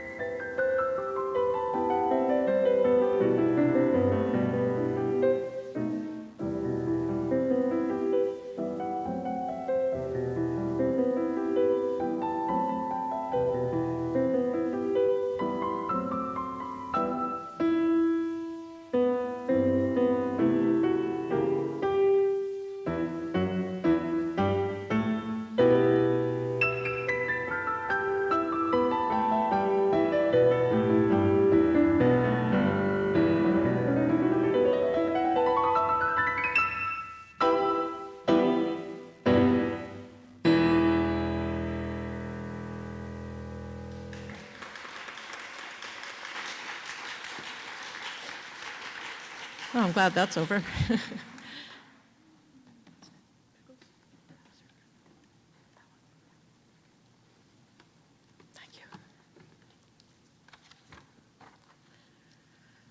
All right, this next piece is Mazurka by Clara Wieck Schumann, who was the wife of Robert Schumann.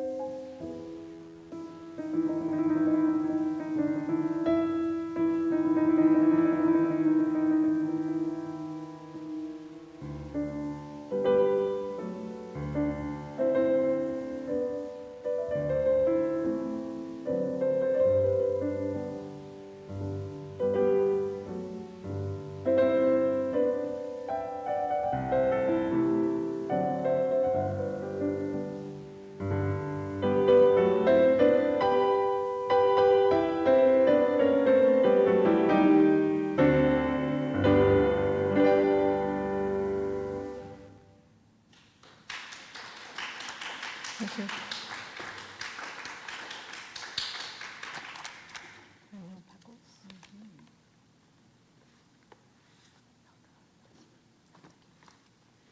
Next piece I'm going to play is by an American composer, Adeline Shepard, who wrote ragtime pieces. She didn't write very many, but the ones that she did were massively popular.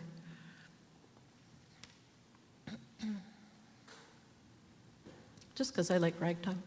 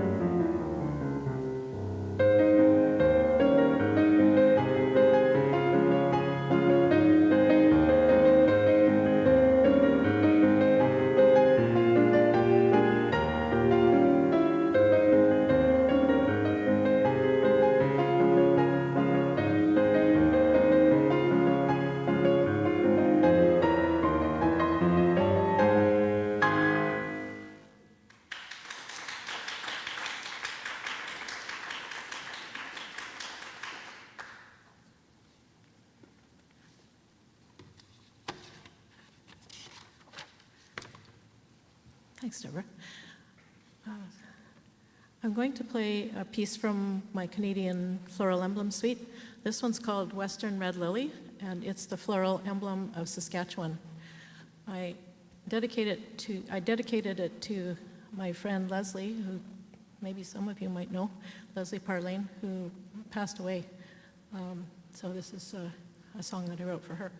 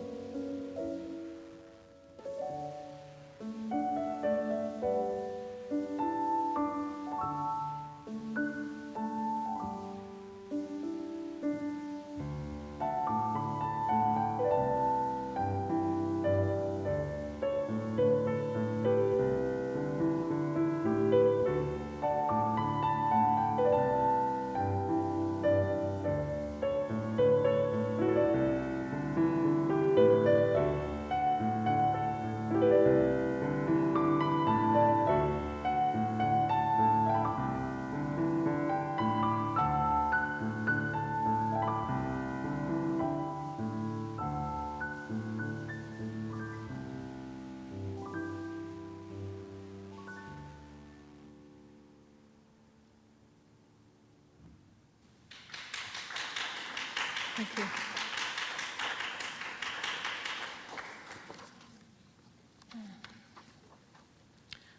This is my last piece.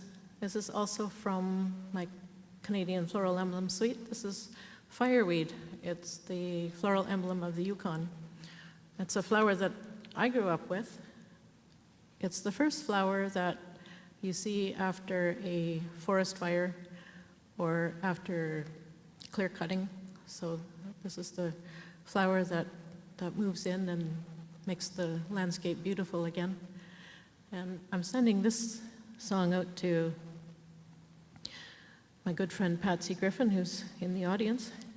And she made me this, she's one of the exhibiting artists. She's a bead worker. And she made this beautiful medallion, which has got my fireweed on it. So thank you very much, Patsy.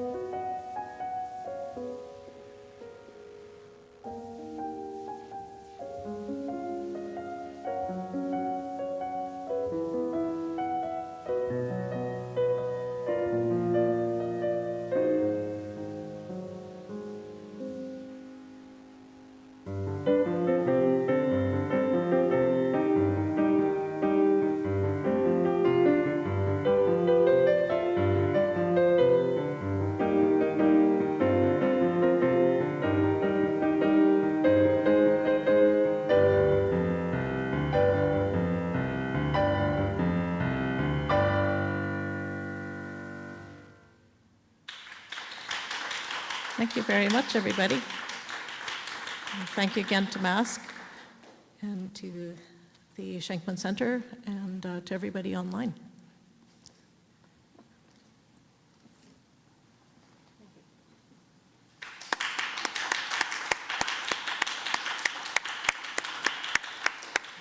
Thank you, Beverly. That was beautiful, beautiful. It was so soothing. It was like candy in my ears. So yes, this is it. We arrive at the end.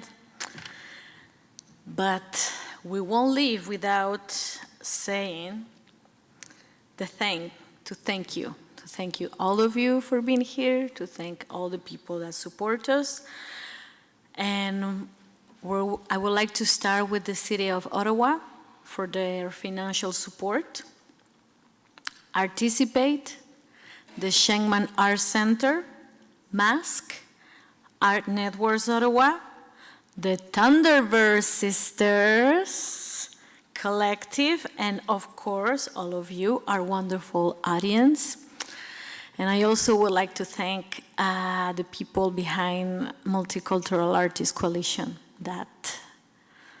Thank you for doing all this hard work, to search in the grants, working for the grants. It's not easy, it takes a lot of time. And it's for the community. It's for us. It's for you. Thank you, Alejandro. Thank you, Rachel. Thank you, Vanessa. Thank you, Patsy. You're amazing. And please check it out, the Multicultural Artists Coalition webpage, and keep in touch. This is not the last thing that we're going to do. Thank you so much.